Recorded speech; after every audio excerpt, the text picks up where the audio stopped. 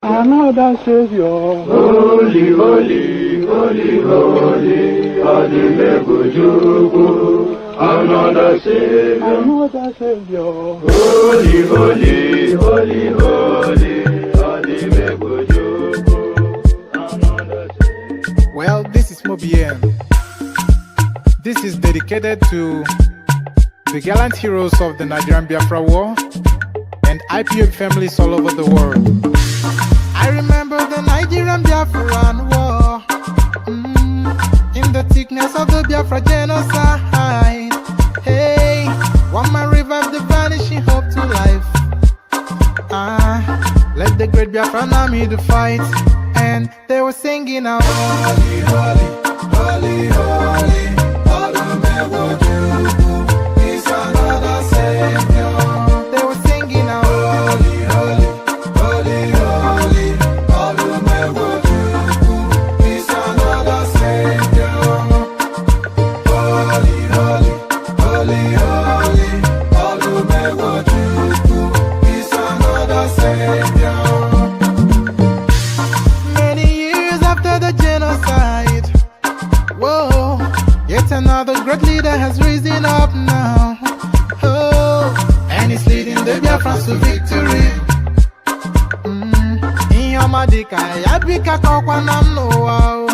Hey, anamekele mazuche mefo. Mwanemo, it's an honor having you on board.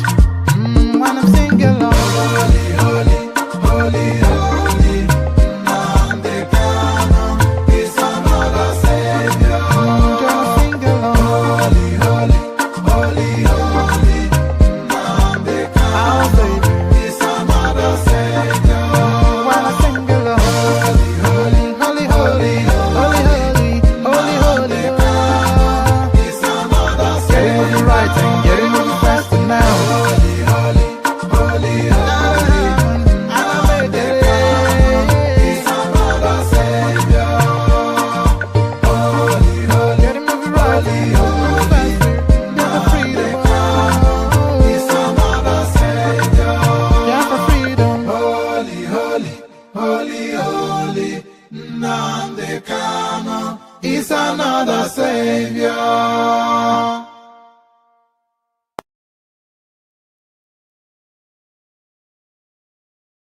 And there it is. And there it is right there. So you heard it right there. Holy, holy Nnamdi Kanu is another savior. Know that, it's certainly not my savior, not by any metric of measure. Is Nnamdi Kanu my savior? But an afternoon to be a lot of background noise in the course of this stream, because it's somewhat fairly noisy where I am. So if the background noise gets too much, then I'm just going to abandon the stream. But we've not yet Rufai appearance on Arise TV. We've addressed snippets of oh no, not yet. Hold on, let me pause this thing. All right, we've addressed. No, that's not what I wanted up. Hold on 1 second. What's going on here? So we've addressed snippets, fully addressed it. So in this now particular session, we're going to be reacting to El Rufai's appearance on Arise TV with Charles Anyagolu. Hopefully I got the name right. I always get that guy's name wrong, Charles Anyagolu or so, whatever his name is. We're going to be reacting to that exact session right now. Let me just, yes, let me make sure it's immediate to hand. So we're going to be reacting to that exact session right now. And we'll be seeing what we are. Hold on, let me bring it up. Just 1 second. We'll be seeing what we're making of it. But before we get into anything, click on the like button if you haven't already. Subscribe if you're not already subscribed. The hyperlink is there if you want to come and join me on the screen. So this session is pretty much in the lap of the gods. because I'm not quite sure what direction it will follow. Because, like I said, anticipate a lot of heavy background noise, and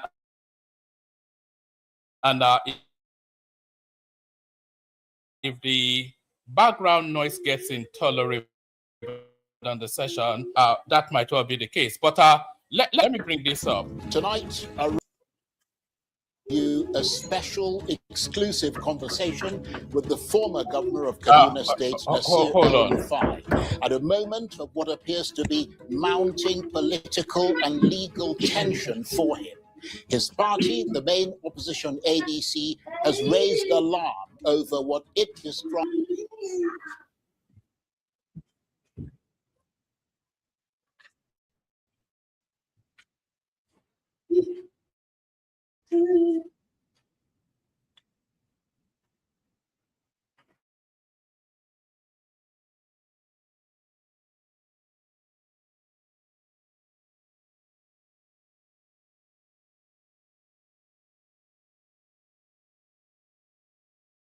strongly worded statements. The opposition ADC alleges a troubling double standard in the anti-corruption fight, claiming that politically exposed people who align with the APC are welcomed, while critics face intensified scrutiny from state institutions.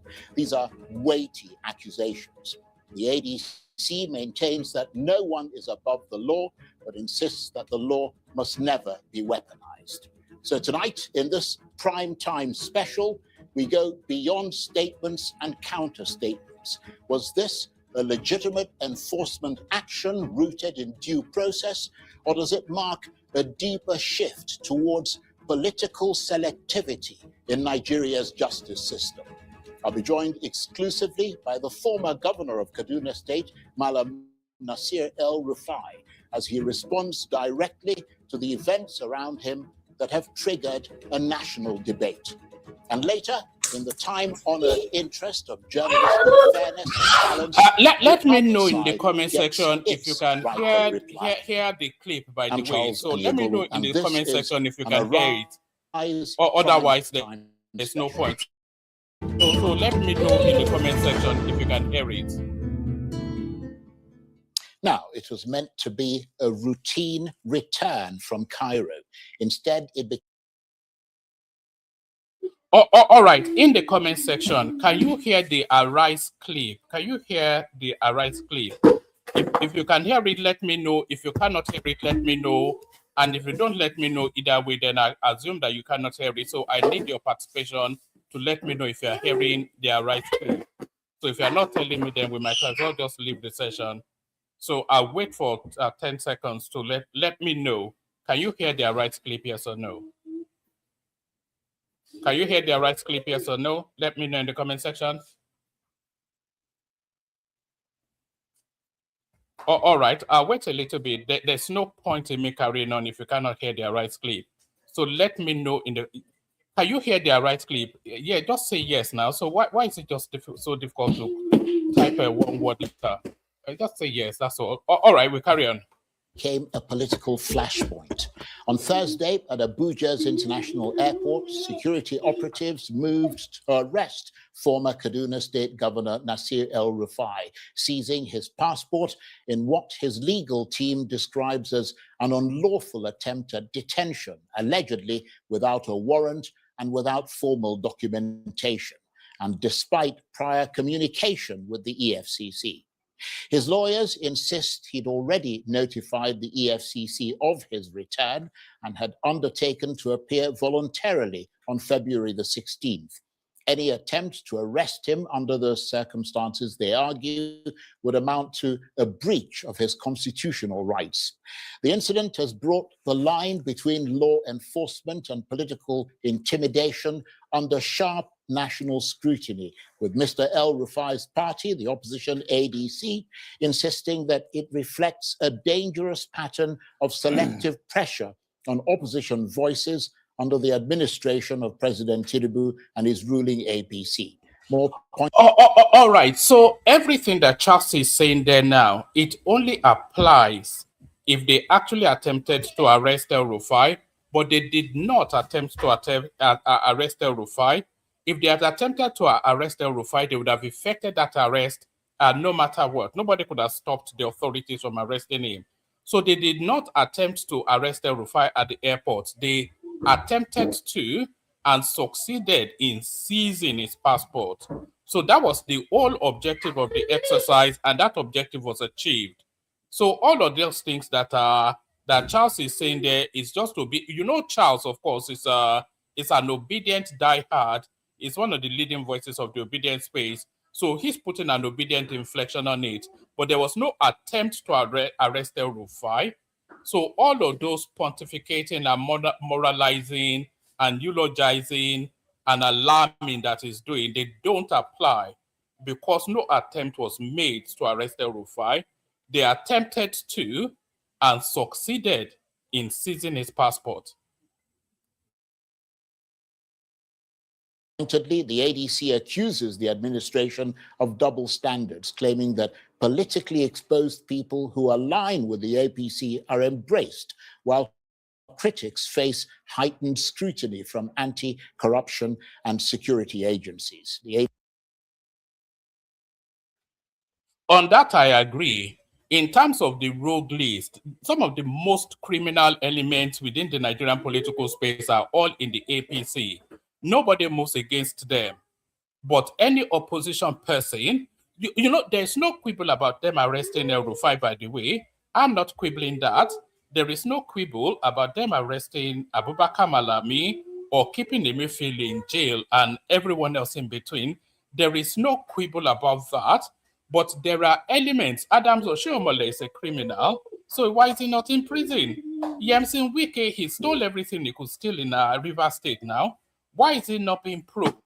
All of these characters, they are showering them with laurels and putting, pendants and medals all over their necks because they're APC. But the opposition space, as soon as they draw breath, they arrest them. So whilst I don't object to El Rufai being arrested, he should have been arrested a long time ago.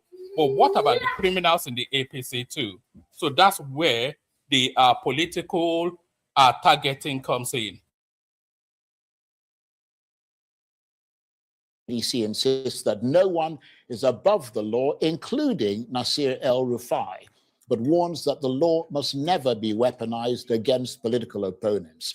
So tonight we ask, was this an enforcement action grounded in due process, or does it signal a troubling turn towards political intimidation and normalization of selective justice? And for a former governor who once stood at the very heart of power, what does it mean to now allege persecution from the state? And I'm suitably delighted to say that the former governor of Kaduna State and former minister of the Federal Capital Territory of Abuja, Nasir El Rufai, joins me now exclusively. All right. I don't normally do this, but let me just address this. Normally, I just let the comment section carry on with their thing, and I do my thing in the studio. But let me just address this. This is from Unwairi, something or the other, Osita. So he's saying a journalist has been branded obedient because he's not praising Tinubu, a very biased perspective or channel. So no, you are wrong. Charles Anyagolu is unmistakably, even by his own self-admission, and obedient. There is no equivocation about that. The Arise television platform, the Arise media platform, is an obedient leaning platform. And within that obedient lean, there are dyed-in-the-wood hardcore obedience within that space. Rufai Hussaini is one of them. Charles Anyagolu is definitely one of them. So it's not even something up for it's not even a controversial thing to say. Charles Anyagolu is an obedient. Everybody knows that.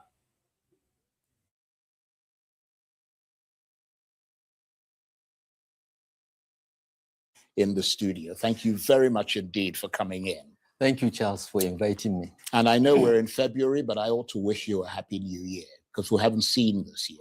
Indeed, we haven't. Walk us through exactly what happened from the moment you landed in Abuja. Who approached you? What did they say?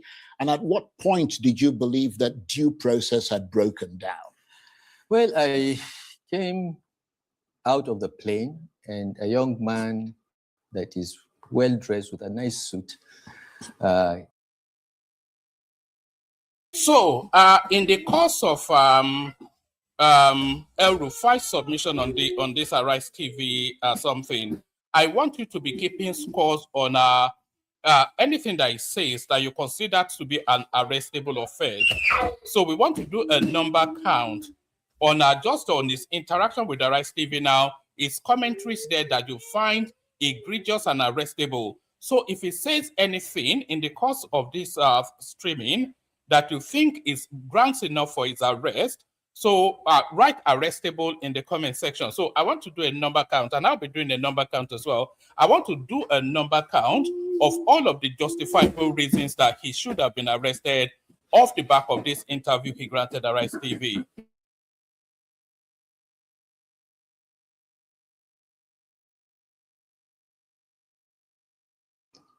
Came to me and said, I am from the DSS, Department of State Security, and would like to meet with you in our office.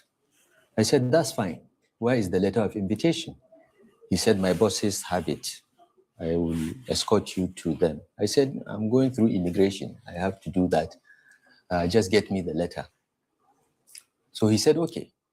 But I noticed that as I started going, more and more people came out. Apparently, I didn't know because I slept through most of the flight, and even when we landed, I didn't call any of my guys to learn what was going on. But apparently, they had moved about 50 DSS operatives to the airport with the specific instructions that I should be detained, I should be abducted. All right. So that's the first lie right there. And I'm not even asking you, pack your partisanship and apply your logical brain. Why would it require a complement of 50 DSS officers to arrest El Rufai at the airport? Why would they require that? What would be the anticipation that they would deploy 50 DSS officers to go and arrest this guy? So that already is a lie. 5, maybe 10 at the maximum, but certainly not 50. There is no reason, there are no grounds to deploy that many complement of personnel to go and arrest this guy in a secure and an enclosed public space like the airport. So that's the first lie by El Rufai right there. But then, of course, wait in anticipation for more lies, because his own boss, even Obasanjo, he already told us that El Rufai is a pathological and a career liar. So virtually everything he says almost certain to be a lie. And detained. I will come to other details. But so we started working, but I saw more people coming out. You know, I'm a politician. I'm used to crowds. I'm used to people surrounding me.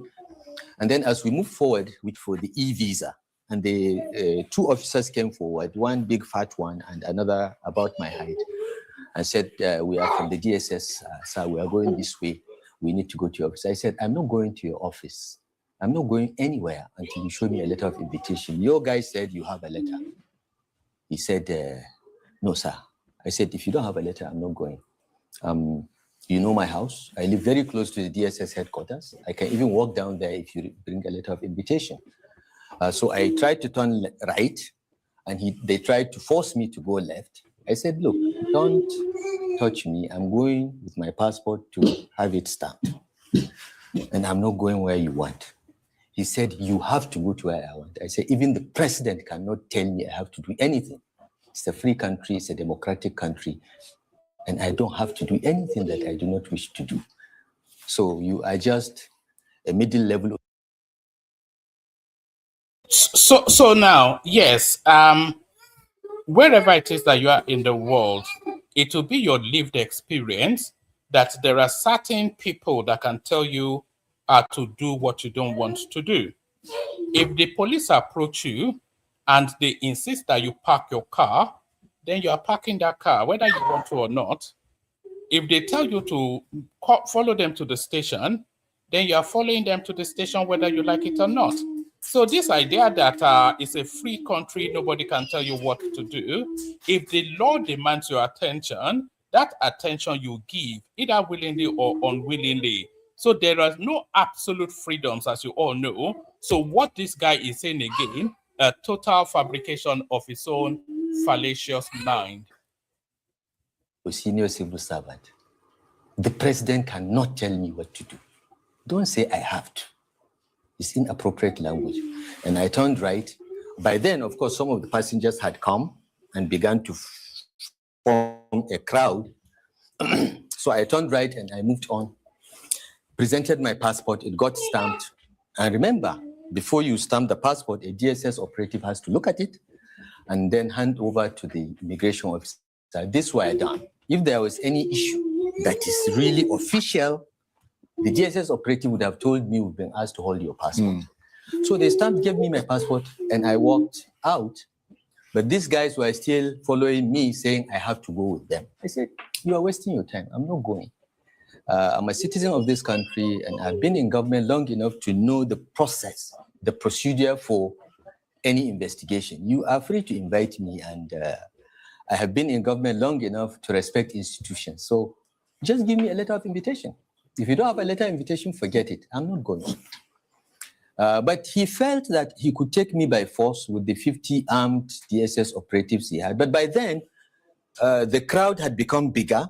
Passengers from the plane that came with me, as well as the people that came to receive me, now surrounded and said, that's not going to happen. They came up with a second scam.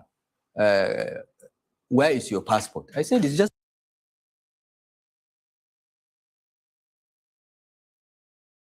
The crowd had become bigger. Passengers from the plane that came with me, as well as the people that came to receive me, now surrounded and said, that's not going to happen. They came up with a... All right, so I wanted to pause it there. So I want you to, we all know our demographic, we can all identify ourselves demographically just by visuals. So visually, you can tell who a Yoruba person is, just looking at them, their physiological makeup, their manner of dressing, their general demeanor.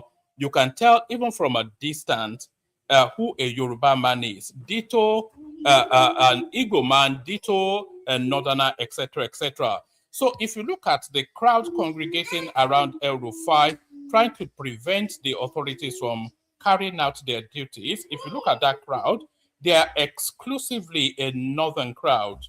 So he's now telling us that it's just passengers from an aircraft that he was disembarking on that were running to his aid. So if they were passengers from that aircraft, they were running to his aid, then they would reflect more a cross-section of Nigerians, because it's not just the Abokis that travel to Egypt, but this is almost like an exclusively northern crowd that are rallying against the authorities from effecting the arrest of El Rufai. So what does that tell us? This tells us then that these are El Rufai's people and they are a rented mob. This is a rented mob. This is not casual bystanders, everyday people running to his aid. No, this is a rented mob. Second scam. Where is your passport? I said, it's just been stamped. You saw it stamped. Yes, and then one of the immigration officers that is their surrogate said, no, we want to check something on the passport. I said, sorry, once the passport is stamped, it's my private property. And I held on to it. But one of my aides quickly took it away from me, maybe thinking that he would protect it better. That's the aide that got beaten up and they seized the passport from him. They beat him up. They beat him up. If I had the passport with me, I would I would not be talking this. So this is essentially what happened. They are overpowered. They came with 50 people, but I think maybe 45 out of the 50 decided that this is not appropriate or this is not possible. Right. And I was actually quite touched, Charles, by the way people spontaneously, without any knowledge or any plan, decided that this must be resisted. And I think it portends a danger that the security agencies need to have a rethink. Because once people begin to lose confidence in the neutrality of such institutions, we are on our way to anarchy. Right. So let's just be very clear. All right. So how does a security agency trying to effect the arrest of a suspect, what does that have to do with neutrality or lack thereof? So, because that's a very curious use of language, that if people start to lose confidence in the neutrality of the security agencies, and security agencies, there's no security agency in the world that is neutral. If the president of the United States tells an officer to go and effect an arrest, he being the commander in chief, I don't think that officer will be saying no. He may say he disagrees, and he may write in his notes, but he's carrying out that order. So I'm not quite sure. So what does he exactly mean that it portends danger to the confidence of the people in the security agencies, that that they're effecting an arrest of a source? It doesn't even make sense. I can't even condense it into a coherent thought.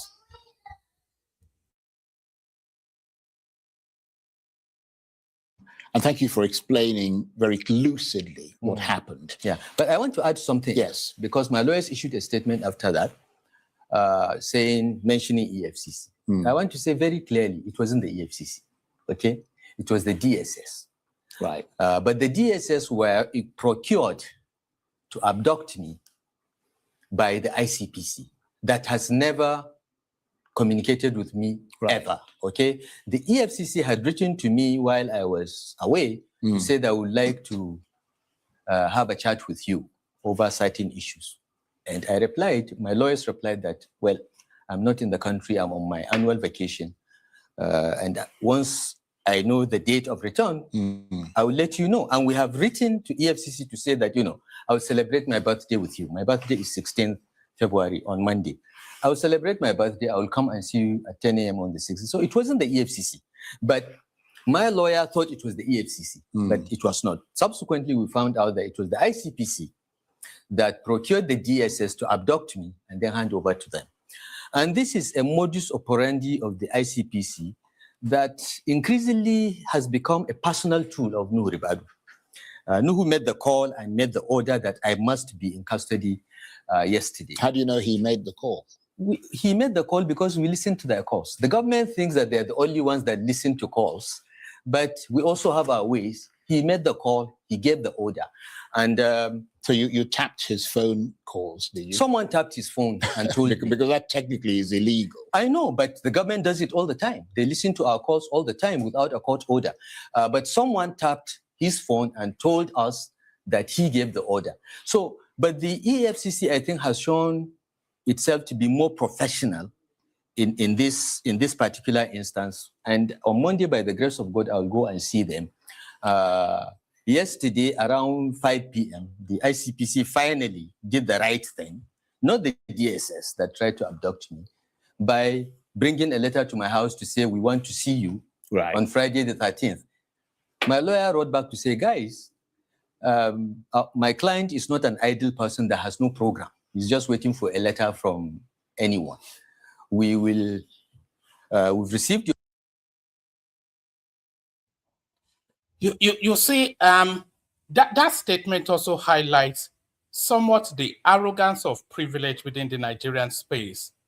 So a security and anti-graft agency, they extend you the courtesy of writing you a letter to come and attend because they are investigating you for corruption, and you are telling them that, no, I'm not an idle person. I have things to do. Whenever I'm ready, I'll come. I'll let you know.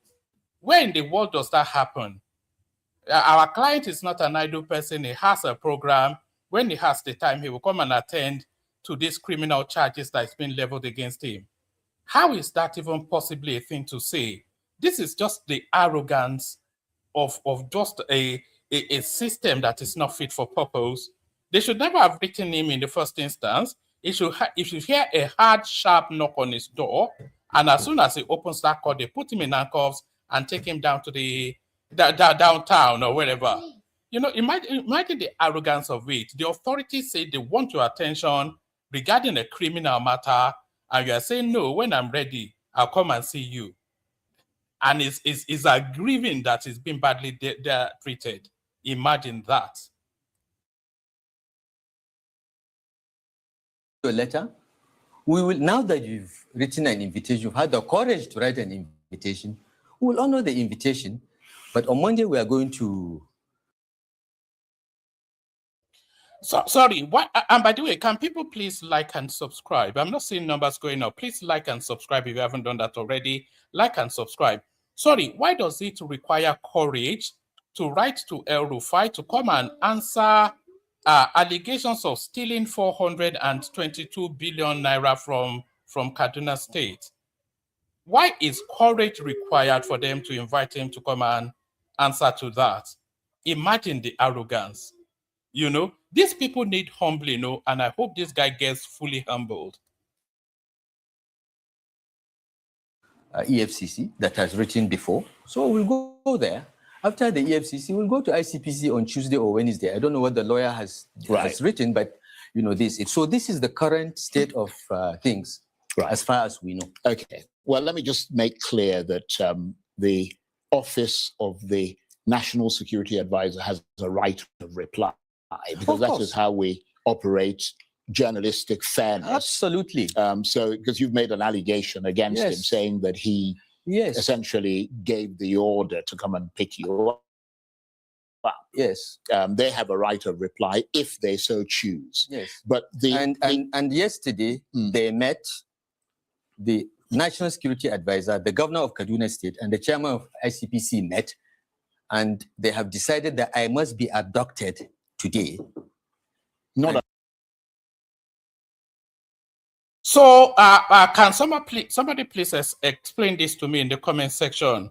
Why is there a need to abduct El Rufai when the law permits them to arrest him? Answer that for me, please, in the comment section. Because he keeps saying abduct, abduct, abduct. So why is there a need for a law enforcement agency investigating El Rufai for some of the most egregious crimes possible? Security agent, not agency, but agencies.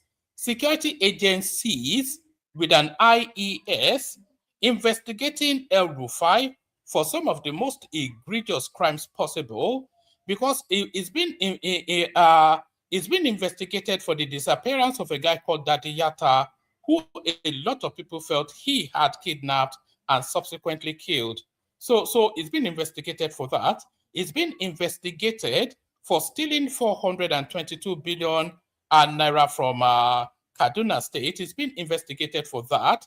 So with all of that, why would the security agency feel the need to abduct him rather than just arrest him? Is there not sufficient enough grounds to arrest him rather than to abduct him? And what does he even mean by abducting him? It's just the ludicrousness of the ridiculousness.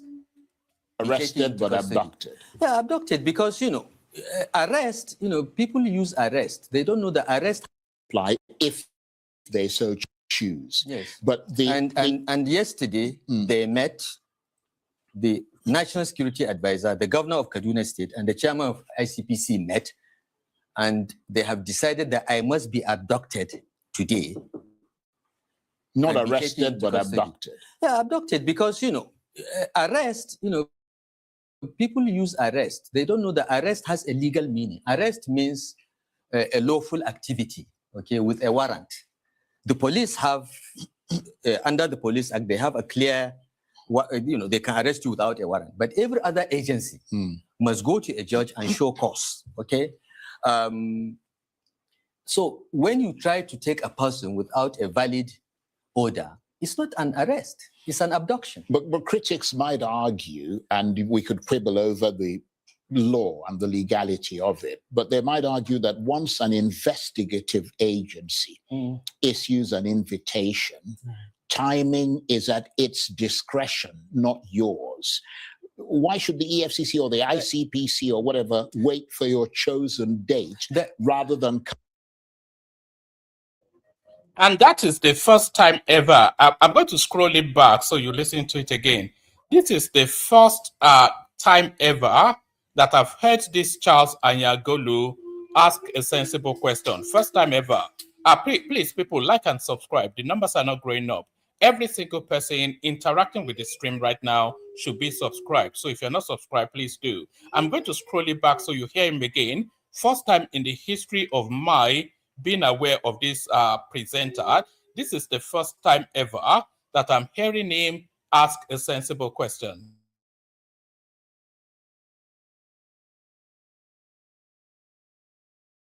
But critics might argue, and we could quibble over the law and the legality of it, but they might argue that once an investigative agency issues an invitation, timing is at its discretion, not yours.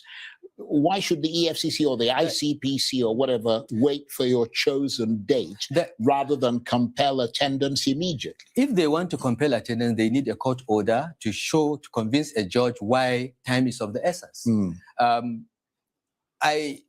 There is no law in Nigeria that says once you're invited on a particular date, you must go that instance. You have your life, you have your plans, and some things cannot be postponed.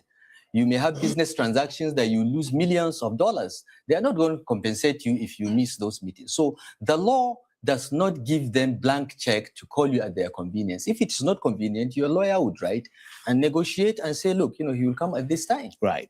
Other critics might say that powerful politicians like you often frame investigations as persecution. Why should Nigerians see this as a constitutional issue and not simply due process catching up with you? Look, Charles, I've been in public service from 1999 to 2007. I left, went into opposition for 8 years, and have been in government for another 8 years, okay? So I have 16 years record of public service. And I have challenged every Nigerian that has worked with me or knows me to come forward to you and expose me if I've ever taken a bribe or demanded a bribe or done anything unlawful in the course of my duties. Right. I have said that on night. But the thing is, it stands accused of, can people please like and subscribe? The numbers are not going up. We have sufficient enough people interacting with us now. So if you're not already subscribed, please subscribe. But that is exactly what is happening now. Allegations has been leveled against you. So he's saying, oh, I invite anybody that wants to allege that I've ever stolen money to come forward. They are alleging that you stole money. That is exactly why you are being investigated. So what's the difficulty in that? It's a self-contradicting statement that you are challenging people to come forward to, if they have any evidence of you stealing money. You are being investigated right now as we speak for stealing for however many, is it 422 billion naira from Kaduna State? So what is even the meaning of that? It's just words for the sake of words, meaningless utterance. You challenge people to come and come forward for something that is already happening to you. It's beyond ludicrous.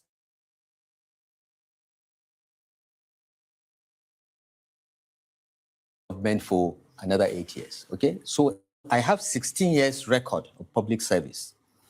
And I have challenged every Nigerian that has worked with me or knows me to come forward to you and expose me if I've ever taken a bribe or demanded a bribe or done anything unlawful in the course of my duties. Right. I have said that on national television. There are 250 million Nigerians to come forward and prove me wrong. Well, okay, so yeah. I'm coming. Sure. And in this latest round of persecution, I'd been persecuted before by the Eradua Jonathan administration. That's all documented in my book, The Accidental Public Servant, where they investigated me ad infinitum and found nothing.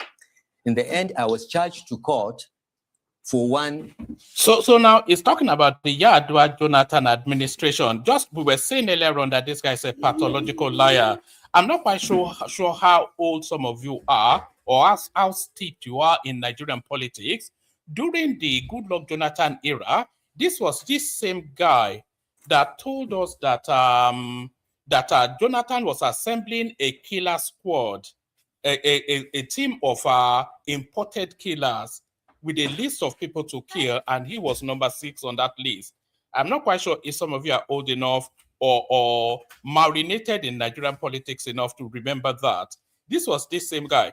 This was this same guy, this El Rufai right here, that in his memoirs, he wrote there that in his presence, Obasanjo was prostrating to Atiku Abubakar to beg for a 3rd term. This same guy on your screen, El Rufai. It's this same guy, El Rufai, in Obasanjo's own memoirs, My Watch. This same guy, who was the mayor, the minister for the FCT under Obasanjo. This same guy, Obasanjo, his boss then, told us that he's a pathological and a career liar. This same guy.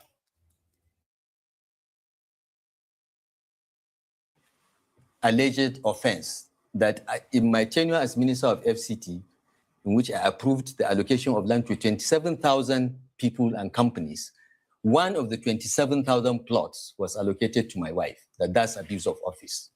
They lost. The judge abused the EFCC and warned them not to do things like that. So I have been through this. Now, this round of persecution was designed by the federal government, and they have used my successor, Ubasani, to be the enabler.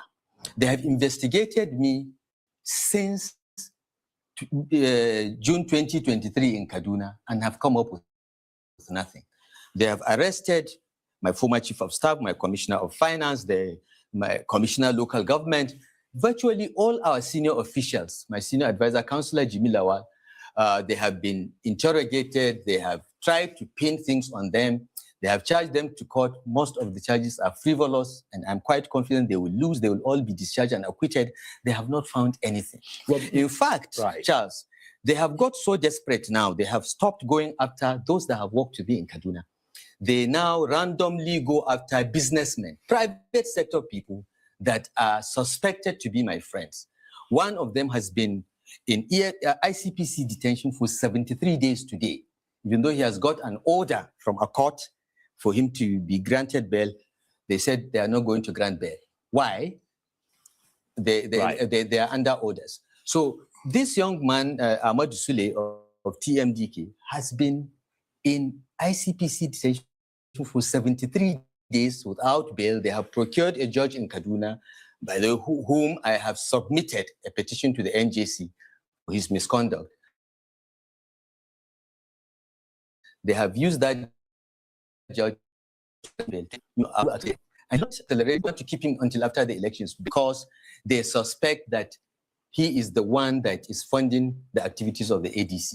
They have looked at his accounts for the past 3-4 years. They have found nothing.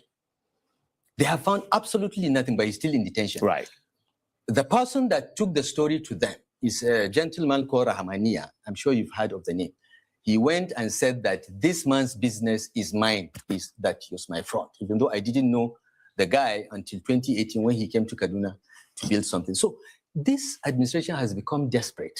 They are determined to bring down everyone. They think that we are like them, that we... Right, I'm waiting for him to get to the Daddy Yatta narrative. So a lot of you may or may not know who Daddy Yatta is. So Daddy Yatta is a lecturer in Katsina, I think, University. I think he teaches languages and linguistics or somewhat. But then, being that lecturer, he's also a social and a public critic.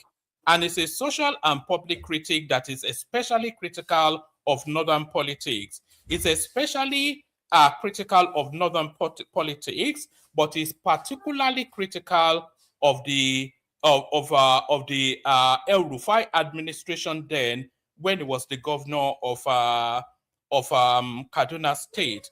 So one sunny afternoon, there was a knock on Daddy Yatta's door. He opened that door and he has not been seen ever since. So a lot of people attributed that. In fact, all of the indicators indicate that El Rufai had that guy picked up and disappeared. So he had that guy picked up and disappeared. So I'm waiting for him to get into that narrative, and then we open up that space.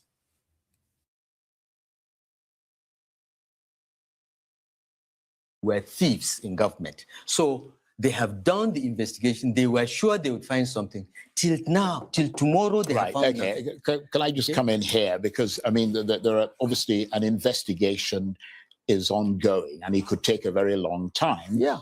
And which is why, I mean, I'm not speaking for them, but arguably it is that they're moving it directly to you, which is why they're coming after you. That's fine. But without prejudice to any investigation, what exactly are the current allegations against you? And are you confident that every financial and administrative decision taken under your watch in Kaduna can withstand scrutiny? Absolutely. Absolutely. Charles, in civilized countries, you don't start investigation by abducting a person or even. I really hate this thing that they do. And by the way, can people please like and subscribe? The numbers are not going up. Numbers should go up. If you're not already subscribed, you're listening to us now, take that moment to, in fact, let me give you 30 seconds to subscribe. I'm going to give you 10 seconds to subscribe. We need numbers to go up. If you don't subscribe at the end of 10 seconds, then you are this thing that Portable is saying.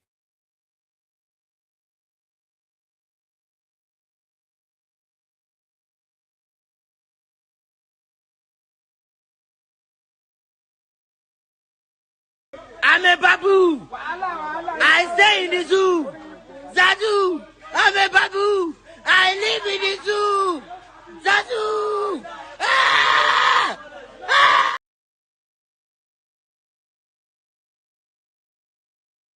I hope he doesn't take it from me. Oh, all right. I really detest the way they go on about in a civilized country is really the point I was making. But let's continue to listen on. I want him to get to that space where he talks about Daddy Yatta, and he talks about corruption, and he also talks about him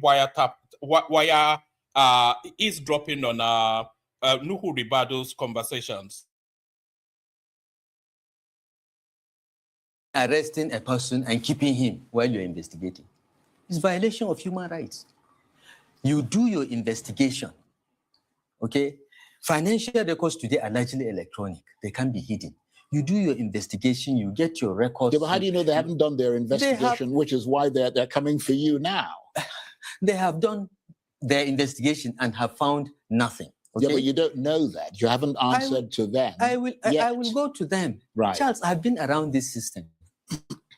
I know what's going on, even in those institutions. I have an idea what's going on. So are you suggesting that political motives are at play? Absolutely. Look, some of the professionals in this institution feel very bad that they're compelled. And when some of my guys that have been invited or abducted face them, when they finish all the questions, they tell them, look, we're sorry, but this is all political. Why don't you guys go and settle with them? Settle with them means what? Submit to be a member of APC, agree that Tinubu will have a second term. That's what it is. Well, let me ask you a couple of rapid fire questions. Yes. And hopefully we'll have brief answers so we can move on. Yes. During your tenure as governor, were there any contracts, security expenditure, or financial arrangements you now believe could face scrutiny? Each and every decision and action we took as government of Kaduna State was well documented. I'm probably the only governor that insists that recipients of security vote must sign. We want their names on the record, okay? The Commissioner of Internal Security has a wide degree of discretion to do things, but I've told him, keep your records, because one day questions will be asked. We are a heavily documented government, Charles. Well, the reason everything that has come to me, up to my level, for approval or endorsement, I have records. I have records. Right. So I'm not afraid of scrutiny, but I'm not. But I am suspicious of malicious scrutiny. Right. Right. So he's saying there that everything he's done is above board, and he can account for all of the monies of Kaduna State. But there was this instance where El Rufai, by his own admission, told us that he was giving the monies of the people of Kaduna State to bandits. So let me just bring you that. Let me show you that. This is the same guy who. This is how he was dispensing the Kaduna State money. I want you to listen to this. I will not do, okay, is to pay bandits, give them monthly allowance, or send food to them in the name of non-kinetic. It's nonsense. We are empowering bandits. Kaduna is part of it. Many states are objecting to that, but that is the policy now. Kiss the bandits. That's the new policy. My position has always been the only repentant bandit is a dead one. Let's kill them all. Let's wipe them. Let's bomb them until they are reduced to nothing. And like, share, and subscribe for. All right. That actually disposed the point. I'll go and look for it again. That's not exactly the one I wanted to show you, but we carry on with this interview. I'll go and dig out where he said he was actually paying bandits to stop attacking Southern Kaduna. And so My, you should, any scrutiny so in you good faith, so you I'm should fine be. with it. So you should be. Yeah. But there are claims that your administration engaged in controversial security strategies, including alleged financial inducements to violent groups. I mean, did your government ever authorize payments of any kind to armed actors, directly or indirectly? I am probably one of the few governors that from day one took the position on the advice of my security cabinet that we must never negotiate with cattle rustlers, with bandits. The only repentant bandit is a dead one. We never negotiated that. We never did that. We never paid. Oh, all right. I think I have that clip for you now. I think I have the clip where he told us that he was paying bandits. This is it right here.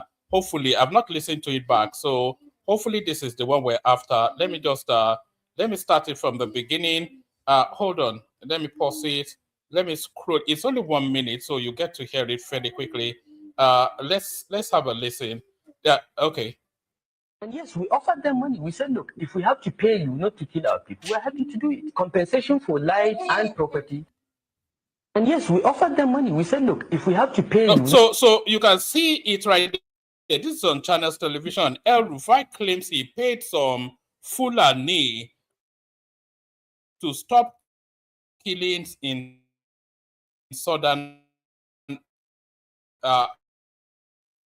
Kaduna. So when is paying those Fulanis, are they going to use that that money to go and some business, in some POS business, or are they going to use that money to buy more weapons to cause even more havoc? Here is El Rufai in his own words telling us that he was paying bandits routinely as Kaduna State Governor.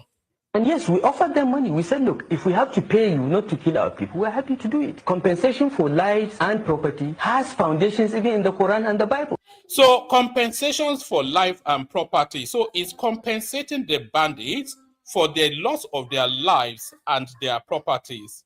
That is what he's saying. This is El Rufai. Frankly, as the governor of the state, this is where my opinion comes in. As I speak, we are aware of some church leaders that have been getting money from abroad to bury Christians that have... all right. So that's El Rufai right there telling us that he did, in fact, pay bandits as the governor of Kaduna State. So let's get back to where we were. Where were we? Let's get back to where we were.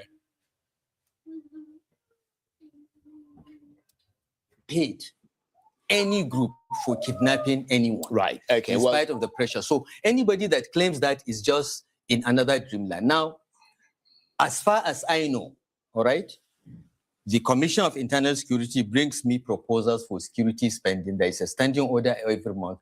If there is any special emergency, he brings and says, we want to do this, and I approve. He decides what he does with it, okay? If he chooses on his own to go and give money to what you call armed groups, I don't know about that. Right. But to the best of my knowledge, the position of our government as a government. Are you hearing what I'm hearing? So El Rufai, the bastion of probity and accountability, it tells us that a security guy will come with a check and ask him to sign it because he needs the money. And if the security guy then uses that money to hand over to bandits, he doesn't know, he doesn't care. That's what he said. I'll scroll it back again so you hear it. And we already have evidence of him also admitting that he was paying bandits. So he gives his security guy money because the guy says he wants money. And if the guy then goes and gives that money to bandits, he doesn't know and he doesn't care. That's the guy that wants to be your president, or El Rufai. Can people please make sure they're subscribing? I keep saying this, I'm not saying the numbers go up. If you have no objection to subscribing, then please subscribe. Every single person interacting with this session right now should be subscribed. So if you have no objection to subscribing, take a moment. It doesn't take more than a moment to subscribe. Like and subscribe. I'm going to scroll it back just a tad, just so you can be listening to the incredulous statement by the diminutive former governor of Kaduna State.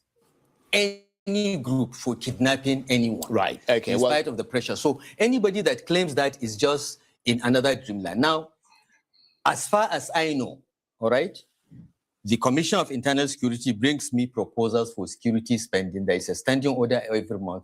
If there is any special emergency, he brings and says, we want to do this, and I approve. He decides what he does with it, okay? If he chooses on his own to go and give money to what you call armed groups, I don't know about that. Right. But to the best of my knowledge, the position of our government as a government is that we don't negotiate with bandits, we don't pay them, we don't do this, we don't do that, we don't do this. Looking back at your time as governor, do you believe your security approach in Kaduna State strengthened long-term stability? So sorry, I want to pause it there for a moment because we have to hold on to what he just said. He said his position as the governor of Kaduna State is that they don't negotiate with bandits, they don't interact with them, and he also stated that the only bandit that he cares for is the one that is being buried. That is what he told us. You heard those words. I'll scroll it back again so you can hear it again. He said exactly that as the Kaduna State governor, his position, I'm re-emphasizing this because I want to catch him out on a lie. So let me just scroll it back so you hear what he says again. It's only about 30 seconds. So let me scroll it back 30 seconds so you hear exactly what he's saying. To the best of my knowledge, the position of our government as a government is that we don't negotiate with bandits, we don't pay them, we don't do this, we don't do that, we don't do that. Right. We don't negotiate with bandits, we don't pay this, we don't pay them, we don't do this, we don't do that. So hold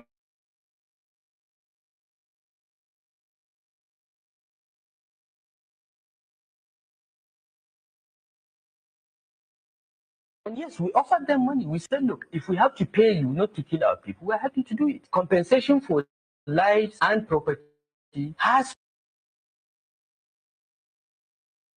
So that's the same guy 3 years ago, and this is still the same guy now, 3 years later.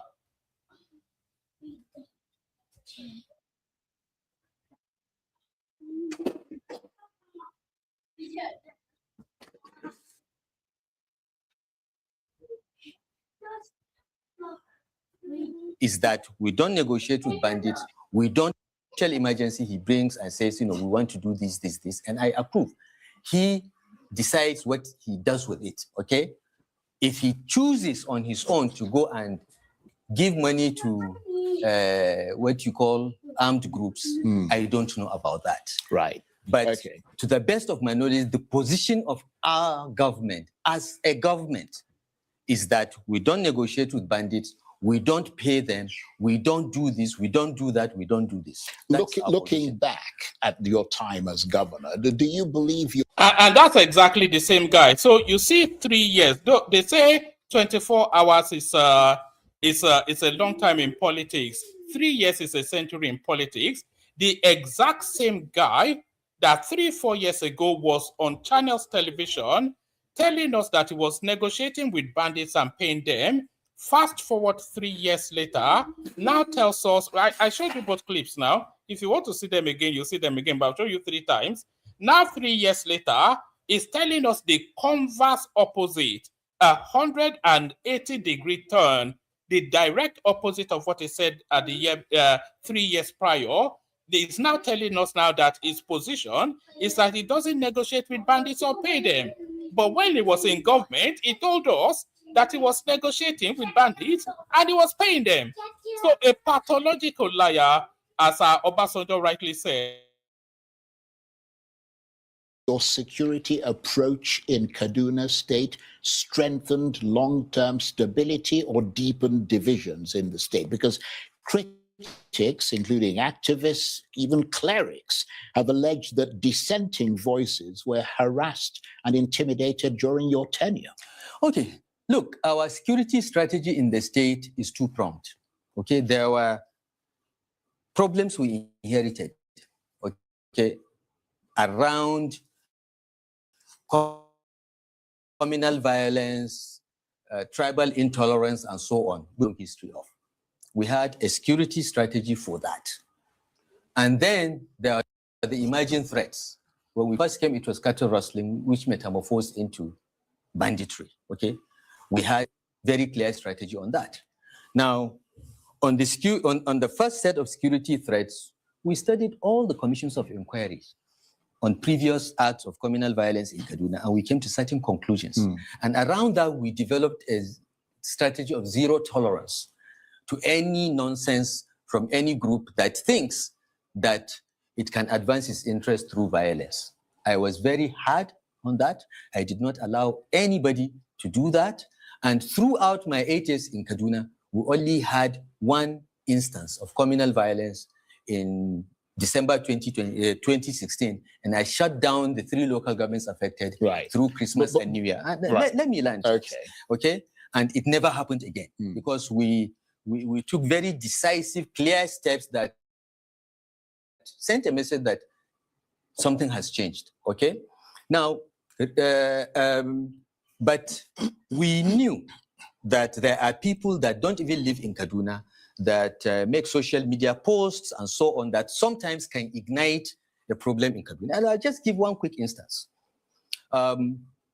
Somebody living in Port Harcourt or somewhere, or Lagos, said that some students of College of Education were killed. Yes. All right? And we checked. All right? The long and short of it was that because I called the commission of what's happening, how did this happen? Yeah, that was a chap called Maidat Joseph. Was it Maidat Joseph or Luca Biniat? No, Luca Biniat was stringing for Vanguard. It was a different... he was stringing for Vanguard. It was a different thing. Joseph was Leadership newspaper. Yeah. Anthony Jacobson of Authentic newspaper. I know Midat. Midat was a reporter for one of the newspapers. Yeah, Leadership. And by the way, all those names being listed by Charles, they are all names of people that are El Rufai, when he was governor of Kaduna State, either locked up or even worse, still disappeared. All those names are names of critics of his administration that he dealt with. Some of them he locked up, some of them he just disappeared. And by when we are saying disappeared, of course, he put them 6 feet under in the ground. A lot of people, this guy disappeared them as a governor of Kaduna State. Please, guys, push the numbers up. Like and subscribe. Like and subscribe. We need numbers going up. So if you're not already subscribed, please do. Biniat, I remember. Okay, Biniat's issue was different. This one was a guy called Audu Maikori. He is the CEO of Chocolate yes, City. Yes, okay? Audu Maikori, the guy who was brought from Lagos. Okay, he posted that, and we called him. We said, look, Audu, you tweeted this thing is false. Where did you hear this from? Because we checked. The principal said this because the 5 students that were killed were journalism students. The College of Education doesn't do journalism. Right. All right. So we called. We said, look, go and admit that this is not true, because this kind of reports can get retaliation from the people that, you know, he stood by his story. So what would you do as a government? And this is what we did in each and every of those cases. Anyone that does something that we think is likely to cause communal violence in Kaduna from previous history, our Attorney General writes to the police and says, look, Charles has published ABC. We've reached him to retract. He has refused to retract. Please investigate him for injurious falsehood, incitement, blah, blah, blah, blah, under the penal code.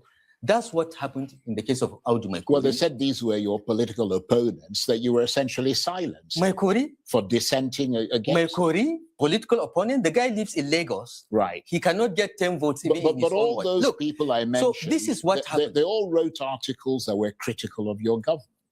No, they didn't. All of them did. Look, no, they didn't. Midat, Joseph, and I are still in touch. We are good friends. We may have disagreed on something, but if you see any of them being, and what we did, as I said, is to write this, the police will investigate, and we tell them, investigate first before you go and get a person. They investigate, they invite. Audu was invited, he refused to come. So the Nigerian police is one. They brought him from Lagos and arraigned him. That's what we do. We arraign people before a court of law. Right. Well, what about the still unresolved case involving one of your very fierce critics, a man known as Abubakar Idris Dadiyata, a lecturer and a social media commentator? He was, to use your word, abducted from his Kaduna home in 2019 by unknown gunmen and has remained missing to this day, nearly 7 years later. Amnesty International considers the case to be one of enforced disappearance, and many fingers point towards your government, which was in power in Kaduna State at the time. Are they right for their fingers to be pointed in the direction of your government? Because his protection is the duty of your government. Charles, they are totally wrong, and what you have been given is not the correct thing. Dadiyata's timeline is still around. Go and study it. Dadiyata was not a fierce critic of Kaduna State government. He was a fierce critic of Kano State government. He's from Kano. He's a Konkosia guy. He lives in Kaduna and lectures at a university in Katsina State. He lives in Kaduna, but he's a fierce critic, not of Kaduna State. Go and review his timeline, okay? It was Ganduje that was his problem. But he was living in your state. He was living in my state. But so technically he is your... No, of course. He falls under your province. Yes, but I didn't even know him. We only got the report of Dadiyata's existence. Right. Okay? And the fact that he lived in Kaduna State after his family reported to the police that he was abducted as he was returning home in the evening. And when we investigated, all that we could gather from his family was that the abductors came, took him, and they came from Kano. So if anybody is to be asked questions about the disappearance of Dadiyata, it's the Kano State government. It has nothing to do with Kaduna State government. We didn't. All right. So we go back to the confrontation at the airport when the authorities accosted El Rufai. So the authorities accosted El Rufai not to arrest him, but to seize his passport. And the reason why they were seizing his passport is so that he's not able to leave the country until he attends to the questions that they have for him. So the DSS effected the seizing of that passport. Why did they effect the seizing of that passport? It is entirely about this Dadiyata matter. So Dadiyata was a lecturer and social critic resident in Kaduna State, extremely critical of the Kaduna government. And suddenly he disappeared under the Kaduna State government. And El Rufai's son then, if people have copies of that El Rufai's son's tweet, please send it to me. I'm looking for it right now. So if people have copies of El Rufai's son's tweet on the Daddy Yatta matter, please send it to me either on my WhatsApp or on Instagram, anywhere. I have a copy, but it's not quite clear.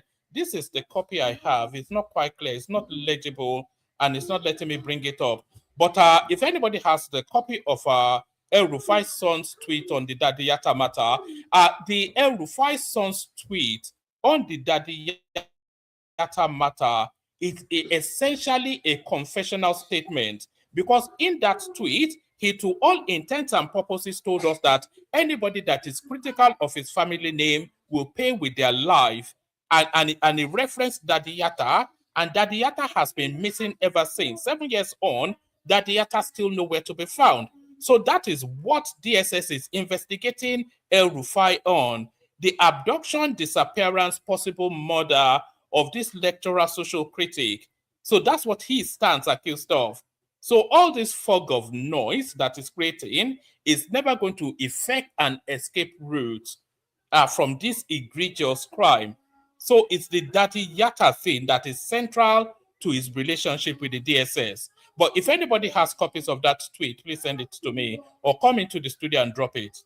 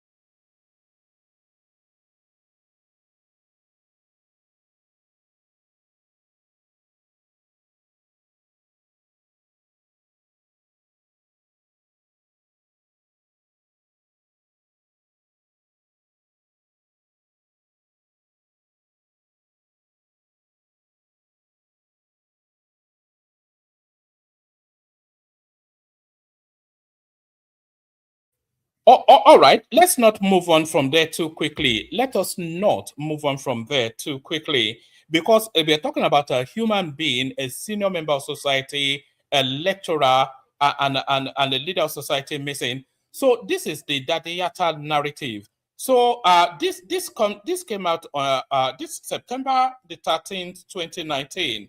Where is the social media critic at Daddy Yatta? He's missing for daring to criticize Nigeria. This is if you look at the date, so El Rufai then, we already established that he's a pathological liar. So this article came out September the 13th, 2019, and this is regarding that Yatta. Where is the social media critic? Hopefully this is showing on the screen. That is on the screen. Yeah, it is on the screen. So it says, where is the social media critic Daddy Yatta? He is missing for daring to criticize Nigeria's governor El Rufai. So El Rufai tells us that Daddy Yatta is a critic of Ganduje, not him, and he wasn't even aware of him. But at that moment in time, when this guy was disappeared, all of the media space was aware that this guy was a critic of El Rufai. Where is the social media critic at Daddy Yatta? He is missing for daring to criticize Nigeria's governor El Rufai. Where are our writers? They don't care. They are in Kaduna at a lavish book festival paid for by El Rufai. Nigeria is fast descending into a fascist space in a democracy run by thug rulers and their writer enablers. So this one that writes this pleading please, where is Daddy Yatta? This one goes on to ask. So where is Daddy Yatta? This is Reno Omakri. Daddy Yatta and other critics of El Rufai were abducted and made to disappear. He admitted playing killer headsmen. He referred to southern Kaduna women as whores. signed the petition for UK and EU to place a visa ban on El Rufai. So that's that. And here is another one. It says, your apology is fake. Your father, El Rufai, is known for threatening foreign diplomats with body bags. You also mocked Daddy Yatta when he went missing in Kaduna under your father's administration. This pattern is clear and straightforward shame and is referencing Bashir El-Rufai, Bashir Nasir El-Rufai, one of the sons of El-Rufai. My tweet about Southern Kaduna residents and persecuted Fulani headsmen was in bad taste and also badly written in an attempt to make a point in the heat of the moment. I apologize for that to those who have known me and are aware I don't have all such sentiments. So this is them now trying to reverse positions.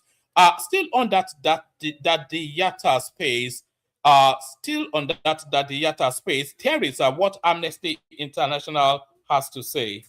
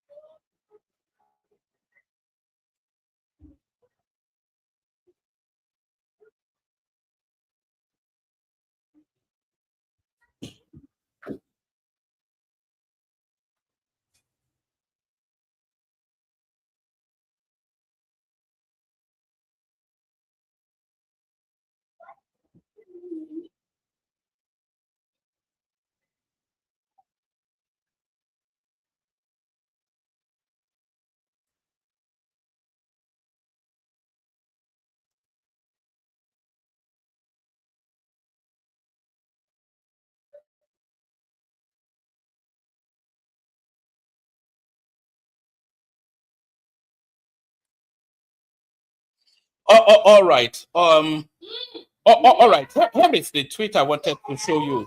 So this was at that moment in time. This is Bashir El-Rufai. It says the same clowns who encouraged him when he was creating false stories and capitalizing on lies that could endanger lives solely for political ends are now the same individual trending hashtag, where is Daddy Yatta?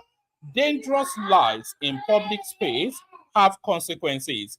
This is Bashir El-Rufai. This is what he tweeted after they disappeared Daddy Yatta in Kaduna State. The same clowns who encouraged him when he was creating false stories and capitalizing on lies that could endanger lives solely for political ends are the same individuals trending hashtag asking, where is Daddy Yatta? Dangerous lies in the public space have consequences. So that was what he said, and then subsequently the guy was disappeared. Dangerous lies in public spaces have consequences. So there it is right there. So without, it's just unbelievable. A pathological, Obasanjo not often right, but about this guy, a pathological, impulsive liar.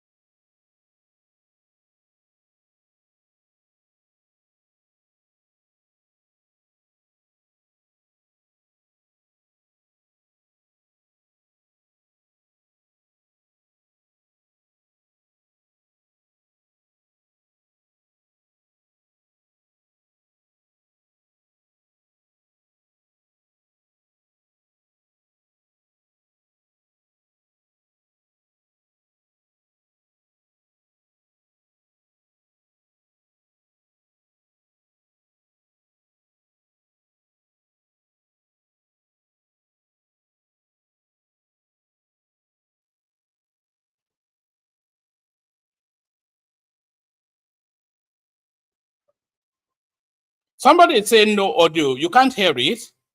Can you not hear it?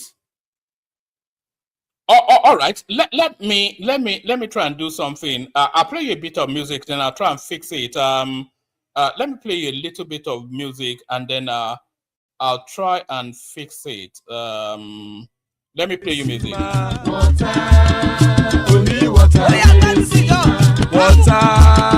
only water, where they see ma. Water, water, water, water, water, water, water, water, water, water, water. Only water, where they see ma. Hapa o naido. Hapa o naido. Hapa you don't come o.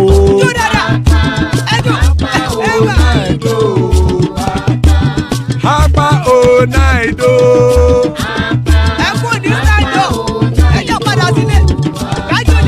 Oro kẹ̀kẹ́ ẹlẹ́mùrè o. Ilé ṣọ́díyà kẹ̀kẹ́ ẹlẹ́mùrè o. Bobby master kẹ̀kẹ́ ẹlẹ́mùrè o. Chief Failati kẹ̀kẹ́ ẹlẹ́mùrè o. Eruku lẹ̀lẹ̀ ẹlẹ́mùdé.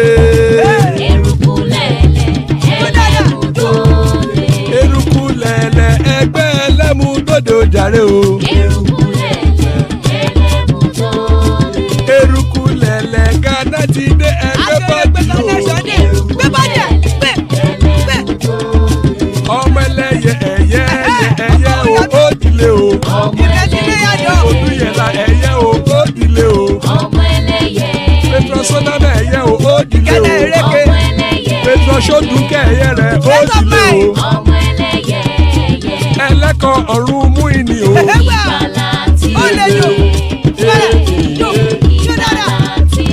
Àkùkọ ọ̀run mẹ́kọ.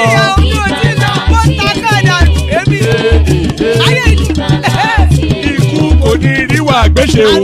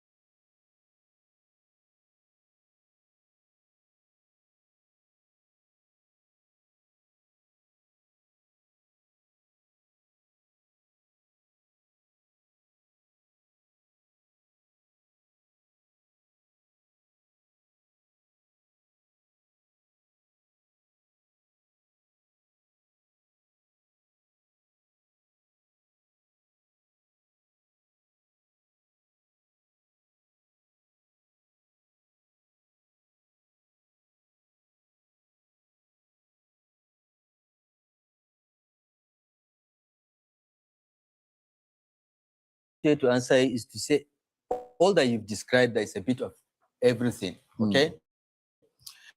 But from my days in the construction industry, since I graduated from university, the construction industry has a culture of closing down mid-December. Can you hear it now? Can you hear it now? Let me know in the comment section if you can hear it now. You hadn't spoken for quite some time before. No. I left this country in November because I planned to shut down through December and part of January. As I was planning to come back, I had a triple infection, bronchitis, malaria, and a viral infection I picked up in Dubai. And I was hospitalized for 5 days, which scared me because I've never been in hospital for more than one night in my life. Well, I'm glad you're feeling better now. I'm fine now. I'm perfectly fine. In fact, I have all my medical reports that I will publish before anything happens. And they say, oh, he's always had ill health. I have perfect health, actually. So that was my plan. I took time off to do this, and I'm working on I'm writing a book that I haven't done much on, and I had to get away. But you are right. I had to, I had to evaluate the year 2025 and all that happened. I had great hopes in the SDP. What the EP leadership did, things happen, disappointments happen, and you move on. But I want to correct your mistaken impression that in the ADC we've not unified the opposition. We are unified. The leadership of the ADC is one. We are focused. We are determined to all remain together. We all agreed that among those that have presidential aspirations, only God knows who is the chosen one. But all have agreed that whoever emerges in free, fair, and transparent primaries will be supported by all. And the first stage in building this momentum is to do the membership revalidation, mobilization, and registration, which has been kicked off now. As soon as we finish that, we're going to go ahead with congresses, elect new leaders for the party, and have a non-elective convention where we will even promulgate a new constitution of the party. Immediately after that, of course, planning for primaries for the candidates will begin. So we are on course. We are not making as much noise in the media or in the public because of the intolerant political environment that this autocratic government is trying to impose. All right, we're getting towards the end now, so I'll send the link into the comment section. If anybody wants to come and share their thoughts on this particular, on El-Rufai and what he has to say, if you want to come and share your thoughts, click on the link that I'm sending into the comment section now. So this link goes to all of the spaces that we're streaming to. So if you want to come in and have a conversation around what El-Rufai has to say, click on that link, come into the studio. Make sure you're subscribed as you're coming in. Every single person listening to the sound of my voice right now should be subscribed. If you're not already subscribed, subscribe now. If you have no reasons not to be subscribed, then subscribe. If it doesn't offend you, then just do it. We need at least 10 people to subscribe immediately. So we'll play this to the end, and then hopefully somebody comes into the studio, and then we have a conversation. On the country, but at the grassroots, where it matters, at the polling units, in the wards, we have penetrated every part of Nigeria. And what the people of Nigeria are looking forward to is for us to give them a decent and electable candidate. And this government is gone by the grace of God. So we've done that. I believe we've lost some time. We've lost a bit of momentum until the end of the year. But we are going to catch up. We are going to surprise this government. And I assure Nigerians that we are going to give them a very credible alternative platform and a candidate that will defeat President Tinubu in the next election. Okay, well, I mean, I'm sure you've heard about this proposed bill before the US Congress, the Nigeria Religious Freedom and Accountability Act 2026, so there's named Senator Rabiu Kwankwaso in connection with alleged religious freedom violations. I mean, that is clearly no small matter. When the American legislature invokes your name in the context of human rights, it raises the stakes far beyond domestic politics. What are your thoughts on that? Well, look, first, let me say that, as Nigerians, we should not get... And by the way, this guy's name will soon very quickly end up on that list. There is no way that Kwakwanso's name will have association with terrorism sponsoring, and El-Rufai, a self-confessed paymaster of bandits, his name is not on that list. The evidence is there to tell us by his own admission, he tells us that he sponsors, not sponsors. So by his own admission, he tells us that he sponsors terror. So why is El-Rufai's name not on the American list? So hopefully that omission will be corrected fairly swiftly and imminently.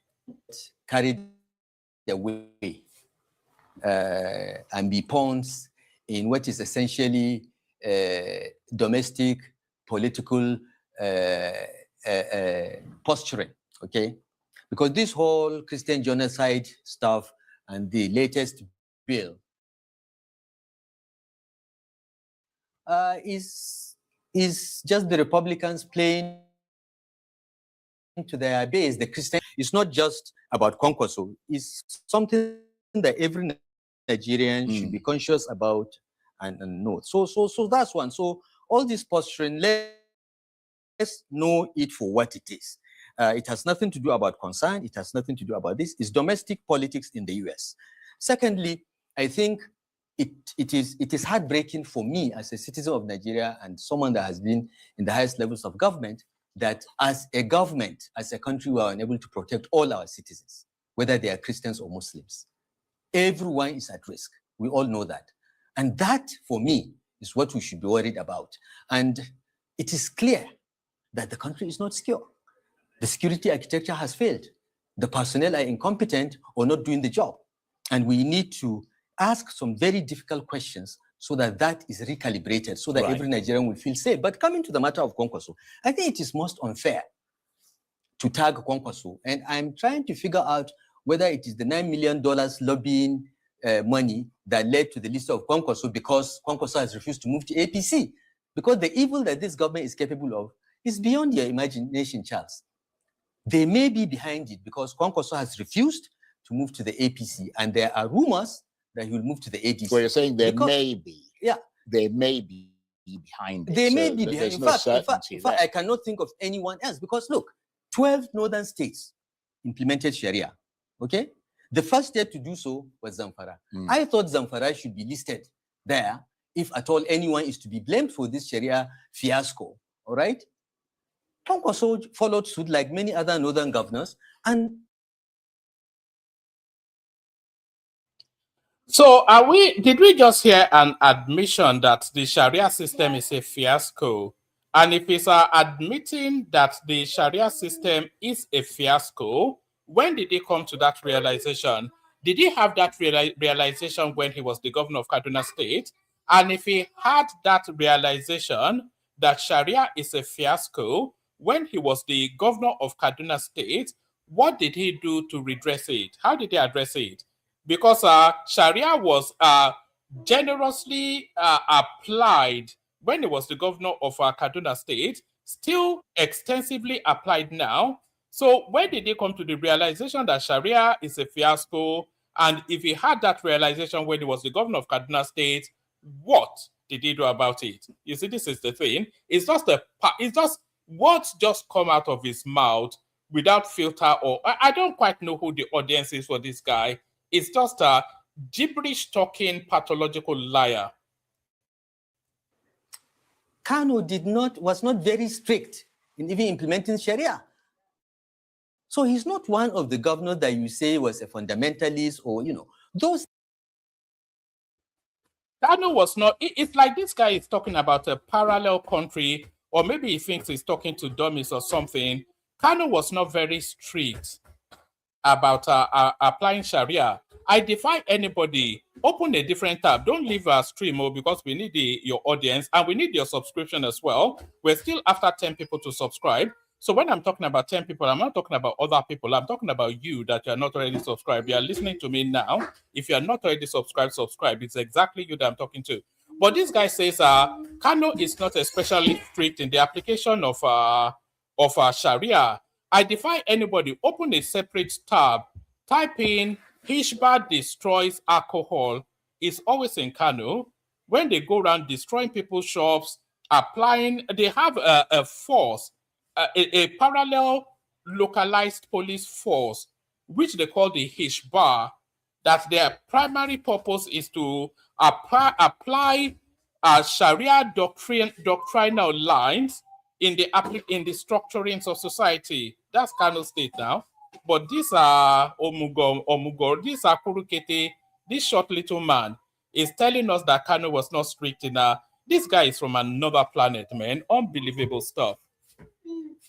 That cut off the hands of that lady Jengebi or whatever. I walk in the streets, but they are in APC. Nobody is mentioning the states or mentioning Yerima Bakura. Nobody is mentioning Abdulaziz Yari.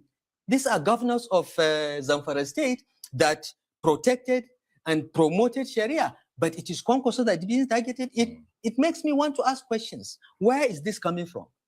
So I think we should be very discerning as Nigerians and not get carried away. Well, that's why we're asking questions, because Yeah. nobody has quite those answers. I mean, Yeah. we're running out of time. Well, fairly I hope my explanation contributes to the answer. I don't know whether that is the answer, but clearly, you know, we must not get carried away by some of these things. Right. Well, let me ask you another big question, because the presidential election has now been announced to be the 27th of February, 2027. Are you running for president? I mean, you've talked quite a lot about the things that you'd love to see happen, the changes that you'd love to see implemented. You've said you've been let down by other people that you anointed as presidents before, or you supported. Yeah. So really, the only way that you can push through the things you want to push through is if you're running yourself. So is that your intention? Do you want me to run for president? Well, Charles, I can't. I couldn't possibly comment on that. Okay. That's why I'm look, asking you the question. Let me tell you, I have said this over and over. I'm not a candidate for any office. In fact, I ought to have retired. But for the disaster that I contributed in foisting on Nigerians, I would have been in Egypt, writing my books and completing my PhD and learning to be fluent in Arabic. That was my life plan after Kaduna. But what is happening is happening. The country is in bad shape, and every Nigerian is suffering across religious, ethnic, regional, and whatever divide. Everyone is having to go through a lot. So you're going to run for president? And side by side with that, you know, you have this affluence and massive diversion of public resources to a few individuals. It hurts me a lot. But the decision to run for president has not been made by me. I have not made a decision to run for president. But it's somewhere in the back of your mind, is it? No. It's not at the back of my mind. There are... We're going to stop it there. I'll send the link into the comment section. If anybody wants to come in, come in. You know, the narrative of El Rufai is a narrative of could have, should have, but never did. That's the narrative of El Rufai. That's the story of El Rufai. Could have, should have, but never did. El Rufai was the person that was meant to succeed Obasanjo back in those days. Was it 2007 thereabout? El Rufai was the person that they were touting. They were canvassing to succeed Obasanjo, but he was playing games. The Obasanjo was prepping him and encouraging him and telling him that he won't say, but it was playing games. But now the moment has passed him. Let me bring up Kenny. I'll bring up BT. The link is in the comment section. Anybody that wants to come up. Kenny, you're up first. What are you making of El Rufai's interaction with the media? Woman, can you hear me clearly? Am I audible? Yes, perfect. Carry on. Oh, thank you very much. My other brother that's there, thank you very much for having me, woman. Listen, before I move on or say whatever I want to say, I will not take much time, but I was very, very disappointed this morning. I was listening back to the program that you had last night, because anytime you have a program, you know, we both live in the UK. The time is not actually suitable for me to wake up around 2 o'clock, 3 o'clock in the morning. I'm very disappointed in some comments and some analysis the guy called AY made. You know what I mean? It's disappointing to me to see somebody, a Nigerian, that will come online, a recorded program that can be there for the next donkey years that our children will listen to. He's so careless and say whatever he's saying because of his religion background. I believe he's a Muslim. You understand? Defending every fight with all his energy. It's a, you know what I mean? I was shocked for you to see. For the fact that even though you've not listened to the full video of his own convention on live TV, this guy was still defending every fight in every angle. You know, I have something to say to him. Woman, prosperity will judge every single one of us. Whatever we do today, our children, they will live to see it. And future will judge all of us, whether we are truthful to our comments, or we are biased because of our party affiliation or because of our religion biases. You know what I mean? I'm very, very disappointed to listen to him this morning. Actually, while I was driving, I wanted to scroll up all this conversation, but I was like, you know what? Can you be patient? I was just listening. But for the other guys are trying to calm him down. You know what I mean? He was still continuing changing the story and all that. That's for him. If you like, he should continue because of his biases. Rufai is not someone that anybody can defend. Woman, can you still hear me, please? I can hear you, Kenny. Oh, okay, Baba. Thank you, Jerry. You know, Rufai is a guy that is a pathological liar. You can see his countenance as he's talking on that program. Every single thing he said is premeditating. He already programmed everything he wants to say in his head, and he's saying it line by line. But I'm disappointed because you see some Nigerians like AY that will come online and defending, and they will be the person is trying to blame Asiwaju Brother Tinubu that is pursuing the guy or is doing it because of opposition that Asiwaju was an opposition. How can you compare a day and night when Asiwaju was a governor of Lagos State? You know, Obasanjo was after. I mean, was after him. Nobody can play a video or a note or a message or a tweet that Asiwaju make this kind of reckless statements on live TV, or any record of him being a terrorist or associate himself with terrorists. You can. But this guy, he was trying, right, to associate Asiwaju with him. That Asiwaju is not giving his space for opposition to thrive. You know, how far can we go as a Nigerian, right, to play politics to this level? Someone come on live TV, make his own convention, right, that it tap and NSA phone. That is breach of security of Nigeria of Nigeria. No country would like to associate with us if you're not careful. Because how can you be trusted when your NSA phone line is being tapped? Who knows what this people has been listening to? We're having issue of insecurity in Nigeria. Our soldiers are crying on daily basis because of leaked messages. When the soldiers are planning attack on terrorists, before we get there, they will find out that these terrorists are there. Who knows whether this is coming through? Through Verify because he's listening to conversation of our government, and somebody is trying to defend that. See, woman, let me say this. Nasiru, Nuru Ribadu. Yeah, I want to talk about his KPI. Yeah, he has a very good KPI in the sight of government and in my own sight and the presence of God as well. His KPI is as high as anybody else. Tinubu came out recently to praise him, actually. Exactly. So, woman, his KPI, nobody can tell me they have information more than the president of Nigeria. Tinubu was in Adamawa yesterday, and he was praising him in public. And someone will tell me, actually, he doesn't know what he's doing for him to be praising me that way. We know we have the issue. The record is there. The Igbo people, they went to America to go and lobby the senator, all the government there, for President Trump to name Nigeria a country of concern. But as of today, actually, I just sent new about to America. It confused them. They tell our story, and the story has changed. And somebody is coming online on national TV and try to blame government that government is not giving them space to thrive. It's a pity that we can play our politics to this way. It's a pity that we can play our religion to this level. That we've not been true to ourselves. And what they want is they want us to ignore. Then they will come out, this man is not capable of leading the nation because somebody come online and say things as easy as this, he couldn't do anything. A person like AY, he will be the first person to come out and condemn Asiwaju Bola Tinubu.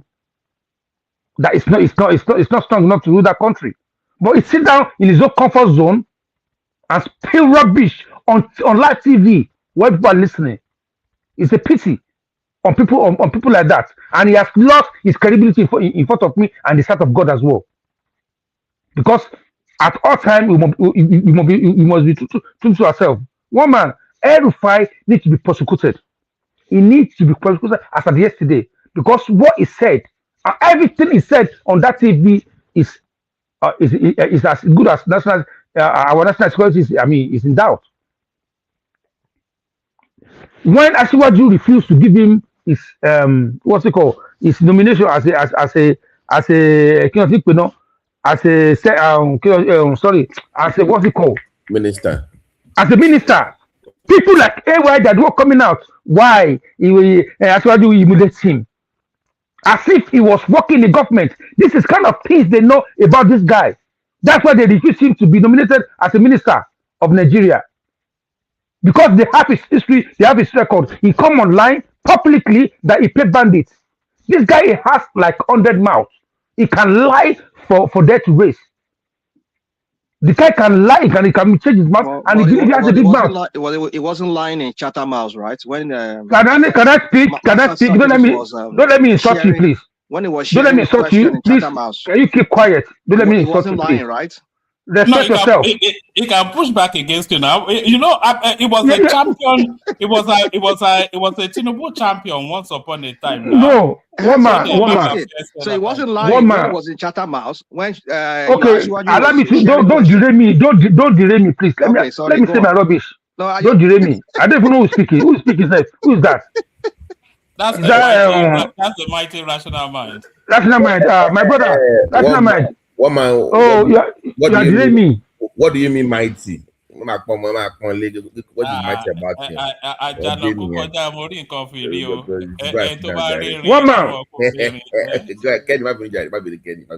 One man. What rational man? Rational man, you want me to lose my line of thought, and I'm not losing my line of thought. See, one man. There's no program that you host on this program that I never listen to. You know, see, in this life, like I said before, let's be honest with ourselves. Let's be truthful. We don't have any other country. Me and you are British and British. One my national is American, and my brother there as well. Yeah, if they ask us to go to pack our load now, where are we going to go to? We can't go to Afghanistan and we go to Nigeria. How we protect that country? That's what's going to remain. If you like, let us continue lying to ourselves. That El-Rufai is the best sliced bread after butter. See, as you lay your bed, you rely on it. El-Rufai is a terrorist. I can open my camera and say it. I'm not afraid. He's the terrorist. That's why we were unable to win against insurgency in Nigeria. Because this man is listening to every conversation. It's not alone. He said we are listening. He even said he went ahead and said the government think they are the only one that have the capacity to listen to people tap people's phone. That they too have their own capacity. Obviously, they form another government somewhere. Yes, we have three parallel governments. Anyway, we have the actual real elected government of Bola Tinubu. We have the comic book government of Simon Nipa and Nnamdi Kanu. We have the Sakamaje government of Peter, and then we have the Jamjawid government of Nasir El-Rufai. One man, not now. That was bad time of that job. The man was doing all right. I've even forgotten what I was going to ask you.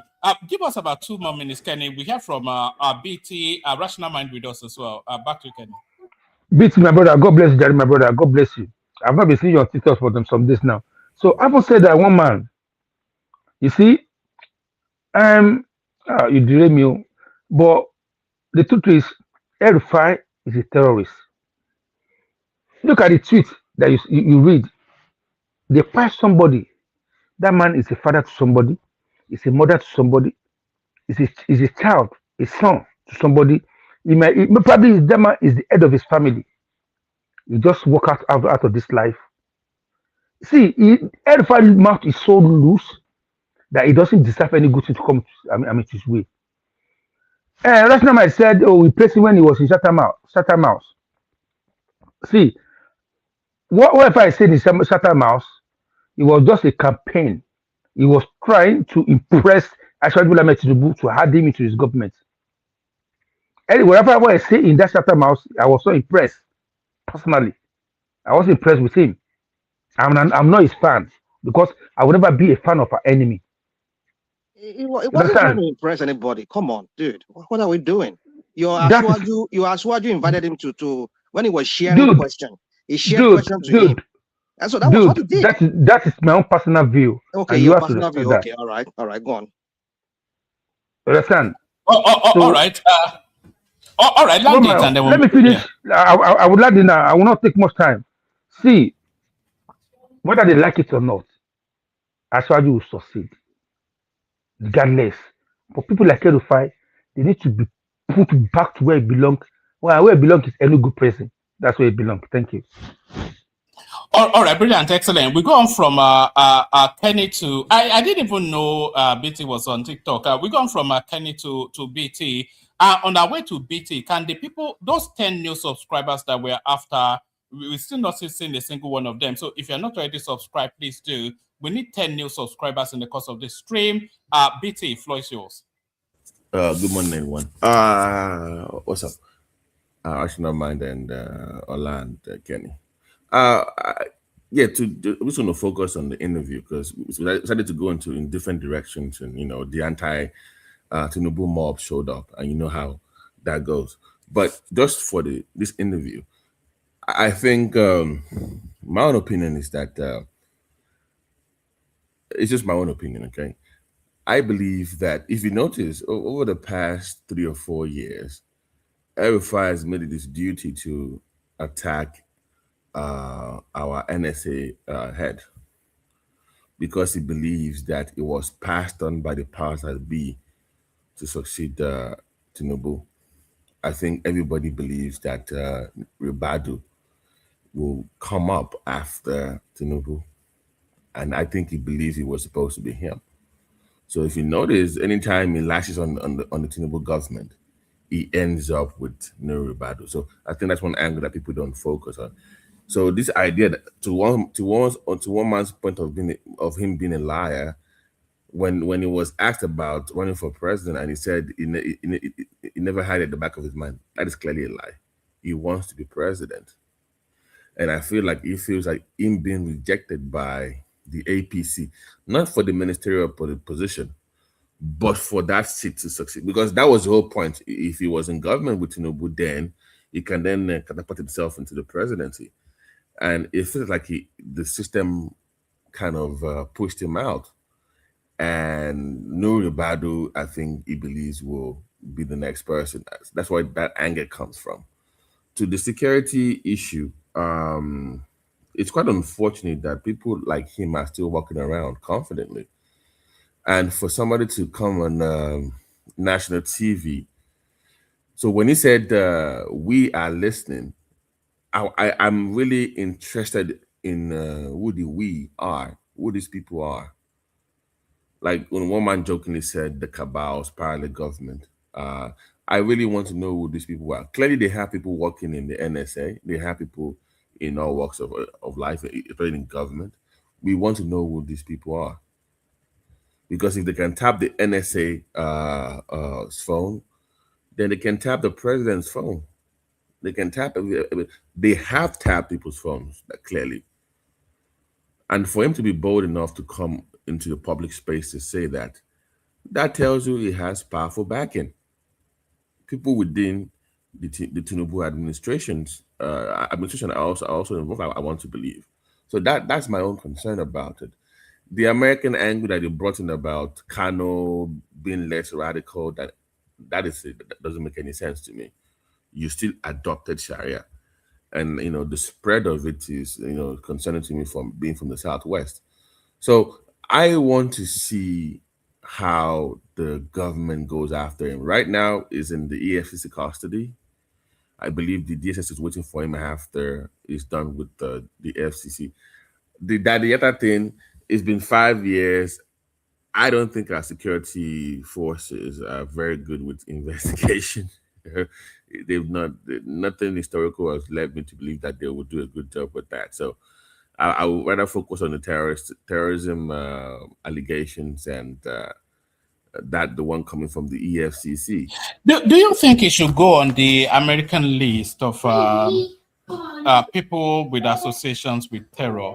That is left for the American government to determine, based on if you and I be wanting to the body bag comment from years back, if you remember, one man, and he's made other statements too. So it should be on that, but they make their own determination and their own judgment. So I can't really speak for them. But to your question, I would want them to put him on it, but that is for them to decide. So now to the political angle of this story, the ADC might be delisted, right? One man. I hope you read the criteria that came out yesterday. Yes, we actually brought it up as a topic of discussion yesterday. So if the strict adherence to law was observed, then the ADC will automatically be deregistered. They needed to have scored 25% in at least one state. They didn't score anything anywhere. They needed to have either won a local government, a senatorial seat, or something. They didn't win a single thing. So even the Chores party, by that criteria, by strict adherence to law, should be deregistered. Yeah, no, there's also a developing story that popped up in my feed this morning. The ADC from Sokoto, they're already raising hell with Tamboa. You know, they're having this internet scuffle as well going on in the ADC right now about they're in court now, challenging the leadership of the ADC. And you remember their candidate from 2003 is also in court as well, challenging the leadership of ADC. So I think Rufai sees the writing on the wall. He might force his way back to the SDP. So I honestly don't think give it 90 days, everybody will mind. People will start leaving that party. They will start leaving. I believe he's seeing the writing on the wall, and he's making it like an attempt or no. So that is the political angle of it. But this tapping of the Can you foresee a scenario that navigates El Rufai back to the APC even before the elections? You know, according to our friend from Edo State, once joined the APC, all sins are forgiven. So, like to Spinner's point earlier when he said when he was at the UK, was it the panel that they had in the UK that he was good with them? Same thing can be said conversely. So you can say the same thing about him. When he was with them, he was okay with them as well. He wasn't complaining. But I think he's already gone too far, one man. Honestly, it cannot turn back at this time. Because also, look at it from the APC angle. What is El Rufai's political capital right now? Does it really have? I mean, they have the governor of Kaduna is in APC right now, right? They have the governor in their pockets. Yeah, Subasani. Exactly. So what do they really need him for? So the leverage is gone. I think the failure of El Rufai in capturing like I mentioned earlier, in being the successor to Tinubu, and also failing to capture the Buhari, the Buhari followers. It's failure to do. I think it's failure in that space is what is propelling all this nonsense. Honestly, I think he's just going through some kind of political crisis in his head, and it's kind of lashing out at people right now. Now it's gone too far with it. The question is, will Tinubu leverage? Will he really? The Nigeria that you know, be honest with me right now. The country that you know, even if he's guilty of all these charges, do you see him going to prison for a long time? Honestly, the Nigeria that I know, sadly no, but the Nigeria that I hope for, hopefully yes. And we're always in anticipation of some breakthrough incident that humbled a real big name. So if El Rufai is going to be that breakthrough incident, if they are able to establish that he killed that guy and he has to face, even if it doesn't cost him his life, if we can get a guilty verdict of him find that guy, then that would be a breakthrough moment. So the main charge that you want to stick is the killing of that because that's the one thing that stands outside of. So him stealing 422 billion from Kaduna State, quite eye-popping and shocking, but not it's not outside of norm now. Take that story to every other state, it's the same thing. But him find that guy, that breaks out of just the corruption and everything. So if they're able to establish that he fight that guy, he killed that guy, then at least establish that verdict, and whatever the punishment is immaterial. So at some point we have to break that door. We have to diverge in that space. Have somebody current and powerful humbled in Nigeria. Okay, so let me just leave it there for now. I'll come back later when we move to different topics. Just wanted to speak briefly on the. On TikTok. I didn't know you were on TikTok. I thought you were too highbrow for those. No. I was following you now. I came on your. Yes. I was trying to establish a presence on TikTok, but I gave up on it. I was there because you were there. I'm still there, but I go to Kenny's platform instead. The level of vitriol on that platform, I couldn't handle it. I'm like, oh hell no. You know how much they insult me on YouTube. Yeah, you know how much they insult me on YouTube. TikTok is TikTok. What's the woman on TikTok? The YouTube one is like a prayer session compared to TikTok. No, I only came there. I only came there because of TikTok is very toxic. Very, very. And you have art, you can't stay there. I found out I told you one of my nieces is very big on. She's American, but she's very big on TikTok. So I follow her too. So she does political commentary. So that's some of the reasons why I'm still around there. But let me leave it there for now. When we go to a different topic, I'll also chime in.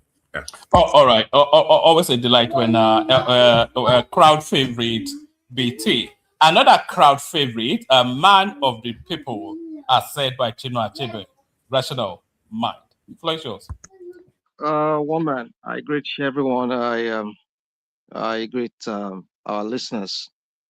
I'm surprised you said Baba T is on TikTok. Is he also doing political commentary there? Is that what he's doing? No, he's just tweaking. He's just twerking to the young girls. Let me clarify before you continue. Show you. Let me clarify.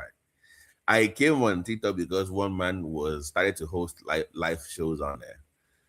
Then I found out that I enjoy, I'm a cinephile and I enjoy political commentary. So I just watch because you can get up anything like that. You can get news on TikTok, right? So if you follow some news channels, you get real updates on TikTok. So that's why I'm still there. I don't post anything on TikTok. I just watch on TikTok. So just to clarify, Spinner. Yeah. That's not mine. We are the one on TikTok. We are the champion of TikTok. I want Kenny. They are the ones. Okay. All right. So one man, you said they kind of they insult. And one man too. They insult you on TikTok. So why are you still there? Because like with all social media spaces, there's a real hub of. It's bigger. It's bigger. Yeah. It's a bigger space than it's and all this stuff. Well, yeah, I'm not sure if it is or not, but there's a real hub of false narrative on our TikTok. It's a den of iniquitous mindsets that just spew propagandized narratives. So, and I find myself compelled to somewhat try to counter it. Let me do this with one man. Spinner, it is less regular. It is less regulated compared to the other social media. So it's very liberal. You can say whatever you want to say without being banned or all this kind of like they do on Facebook or Instagram or YouTube. So I like to say foul things and BT they can ban you too. They can even block your page. No, Kenny, compared to other social media, it's more liberal than TikTok is very strict. The other social media, I'm telling you that. really. They're very, very strict. Not the ones that, not the people that I'm watching. Like, how are this one even posting this nonsense? How are they even allowed to? But anyway, BT on TikTok, when you're doing your live program, you cannot have you can't open your chest or where you do that where one you don't is, wear shirt. that one is They'll obvious. block you. Now. That one is obvious now. Not that one. I mean, like what you actually say. That level of ritual that people are spewed out there. What man knows what I'm saying? It's a All right. different. But anyways, yeah. Okay, let us continue. I think I understand what you're saying because even I've seen, you see, I think recently TikTok was in the news for the bad reasons, obviously. A lot of the big people on TikTok, they were complaining about TikTok limiting their reach, and they were live and they were not really live and all of that. So back and forth. And I think so many media house here in America, they did a lot of hosting of those people who were complaining and all of that. So I think TikTok is they are very inconsistent in the application of their rules. I mean, you said some people. I mean, somebody was saying you can't open your chest. I know. I've seen some. I don't. I mean, I don't have I don't have any presence there, but on YouTube here, I see some of their feeds come on my YouTube uh, on my YouTube here. So I see that a lot of women, they just say crap and they expose themselves. Even some of them almost half naked. So what are we talking about? So it's just that inconsistencies. That's also a lot of the big people that have presence on TikTok are complaining about. Some people are being marked for censorship and something like that, and some people have the liberty to do whatever. So I think I understand what you're saying, Baba T. And yeah, so let's go back to what we're talking about. I understand, woman. You see, my comment in the comment section was that now you can talk about this guy the way you're talking about. Well, I'm not surprised. I know where you lean. For me, we've said about this guy months and months ago, maybe like over a year ago, when we were debating here, what's the political value of this small guy from Kaduna. We were talking about it like where I was forced to like to agree with you guys back then that well maybe he doesn't really have any political value as such, but I think they see him as a threat. Tinubu sees this guy as a threat. Do I believe that this guy is clean? No, I do not believe that this guy is clean. In fact, he should have been prosecuted. He should have been bonded before the ICC and um, made to face the crimes that were done under him as a governor of Kaduna State. Is he guilty of the crime? They said he stole money. Well, if he is, prosecute him. What he said on channels, I think I'm forced to even agree with Kenny. I mean, I hate it. I hate to say I agree with Kenny, but I would just say I will admit that I agree with him. That is loose mouth. Yeah. Um, Rufai is very loose mouth. He can talk and he can say anything. Maybe because like his own very son too. I was listening to his son in one of this Twitter space. The arrogance and the Fulani arrogance that they have. That they are the most privileged um, ethnic group, or should I say sub-ethnic group in Nigeria, that they can do and undo, that you, being a Yoruba man or an ordinary Igbo man, you don't have the kind of privilege that he has. I mean, I was like, what country are we running when that guy was talking? The average Fulani people, I know some of them, you can see some of their bandits, some of those, they are terrorists who goes on TikTok, and the way they act with impunity and this brazenness that which they act, I can tell you how an average Fulani sees himself in that country. And I know that that's what this guy plays on. That's why he goes on TV networks like Arise and will be spewing those crap. I mean, I hate to say I agree with you, the Agbados, but I would say, yeah, where I lean to on this matter. But the point is this: is that it's just the hypocrisy that I know that is so rife in this whole political thing, especially with Tinubu there. When this guy was in your camp, he never knew he was a thief. He stole money from. I bet you, if this guy was to still be in the APC, and maybe still have some. Maybe he never had that. He did not even move from APC, even though they did not give it the ministerial post, but he's still there. I bet you guys will not be prosecuting him. I don't mind. Why do you think he failed that ministerial screening? Well, let's not go over spill beans. No. That would tell we you don't why want to he go left. over that anymore because time will fail us.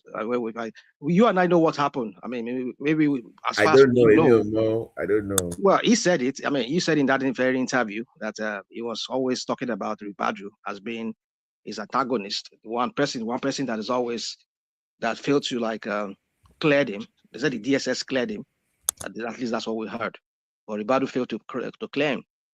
Ribadu had to advise Tinubu not to allow him to be part of the government because this guy has some lots of skeleton in his cupboard, and which is true, which I believe, yeah. But it's just the hypocrisy that I see with Tinubu. Just the same one I see here with the one that is here in the White House. They call it in the White House here. I mean, what are we talking about? It's just governance these days. People have no shame anymore. Your Tinubu is always that kind of a person, right from time. As long as you are in his camp, you are good to go. You won't face any prosecution or whatever. But as soon look what we're talking about, the Okonwa, the white lion of what's it called? Kogi State. Where is that case today? Are they hounding them the way they're hounding this guy? It's just for me. It's just if you are consistent, do things consistently. If you are the same person, are you saying they are wrong to go after El Rufai, don't misquote. I mean, don't miss. Do not say what I have not said. I'm only talking. I've said it here. I've used the word hypocrisy here several times here. I'm like 3 times I've said it here. So what I was saying, I mean, you need to understand what I'm saying when I say hypocrisy. I'm not saying you should not prosecute it, but like I was about saying, you say pass on up in no yawo, no come up in no yali. The same way you treat that white lion of Kogi State, the one from what's it called? Even the one that is from Ekiti State, Clark Orukwe. I'm in pain. What's his name? Clark Orukwe. Fayoshe. Fayoshe had case because his own brother now is the head of EFCC. That one that they call him, that calls himself, was it Clark Orukwe?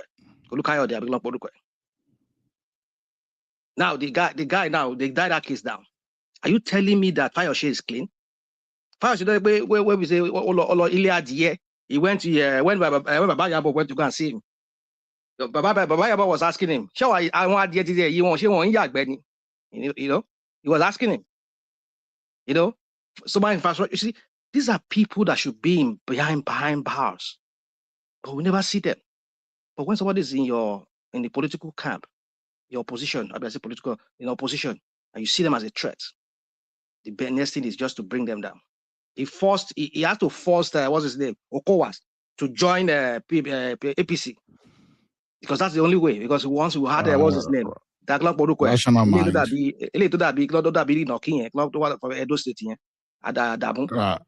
Rational mind. Yeah.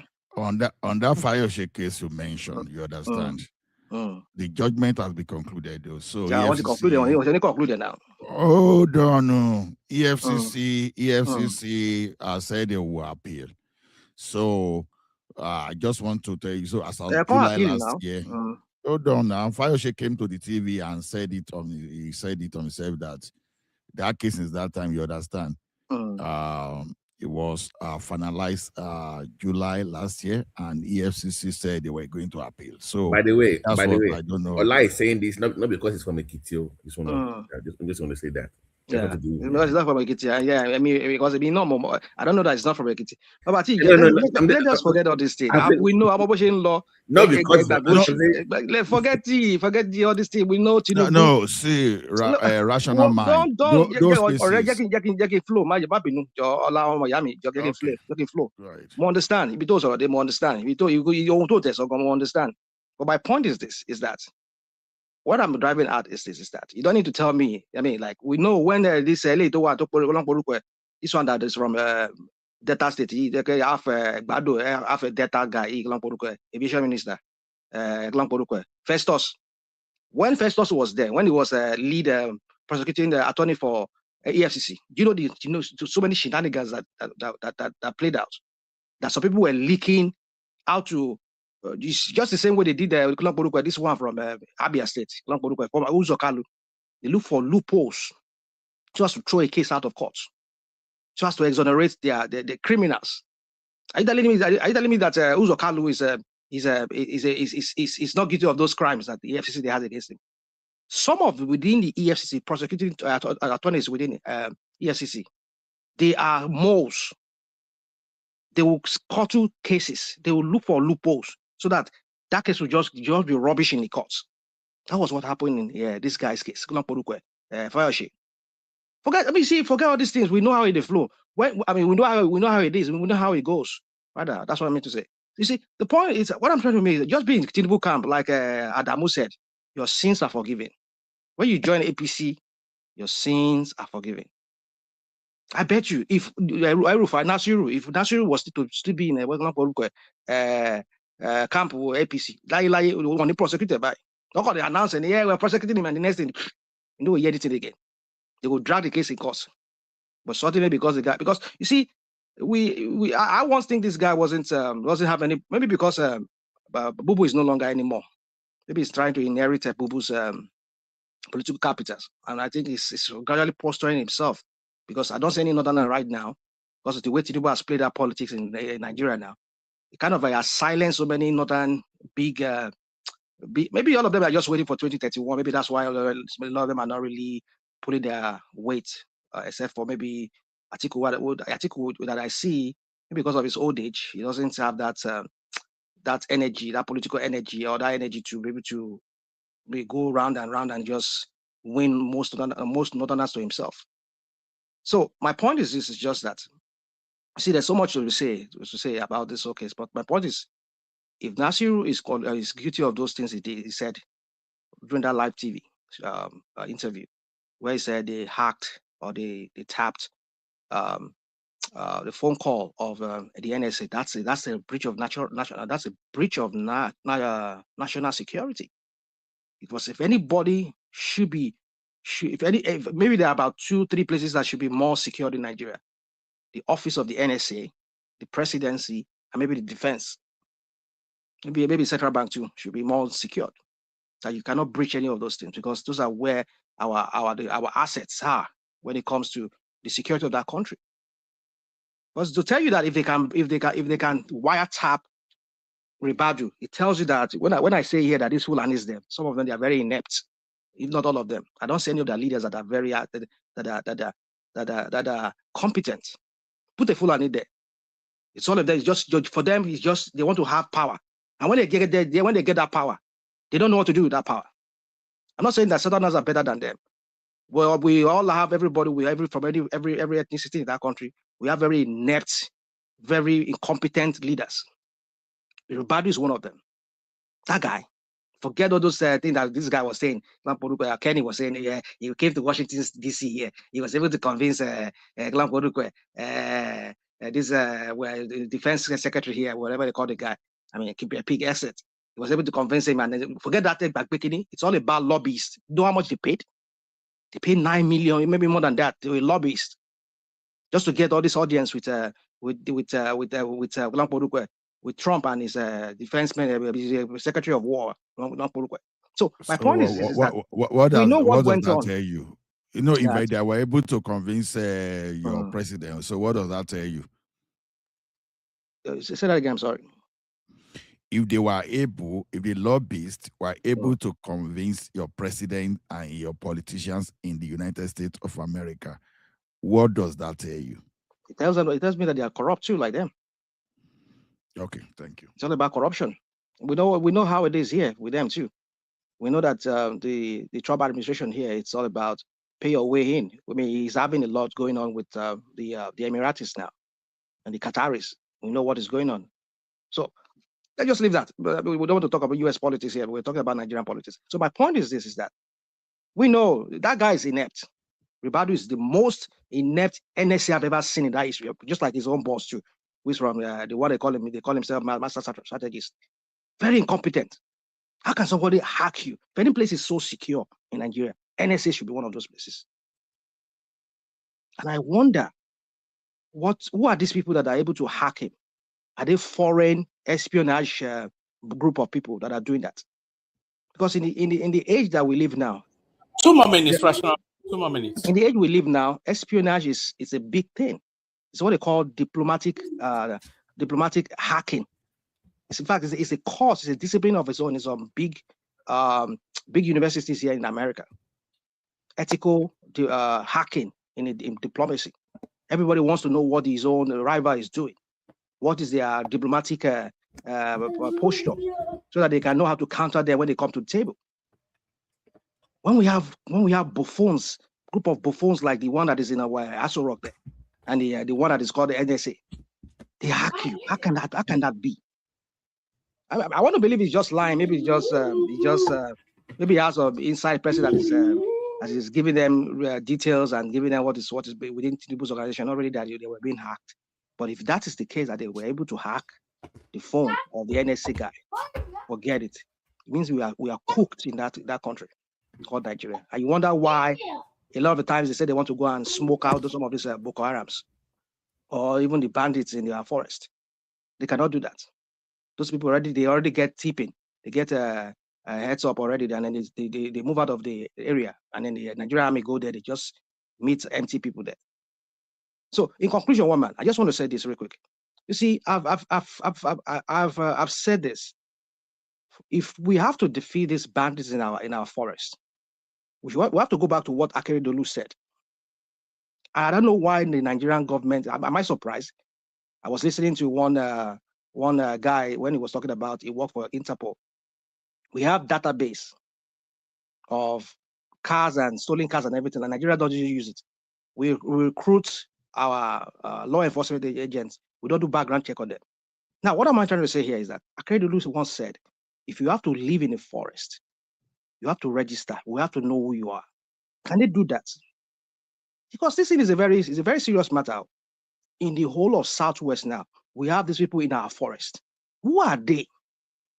I tell you, if I live from this my little city here, I go to another little small town, I have to register. They have to know me. I have to obtain a driver's license. Every state you have to have an ID. They will ID you to know that you're a resident of that state. So I think Nigerian government needs to look into that. You wonder why the US government doesn't want to have anything to do with us. They restrict our people from coming down here to apply for visas because we don't have good database. Don't even know who are Nigerians. Anybody can just throw in and obtain our citizenship and claim to be a Nigerian. I'll leave it at that. Thank you.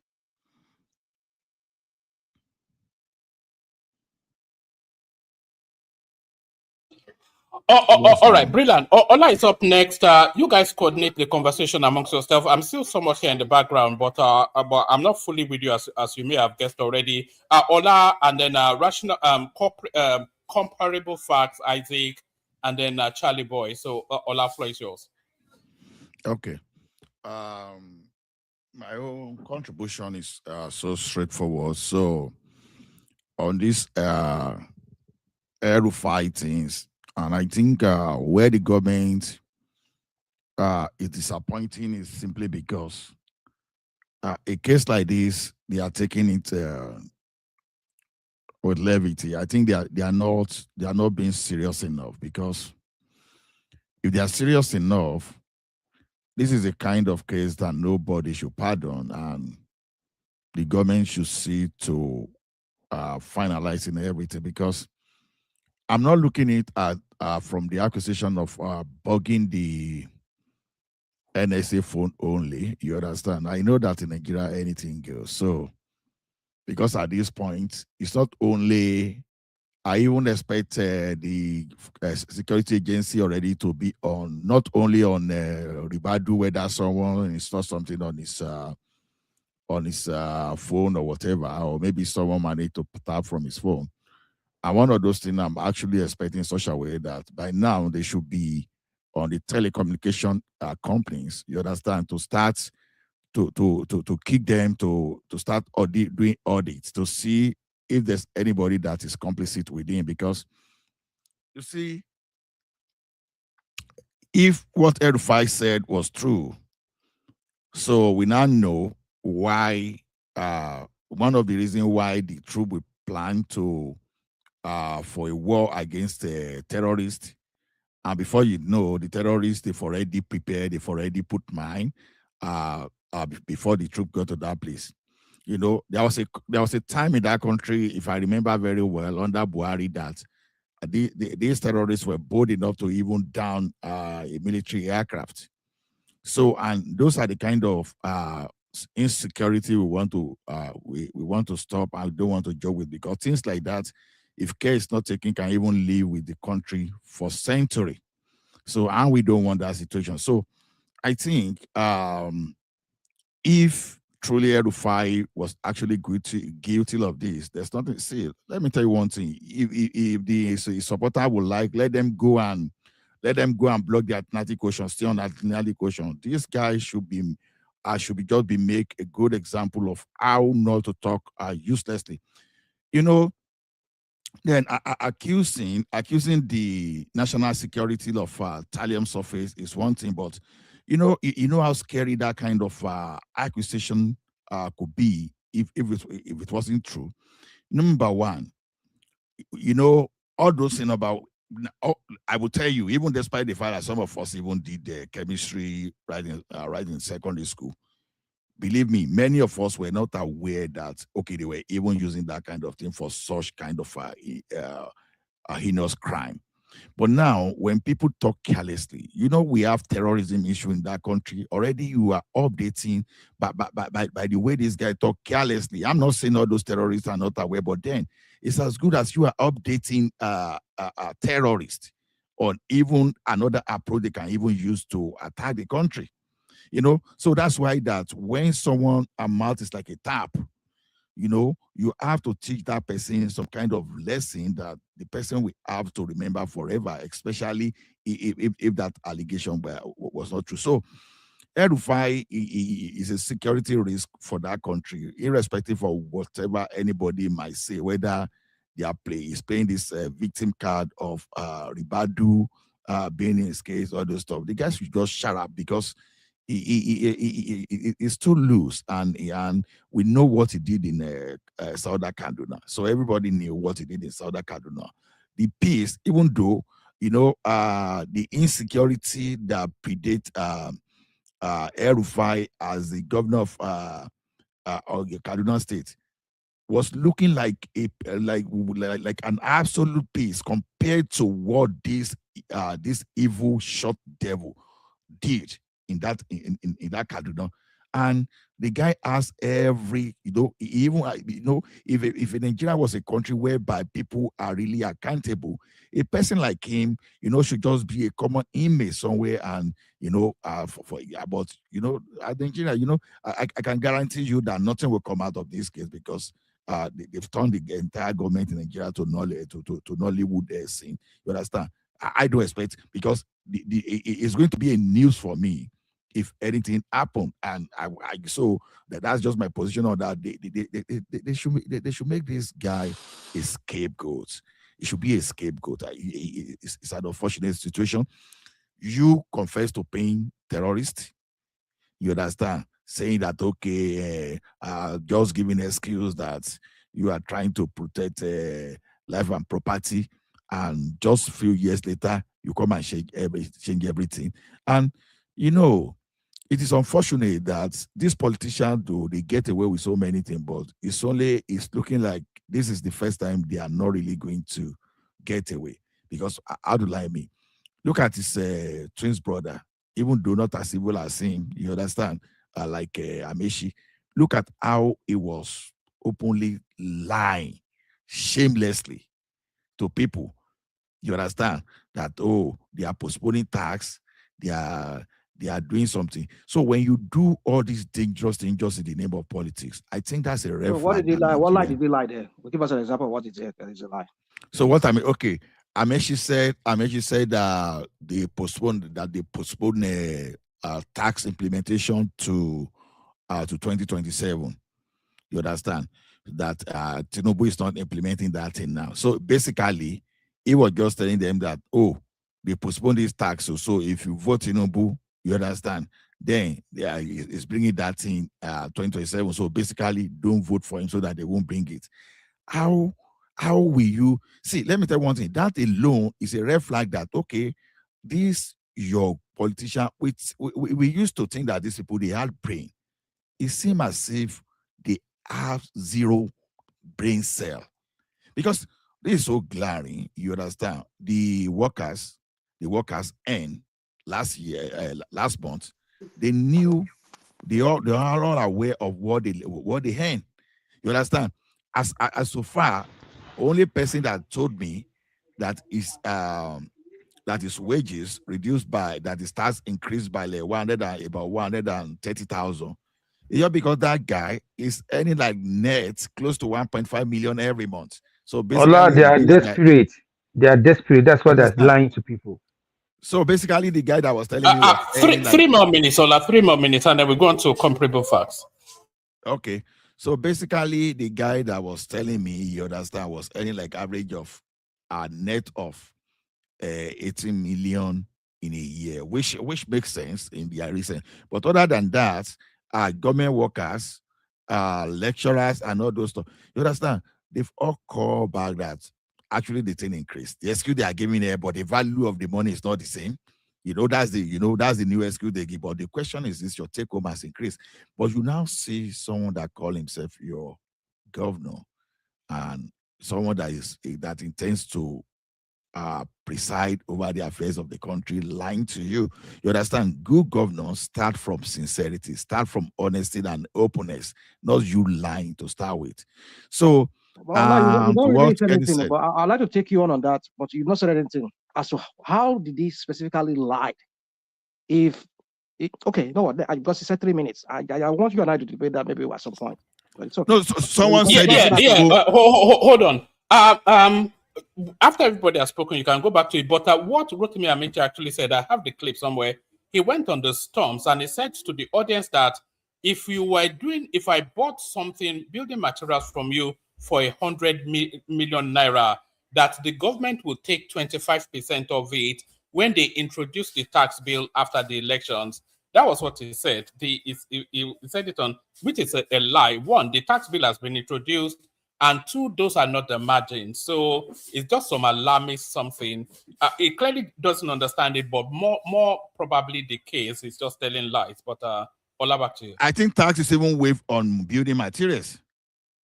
You understand? So now, that's it. That's the danger. Then before I conclude, like what Kenny said the other time, Kenny, I bet take it easy. Make a AY come before you go talk. You know me, I don't systematically accuse AY too. That's all the while you'll be talking to. You two, you've been a politician, you've been an extremist. It's only that sometimes we have our way with what we appear to be. You understand? We appear to be decent, but when you touch some kind of people's religion, that is when you know exactly who they are. So so let's wait till Kenny comes, till AY comes, so we can talk to him that time. So let's just leave him there. I understand, my brother. You're just people to listen to. That's just the thing, so, you know. I mean, let the next person just take over. Thank you. All right, brilliant, excellent. So thank you, Ola. Stay with us, Ola. We go on from Ola to comparable facts. On our way to comparable facts, the elusive 10 new subscribers are still not showing up. Every single person listening to us now should be subscribed. So if you haven't subscribed already, please do. We are after 10 new subscribers minimum before the end of this session. So pause for that moment and press the red subscribe to turn it to gray. Comparable facts. Good to have you. Greeting everybody. Can you hear me? Yeah, carry on. Keep talking. I can hear you. Yeah, greeting everybody. Carry on. Greeting everybody. It's a very interesting topic. I'm going to talk about the Rufai, but let me begin about the situation we have in Nigeria. Yeah, when you have, when you have a country that the policy of Nigerian government just resembles a tyranny rather than a democracy. So this is what you get.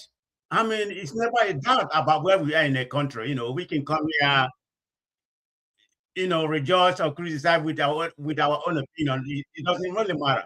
I mean, and you have a party, that just rule by hegemony, nothing, they just want to be, autocracy. This is, you make everything, everything bastardized. Am I a supporter of Rufai? No. We know the atrocity he committed when he was in government. But what he said was unbecoming. He's very bold and very, very outspoken in his way of speaking. He has no right to say what he said. I mean, in my own opinion, what he said is treason. He need to prove it. And you can't tap a government, I'm claiming that the government, I think he claimed that the government is using a certain kind of powder. I've forgotten the name of the powder, that could be very poisonous, to kill him. I don't know where he got that. So he should be charged. It doesn't matter who he is. He should be brought, it should be brought to court and be charged. That's the way I look at it. The man always be speaking nonsense, but I'm still wondering if anybody had the file, please can you lecture me? What actually transpired? Why he wasn't nominated? What went wrong between him and Tinubu? Can you tell me before what they are right now? Security. Yes. Let me tell you. Okay, this is sorry, woman. This is the reason why it was denied, because of this kind of open confession. Nobody can deny that he was online himself. He put gun on his head, and he's opened his mouth and confessed everything he's been doing. And these are the things that it's not open to public. That's why they deny him access to that. I mean to that. All right. Let me give him the actual reasons. Whenever somebody is nominated for any position, they send their name to the Senate, and then the Senate send their name to the security agencies for vetting to approve, so that they can then approve for the presidency. So when they sent El Rufai's name to the Senate as a nominee for a ministerial post, the security came back. The security report came back in the negative, that it's not suited. So it was actually, and that's why he has this problem with Nuhu Ribadu, because Nuhu Ribadu is the NSA at that time. But the security report came back that he's not suitable for the post. And that was why they rejected him. Tinubu was already, he was meant to be the minister of power, but the security report cautioned the government not to have him. Well, Tinubu can override it now, isn't it? Can override it? He's the president. It depends on the content of that security report now. Oh, come on, woman, say me that. Come on now. Even you have to concede that now. No, it has to be egregious to the level that. No, I think Tinubu he's in on it. Himself is in on it. He just wants to. Yeah, it's okay. Rational mind, what are you saying now? What are you saying now? They said something about insecurity. No, don't give me that. I mean, are you telling me? Okay, what about Matawale? Why didn't the security report talk about Matawale? No, now. If anybody should be on the list of... Do you have a security report on Matawale, Rational Mind? Come on. Anecdotal, dislike. Woman, let's ask Rational Mind. With this convention that you listen to yourself, can you openly, in your heart of heart, to say that you should work with the government? I've not said that they should work with the government. My point is what are you asking? Hypocrisy. That's what I'm saying. If you're not, how can you call that hypocrisy? Western Mind. Your Asuwaju is a hypocrite. Oh, so anyway. Incompetent buffoon like the other people. Okay. Why will you Tinubu to override when his national security advisor says otherwise? You have to look at that. So now you appointed someone to be your security at home. He said, Oga, this your friend, he no like you. Let him do away from you. You now override. So you need to consider the consequences too. All right. Back to your comparable facts. And we're still after those 10 elusive new subscribers. So if you haven't subscribed, subscribe. So hopefully that answers your question. Back to your comparable facts. Yeah, I have, like I said, I have an issue with every 5 being, because in my own opinion, that's a criminal charge. Those are very serious offense, if you look at the cyber art carry, that probably carry a prison term and fine for unlawful interception of communication. You can't just come and make such an alteration, That's nothing you have to prove. The burden of proof is on you to prove that I'm not a lawyer, but you have to prove, that the government want to poison you, whatever, and claiming that you tap their phone. That's how I'm looking at it. This is what Nigeria has become. I mean, it doesn't make any sense for you to make such an alteration, and you need to, you need to honor the invitation to the National Assembly and go there, and give his definitely prove what what he said. I mean, I'm against him as far as I'm not a fan of the federal government where we are right now in that country. I mean, look at what's happening in National Assembly today. I mean, they're just writing the law. They don't want to publicly do the election, the electronic reform. But anyway, that's a topic for another day.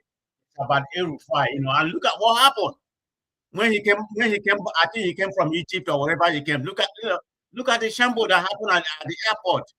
I mean, we just behaving like uncivilized people. So my problem is that the DSS, do they have a warrant to arrest him? I mean, why didn't they get any kind of evidence that something like that was going to happen? They should have. Sorry, I didn't want to interrupt you, comparable facts. But what is actually emerging is that they don't actually need a warrant to arrest him in a criminal matter, and they didn't even seek to arrest him. They only went there to seize his passport, which they succeeded in doing. Well, I'm even more appalled. But that wasn't the case. Why are you giving this kind of story? What transpired at our international airport? That shouldn't have happened. The DSS should have had an intel that something like that was going to happen. They could have stopped them before they get there. It's all over the news, all over the world right now.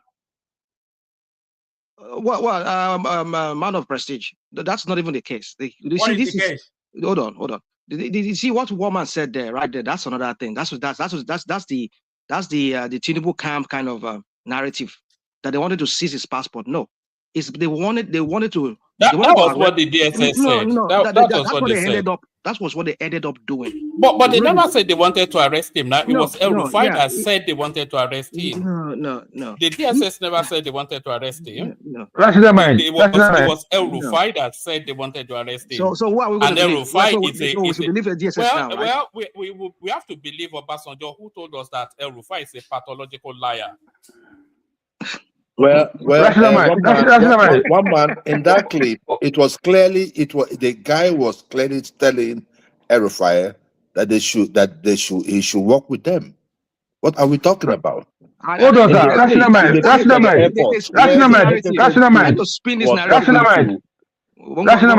they want to actually arrest him, yeah, you will not get to that front page, front desk where public can see him and say what they say. They will arrest him from the back door. That nobody will see him. As he's coming out from as he's coming out from the plane. Listen, as he's coming out from the plane, from there, that's where they will arrest him. So all those public you see that say it's our guy, they will not have access to that. To that area. But from there, it's gone.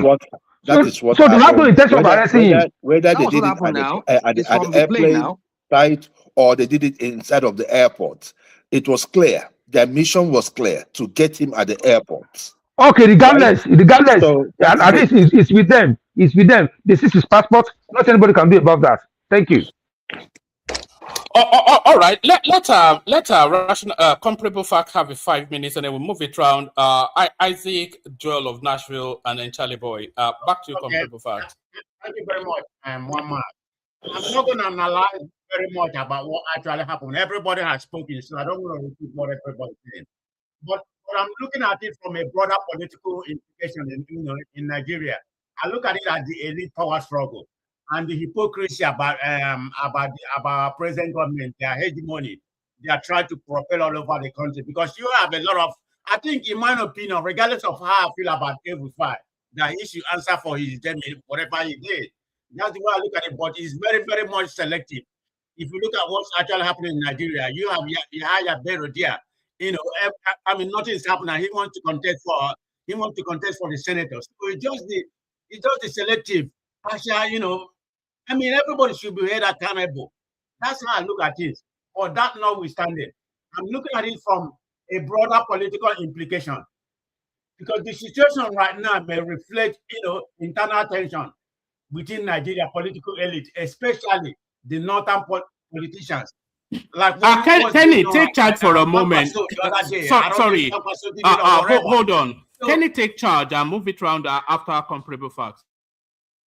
So I'm looking like okay, no problem, boss. APC feel like they are losing the Where's north. Ola? So that's why they're moving towards the south right now. They already captured the southwest, so they're looking toward the south and southeast. The so-called city boys and the village boys, and Don't change. Let's stay with the topic, please. Let's stay with the topic. Let him say now. Okay, We are not talking about city boy for now. We are focusing on. We are focusing on Rufai. He can talk. He can speak on any issue that he wants to speak No, about. no. After everybody speak round, they can go to anywhere. No, you can't control. You can't control his thought. Let him talk. Let him speak, please. Listen, I'm. Here. You try to tell somebody what to speak, and this platform is not yours. Listen, I'm moderating, okay, and we have a topic. No, don't bring that about your. Don't bring that about your style of. Joe of Nasri, please mute yourself. All right. Joe of Nasri, please mute yourself, please. You cannot be an Ababio here. Joe of Nasri, don't make it rowdy, please. I beg you, the name of God. You cannot be an Ababio here, please. Joe of Nasri, I beg you. Joe of Nasri, please don't make it rowdy. See, we are all. Let's be civil. I'm not an army. I'm not a dictator. I'm just saying that, please, guys, let's speak about the topic. After that, we cannot go in whatever you want to say. I don't think that's too hard for me to ask. All right, that's what I'm just saying. I'm not saying we cannot talk about any other topic, but everybody's going to have for 5 minutes. He does not have enough knowledge on that stuff, and some people here helped him. Now he wants to delve into a topic that he has no knowledge in. No. Okay, I will not allow that. I would rather pass the mic to somebody else. If he finishes with the topic, then somebody else can speak. All right, that's my decision. Oga Kenny, just let him flow, and then let him flow. I understand you want to stay on topic, but let him just flow. Use his time. One man says, I think 3 more minutes or 5 more minutes. Let him just flow. Okay, now, okay. My specific, you have your 3 minutes. Please continue, please. No interjection, please. Thank you. My prestige. Compatible parts. Yeah. I don't have that much to say. I just want to listen. So, I will talk later about it. Okay. Anyway, thank you very much for your submission.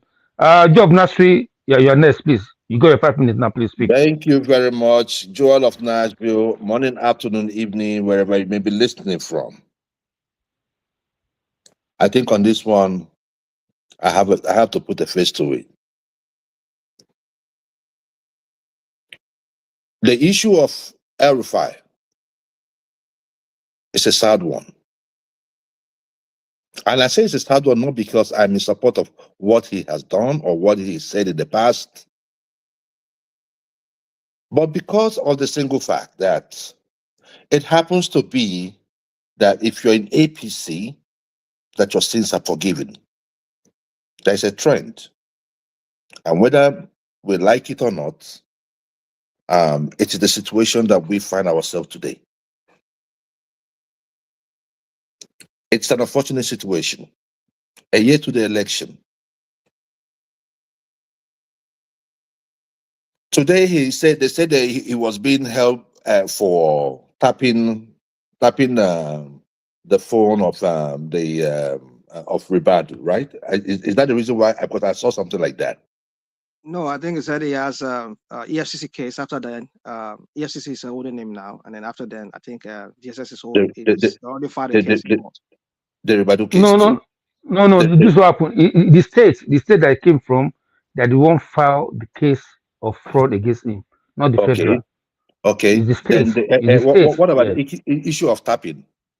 That tapping. They've charged him to court in regard to that. Okay, all right. So the reason why I'm talking about this is that how many of us remember the Yes Daddy conversation that went on, whether true or false? Somebody did that tapping. Who went to jail for that? But nobody pressed a charge. Look, hold on, please. This is the thing. In Nigeria, we must tell ourselves the truth. Because Nigeria is getting to a boiling point. Tinubu cannot continue to hold us to ransom. He cannot. He cannot. If somebody commits a crime, let the person go through the normal court proceedings. So what are they doing? The right procedure. Hold on, please. So what are they doing now? What are they doing now? Hold on. There should not be a situation whereby if I go into APC, my sins are forgiven. But that's not the case right now, my brother. But that's the case that we have today. No, that's not, okay, how is it the case? Akpabio is the Senate president, and Akpabio has corruption cases against him, and he's the number three man in Nigeria. We have the case of the former governor of Kogi State. Is it him? What's his name? Right? Yeah, below. Is it not in court? Is it not in court? Which court? Is Yabelo not in court? Is Yabelo not in court? Which court? Where did you see that? Look, let me tell you something. Hold on, please. Hold on. Let me tell you. We have barrage of them in APC today that are very, very corrupt. And in the words of Adams of Shomole, if you come into APC, your sins are forgiven. My brother, please, hold on, sir. Hold on, no. Listen, no, hold on, sir, please. I beg you, in the name of God, yeah? I'm not saying you should not be partisan. Don't insult our knowledge or our intelligence. Hold on. No. Listen, my brother. See, National Mind, please. National Mind. Hold on, sir. National Mind. George Nasri, I don't mean to interrupt you, but National Mind is here. See, all of us will listen to the confession of Rufai on national TV. They did not put gun into his head. And I just told you now that the case of ESCC is not from federal. It's from his own state, a governor that he installed by himself. So I don't want us to say, what about? Let's face the reality and let's talk about the issue. What's going on. You might want to feign ignorance, and that is your right. But we all know what is going on in Nigeria today. Now, let me delve into another topic. You got 3 minutes more. People have been talking about it. It's still within my time. I don't want to waste my time on the issue of Rufai. I just think that the normal court procedure should be followed and not this kangaroo kind of justice that we are seeing today. The city boys versus the city boy and versus the obedience. And please. We are not talking about city boy now. No. We are not talking about that now. Please. No. I will not allow that. I will not allow that. My please. time. It is my time. No. It's not about your time. No. Last time I know. You can't tell me what to do with my time. What's your we problem? have a topic. We have a topic. What is the topic? No. Look, when women come back, you can do that. Hold on. You cannot control me. When women come back, you can do that. No, we have a topic. You cannot. We are not talking about city boy right now. We're going to talk about that later. That's how you do it. No. Look, let me tell you something. If you were paid, Joe of Nasri. We are all here. Joe of Nasri. You cannot. No, listen. No, you cannot. I'm not saying. Listen, I don't want to remove you. I'm not saying you cannot speak your mind. Listen, no, hold on. If you don't, let me go to the next speaker. If you are done with Rufai, no. If you're done with Rufai, listen. Now leave me to talk. That's not my place. Help me here. Leave me to talk. That's not my. The issue then I'm trying to help you. That was why I said let him. You said 3 more minutes now. Those people let him use 3 minutes to talk whatever he wants to say, and then you move on. Just let him, please. Those people that are bent on aligning with the oppressors of Nigeria, even when the people are the one patronizing them. On this show, I told one man, and I told a whole lot of you Abadorians, especially that one they call the loquacious enigmatic. I told you guys on this show that Tinubu should focus on the people. You still have 30 governors today, over 30 governors, because the shitty professor we have in Anambra State is supporting him. You have over 31 governors, and you are still bent on not giving us a free and fair, credible election. It's a shame. And now you want to bring in the city boys? Who are the city boys? Who are they? You're clowning yourself, President Tinubu. You're clowning yourself.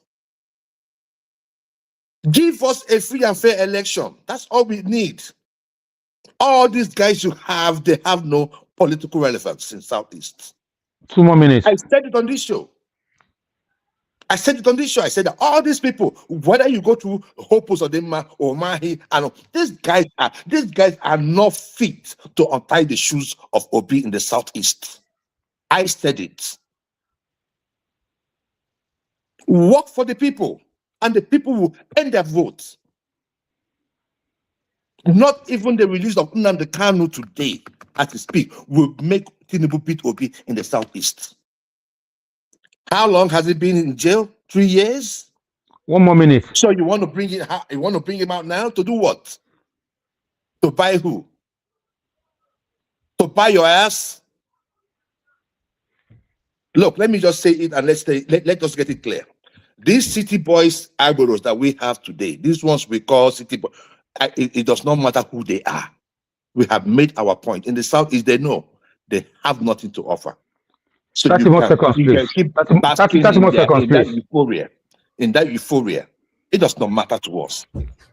As long as we're concerned, that dot, Tinubu will need that dot more than he needs oxygen in 2027. You will know what the reason behind me telling you guys that work for the people rather than aligning with these oppressors, these idiots that don't know what they're doing with their lives. Thank you very much. And I'm still here. All right, thank you. One more, please. 1 second, sir. What's the concern, please? Sorry, just hold on. Hold on. I want to encourage every single person that is listening to us now. If you are not subscribed, use this window to subscribe. It's very, very important. It helps us with the YouTube algorithm. And if it doesn't take anything away from you to subscribe, then just do it. You know, we need a minimum of 10. We've had, you know, in people coming and going, we've had in excess of 15,000 people interact with the session. So 10 new subscribers should not be, maybe some people just flit through, some people stay, but we need 10 new subscribers. So do that now. Ask your question, Kenny, and then I wanted to ask a question of Joel as well. Isaac has still not spoken. Yeah, thank you, Woman. See, it's not a question. I just want to say something really quick. When you left, Woman, this is one of the reasons why we don't follow the rule of law in Nigeria. And it's a sample of what happened just now on this platform. We blame the government. We say a lot of things against the government because we have rules, we have law, but we don't follow it. One man wants to know, we have a topic on this platform, right? And you said we should speak to topic. I already asked a simple thing, please speak to topic. If you finish, after everybody has spoken, we can go in whatever you want to talk about. The adversary go where he sees that I want to talk about what topic is reading his head that I want to talk about. You know what I mean? So we should just respect ourselves and follow whatever we need to follow and whatever the rule, the platform. I mean, the platform is not for me, it's for one man. He said we have a topic. If you speak to Rufai, I'm not saying we should not talk about any other topic. All what I said is let everybody speak round. When we finish going round, then we can open it up to other topic. That's what I said. But you insist because you have something in your head. Continue, sir. Thank you. All right, my question for Joel. So this movement, I'm not quite sure what it is. Is this city boy or shitty boy? Which one is it? Is this city boy or shitty boy? This I wouldn't want to be caught. I wouldn't want to be caught in the gender wahala of the Gen Zs, you know. But I think they are just city Agboros. It does not. Yes, it but does not get any better. No, that's not my question. Is this city CITY city boys, or is this shitty boys SHITTY? Which one is it? City Two or things shitty can be right at boys? the same time, but I can say shitty boys. Does that make you happy? All right, the shitty voice of Sheite Novo, there it is right there. That rings a lot better. The shitty voice. of Sheyi Tinubu. But one man, can I ask you a question? Can I ask you a question? Of course, carry on. But Isaac is still waiting. No, but carry on. Yeah, I'm sorry, Isaac, please. One man, real quick. So, have you seen the poster of Tinubu, his vice, and then maybe Obi Kubana, and then one of the Kubanas, and then the Sheyi's pictures? So, what does that tell you? What's going on? Is Sheyi having any political office? Or what's going on? Sheyi, no, that's exactly what Adjoa was talking about. Sheyi is running a movement called the City Boy Movement, and is recruiting the young and funkies, the influencers within the Nigerian landscape. It's gone to the east at the moment, and it swept them all up. Kubana Chief Priest, Kenzo, Obi Kubana, all of the banners and whatnot, all of these Odogu, whatnot, all of them now. In fact, they started buying buses and they started campaigning. So that's his own contribution to his father's re-election, the City Boy movement. Sheyi Tinubu. But one man. I also think that dude has a political ambition, and that this it's going to be the governor of Lagos State now, either 2027 or 2031. Exactly. Nothing can stop that now. Nothing will stop it unless the obedience do. But let's keep it going. Just like the Bush family in America, the Tinubu hegemony, they take full ownership. I beg you, save me that BS of Bush. What Bush family? What are you doing? What are you guys doing? What are you people doing? Is that not what the Bush are doing with the American presidency? How many of the Bushes? How many of the Bushes? We have Jed, who is the governor of California. We have another one who is a governor somewhere. They've given us 2 presidents. So America belongs to the Bush family, just like Lagos State belongs to the Tinubus. It's okay. One man. You're right, partially right. It was Florida. I think Florida and one other state. But Trump has retired all those guys. You see, that's what we want in Nigeria too. We need someone that will come in and flush out all these old heads. Trump has flushed out all of them. The Bush family, all the Kane and all those people. You don't. As Trump retired the Obamas are still living rent free in his head. I'm talking about Republicans.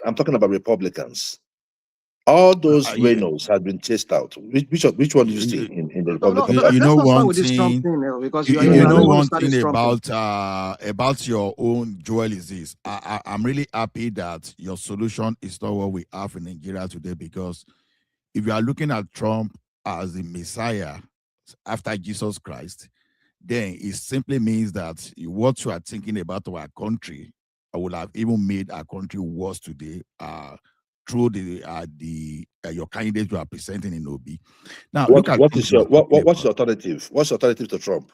Hold on now. Look at your Trump you are talking about. No, add to what you're saying, right? No, add to what you're saying, right? Give me your alternative to Trump. Hold on. The Trump you are talking about a severe relationship with even a century long partner in Canada. You know, he increased the tariff just to now realize that we depend on Canada for critical materials for producing military equipment. It was that time that the guy now realized that, oh my goodness, what have I done? China is no longer selling materials to help the United States in the area of rare earth mineral. You went against Canada too, and Canada now is moving towards China. You know, the Canadian now cannot travel to China now without visa. You understand?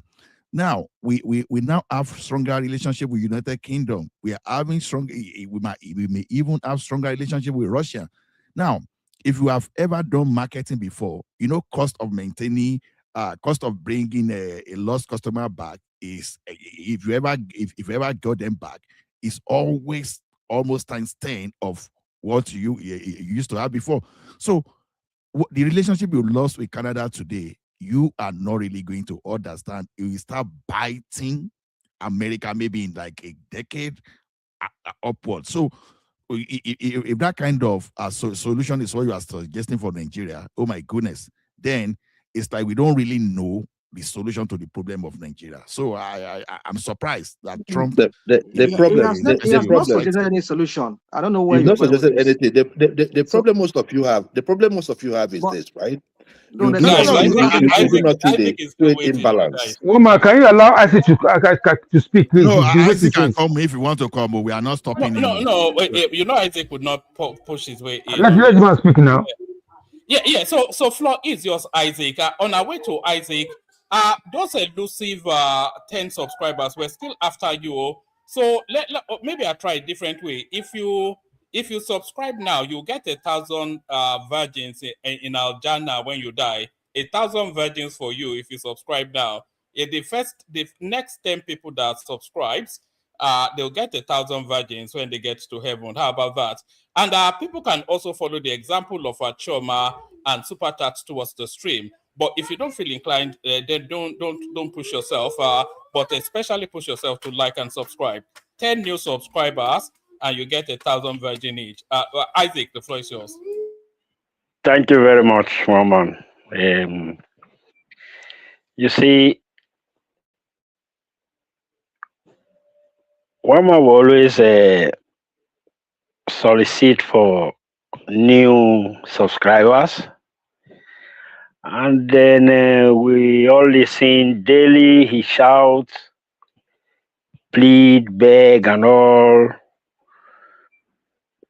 method that he want to use. Now he's presenting some form of virgin. By the time you get to the other side of this world and all that. And I see, like, I'm going to make my promise by the grace of God this evening. I'm going to step out maybe in another 30 minutes from now. I think these subscribers we are always, talking about or searching for to this one man's went to moon. Is it that hard? I just, like today, I just say, okay, let me think about this. What if I go out and then meet, because I have some friends, I have a lot of them there. I'll just go there, pick up their phones, log into YouTube. I want you to correct me if I'm wrong about it. I'll pick up their phones. They are all on YouTube. They are all on Facebook. I'll go to YouTube, open one more page where I see subscribe. If it's still black or gray, I'll ask him to pitch on it, even if he's not a friend of this platform, even if he has never heard of One Man Went to Moon. But I have friends that I can influence. I ask them to pick on the subscribe button, and I believe I'll be able to get like 4, 5, 6 this evening if I go out. And all right, do that. But you know what the real issue is? We all know what the real issue is. This platform does not buy into the obedient bullshit, and we mock Peter Obi routinely. And the Obi space is the strongest presence on Nigeria political social media. Everybody else is watching Nollywood, going to pastor to go and do what God cannot do and all that. But the obedient space, they're the most active politically, and they detest us. They hate us with the some of them even subscribe and then unsubscribe after the show. Okay. Yeah.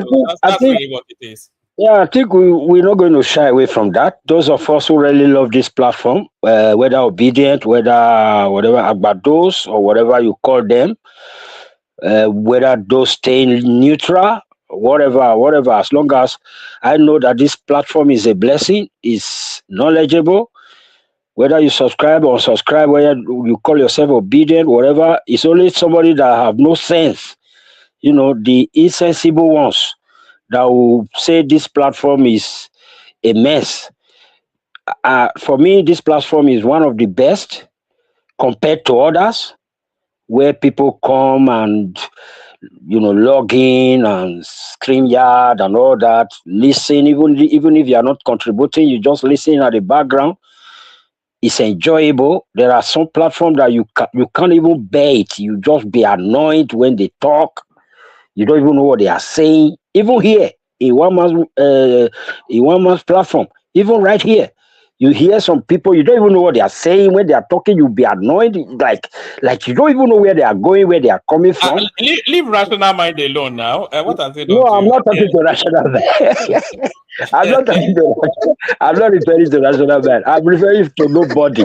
But I know that there are people here also that when they talk, you just be like angry. Like, what are you saying now? What do you want us to know now? Like you'll be asking yourself so many questions. Like, what is happening? What are you saying? What I don't. You like, even though you are not saying it, and you like, I can't understand you. I don't even know what you are saying. Please, I don't know what you are saying. There are a lot of them here also. And then the good thing about the platform, they are here, others are here, and others are here. Different species. They are all here. And that makes this platform unique. So why wouldn't you say, oh, this platform deserves subscribers? So those are for you who are not let Moko move on. We don't hear you. Isaac. Moko move on, okay? Isaac. Now Yeah. one Let's man talk to they the done topic. himself for. See, no, joke apart. What Isaac is talking is serious. Now one man they done himself. Let me tell you one thing. If I were one man, so this guy can change the topic and does not hold speak on to now. this thing. And Oh this no, hold on. what's No, his name? The no, moderator this is will totally just shut up, different. huh? No. You see, Isaac, you see these people who get on this show. No, That's the reason. Joel, this is totally different. No, Yeah, it's part of it's it. canvassing It's part for of it. subscribers now, so that benefits the Hold on. platform. Hold on. If I were one man, But you're right. So after Ola, we go back to topic. Yeah, go I on, will Ola. split the program into two content. One will be premium, and it will be for subscriber only. Then they'll show free people that cannot even subscribe. They can go on their own. See, one man, I'm not telling you, I'm not trying to patronize you. I know for sure some people listening to content here, by the time they release their content, I compare. I said, didn't we discuss this thing yesterday? And yet, Ola, I didn't even want to break you up. Not even to pat anybody on the back, but you know, all of the best talents came out of this platform. Most of them still are. That's one, and all of the innovations in the space comes out of this platform. And we've got several other ideas that we're going to roll out, but we'll roll them out. We need to hit them targets, and then we start to roll out some. You've seen some really funky things about you know. Well, maybe we start to. I'll be speaking to you offline a lot more, actually, Ola, because there are plans, a lot of big plans, but you see them flesh out. There's anyway, let me not say it publicly because people tend to still have their ideas. That'd be nice. Yeah. We can talk offline. Yeah, we can talk offline.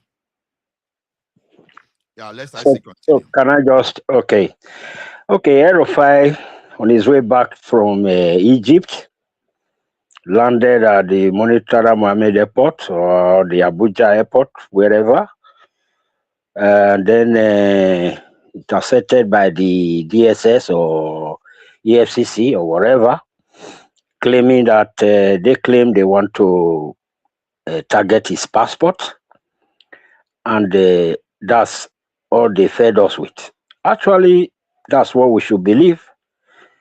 But the truth about Rufai, you see, he came and his passport was targeted. Now, what we should believe, this is what we should believe. We should believe that his trip to Egypt took the authority unaware. So when they had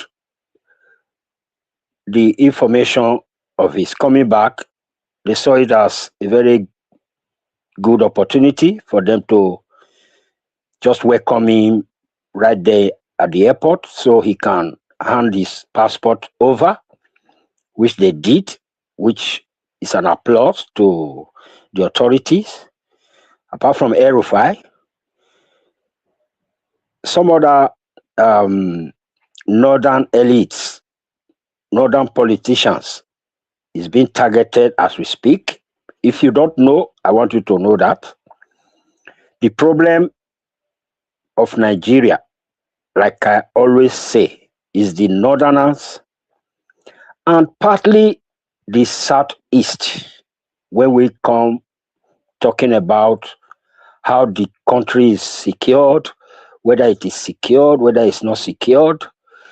Are we afraid to go to the northern space? Yes, we are afraid. Kaduna Express Road, whatever express road leading to the north, when you are traveling along that space, you just have to, in fact, wheel your wheel before you go on that journey, because you don't even know if you come back. Are you going to the southeast? Now it's not as porous as it were. Is it the southeast? The same story, but more dangerously is the northern space, more dangerous than the eastern state in our country. So the target right now actually is the northern space. So I think that is what is happening, and that is what we should believe. And I want to say that personally, I'm so happy that all these things are happening. All I know is the man in charge right now is doing the right thing, and whosoever may have been in that office, apart from him, whether Atiku, whether Amechi, whether Showore, if that person is also taking these such actions that we are seeing today, I believe is going to be a very big praise to them. They will praise them. The reason they are not praising this man, I don't know why I think I always tell people around me that the savior that they wouldn't, how do I put it? That this man is the savior they've been praying for, and now the savior came, they refused to recognize him. Like the days of Jesus when he came, the Jews didn't know that was the savior. I think this is repeating here in Nigeria. I say this. Who is Jesus? Don't insult us, please. Don't just insult us, please. Tinubu is Jesus Christ. Or in fact, Tinubu has any resemblance of Jesus Christ.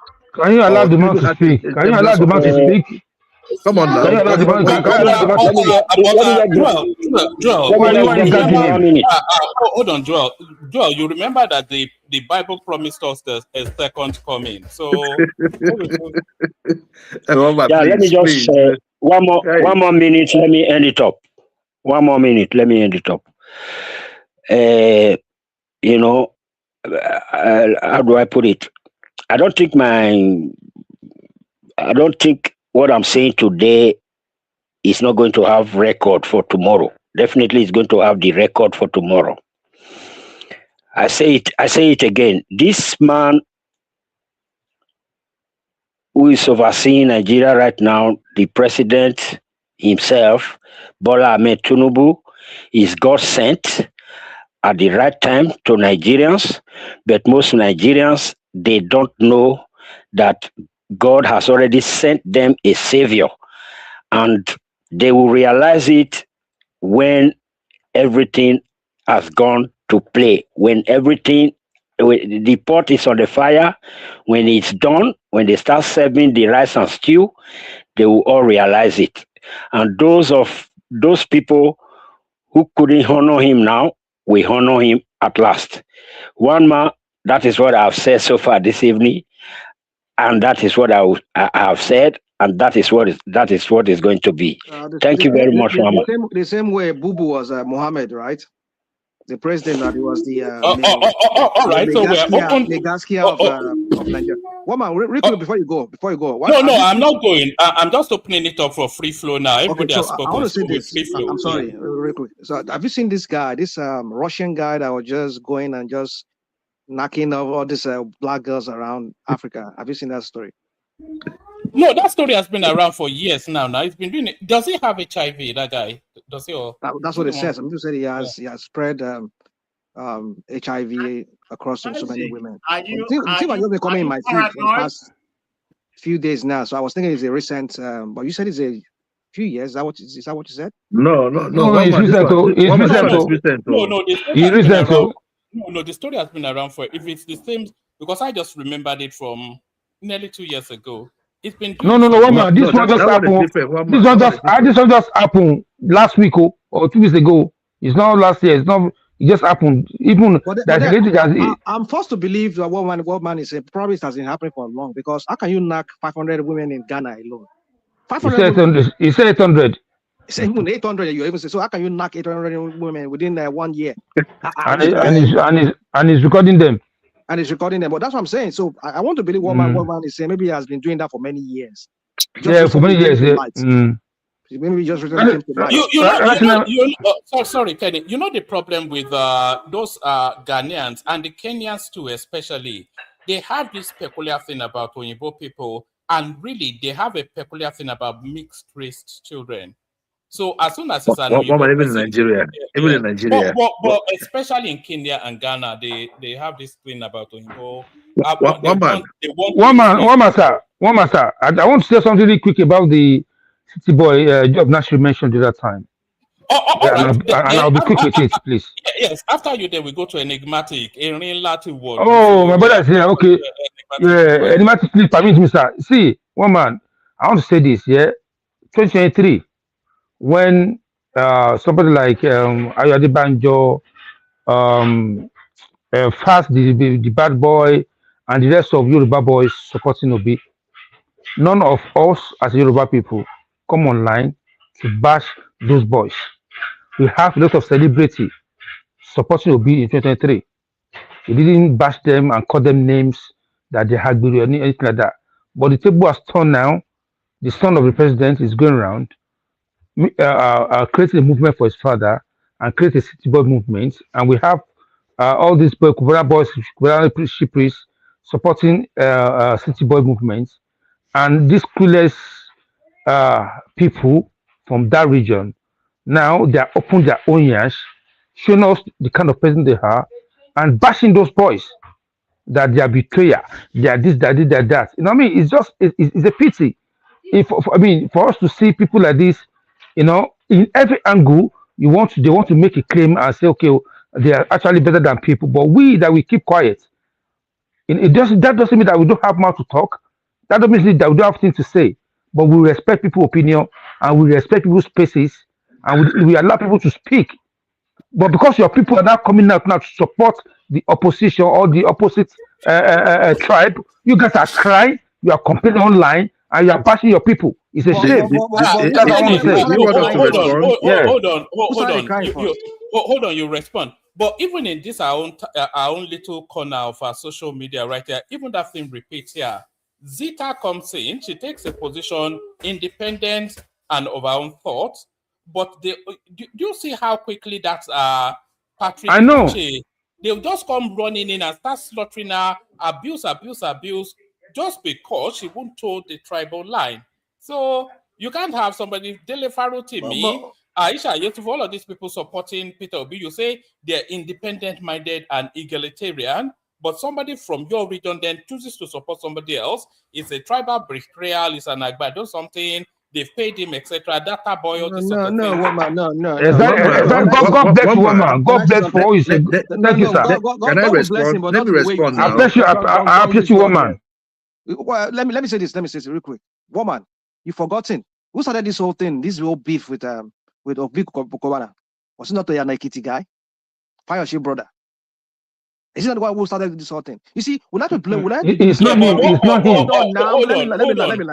Hold on. Carry on, rational mind. But what was Isaac Fayoshe? What was he pandering to? What was he pandering to? Yeah. So he started it, and he was saying that Igbos, they can sell themselves. The same way somebody with an idiot will come here, that idiot from Ogun State, Lamporukwe, he will come here and he will say, I'm not Yoruba.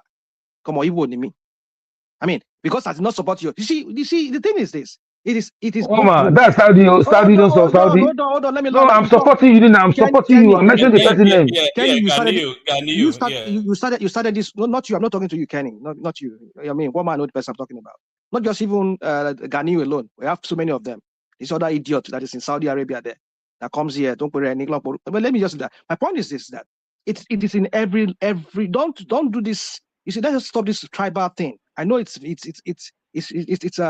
there's truth to that every tribe seem to criticize their own person who goes against their own person. I mean, we've seen here, even the same delivery to me you are talking about.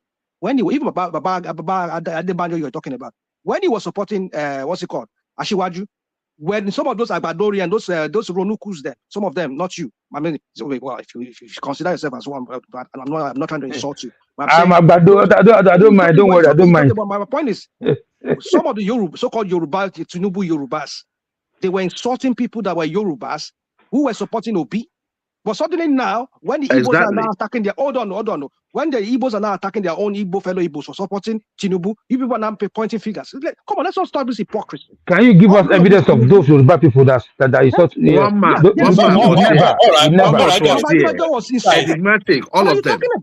They said they're not really Please, let enigmatic please speak, please. All right. When you people have been caught, that's why you people will now be changing all right. Enigmatic joins us. So let's hear from Enigmatic. We've not heard from him in a while. Can people please subscribe if you are not subscribed already? So Enigmatic joins us, is the wielder of the Koboko hand to any random Chinedu that is acting funky. So we have a music to bring in Enigmatic now, because so important is Enigmatic that he has his own theme music that introduces him to the platform. So this is Enigmatic, your intro music, Enigmatic, and people subscribe as you are listening to Enigmatic's intro music.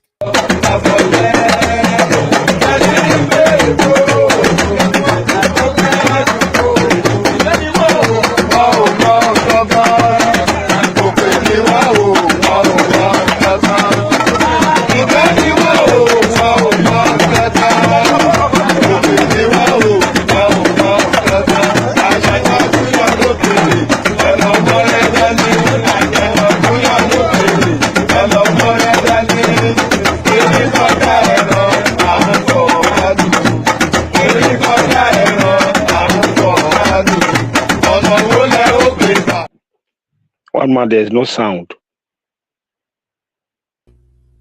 I can hear it. We hear it. I had him. Unless you want him to play it again. Thank you, one man. Enigmatic on D. Eri Folami, Ekun Oko Oke, Ogun Efori fan obedient. Good morning, everyone. And it's actually afternoon now. Happy New Year, one man, and to everybody on the platform as well. Has it been that long? Happy New Year. Look at that. Yeah, it's been. I have some little time on my hands a little bit today. I mean, it's always funny when we talk politics, right? And as we all know in politics, right, the majority will have the way, the minority will cry, right? They will have their say, but the majority will always have the way. It's a general global template in politics. Even in America here, Democrats will cry and all they will cry back and whine at the end of the day when they do not have the majority in the House. Donald Trump will have his way. Also, pray that you get back to majority and you have your way. That's the way I would just say it for people who want to believe that Christ can actually take them anywhere. Politics is all about you understanding your pain points and finding a possibility of consolidating on the areas of your losses, right?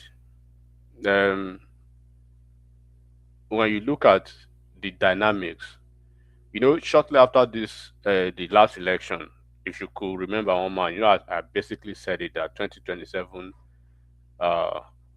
is done and dusted, that serious politicians are actually playing towards 2031. And then the fight that you see between Rufai and once his bosom friend, Ribadu, is part of the core North, political fight that you will see post 2027 election. And staying within the confines of the 2027 election now, people are getting to understand that you don't stand, a chance while you are trying to stop a moving train. And that's why you see most of the young talks right now, particularly in the private sector, the young, how would I say, traders or business guys in the Southeast, they understand that they supported their own, they supported their brother, but at the end of the day, it came a distant third. And they've been in opposition for so long. They were in PDP for so many years. They've voted all PDP candidates. They've supported all PDP candidates. But at a point, it has to come like an epiphany in one man that you just have to look at yourself in the mirror. How long do you want to keep playing the opposition in a political space that does not actually guarantee you what you want? And how long do you want to keep crying and whining to Nigerians, right, about the tired, rhetorics of marginalization when eventually you are self-inflicting yourself and you are the one marginalizing yourself by not playing the real politics well? Because when you flip the coin, you will look at, you don't even have to go too far. You look at your next door neighbor, right? The South. Why are they not whining? Why are they not crying in the same political landscape, in the same 2023 election, in the same region that was 100% PDP opposition, but they were pragmatic enough, right? And they were matured enough to play a centralized position in their politics and to see beyond just mere emotion and mere vengeance and politics of harakiri that, okay, we have to do this to secure our region. They basically um, distributed their numbers. Atiku had 2 states in South. Tinubu had 1. Obi had 3, right? And when you look at the numbers, because everything is about numbers now, politics is about numbers, and political patronage is about what you bring to the table. You can't bring a disgusting and embarrassing 127,000 votes, and the next door neighbor comes with almost 900,000 votes, and you expect to have the same political patronage. It doesn't work like that. So my own thing is that it is right for everybody to stay where they are, but make your political choice, make your political decision, but be bold enough, be audacious enough at the end of the day, right, to be accountable and to be responsible for the actions of those choices. If you took a choice to go in a certain way and the result comes out and it does not actually favor you, do not point finger to the other person as your cause or the person who has made the choice for you. So that was exactly what happened in 2023. And they are saying now that, okay, what can we do better in 2027, at least to come close to the center? Because you cannot continue to say you want to be a part of the national project while you are being subjected to only a subjective idea of your own politicking. It doesn't work like that. Look at South, for instance, right? It is a common knowledge that by the time Tinubu will be done in 2031, power is shifting to the north. And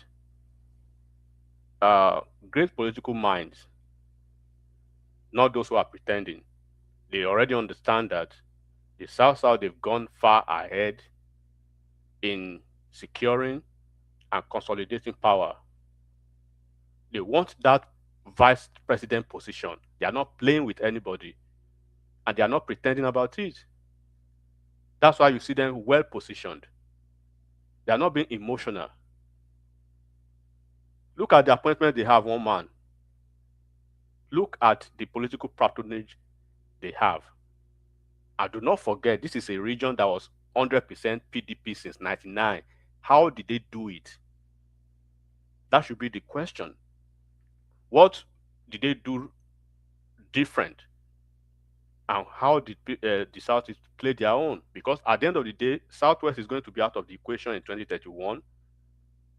Southwest will be trying to be the Senate president, but that will probably the only position they will be fighting for. The VP position is going to be an exclusive one-way fight between the South-South and the Southeast. And you see Wike in FCT now as the more or less like the de facto governor. Yes, is a de facto governor, so to speak, the FCT minister. The first time we are going to have a Christian and a minority as the FCT minister. We have Festus Kayamo, aviation, right? We have the guy from Edo State, who is the Minister of Regional Development, and that is the same ministry, the supervising ministry for NDDC, and and the supervising ministry for all the development commissions, the Southwest, the Southeast, all those commissions. That is this very powerful ministry. Then you have the Minister of Petroleum from Bayelsa State, Enikin Lopobiri. You have the Minister of Gas from Akwa Ibom State, Eperipo Epo. You have the Minister of Trade State from Cross River. So look at the cabinet positions for South-South alone.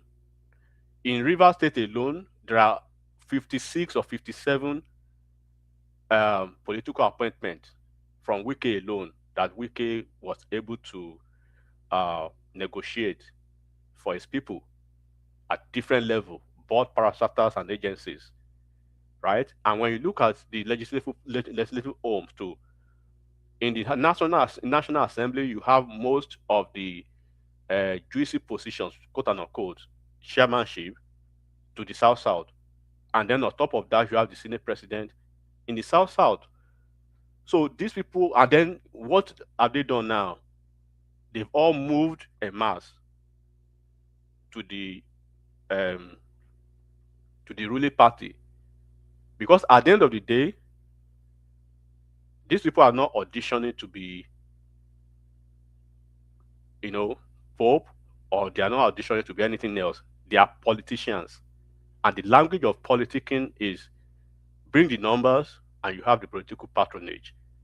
So if you see the likes of Obi Kubana, right, Ozo Emena, all these guys trying to play the politics with some of their political leaders, like Soludo, like Governor Umba in Enugu State, like Umai, like the guy Uzodima, all of them. It means they are trying to let people know that, look, we can still support Peter Obi on one hand, right? And then support Tinubu on the other hand as well. 3 more minutes, enigmatic. 3 more minutes. Yeah, so they can work and show at the same time why they're able to negotiate something for their region. Because 2027 is going to be different. And the politics of 2027 is going to define the 2031 politics. So when you look at the South-South now, they seem to have been ahead of the game.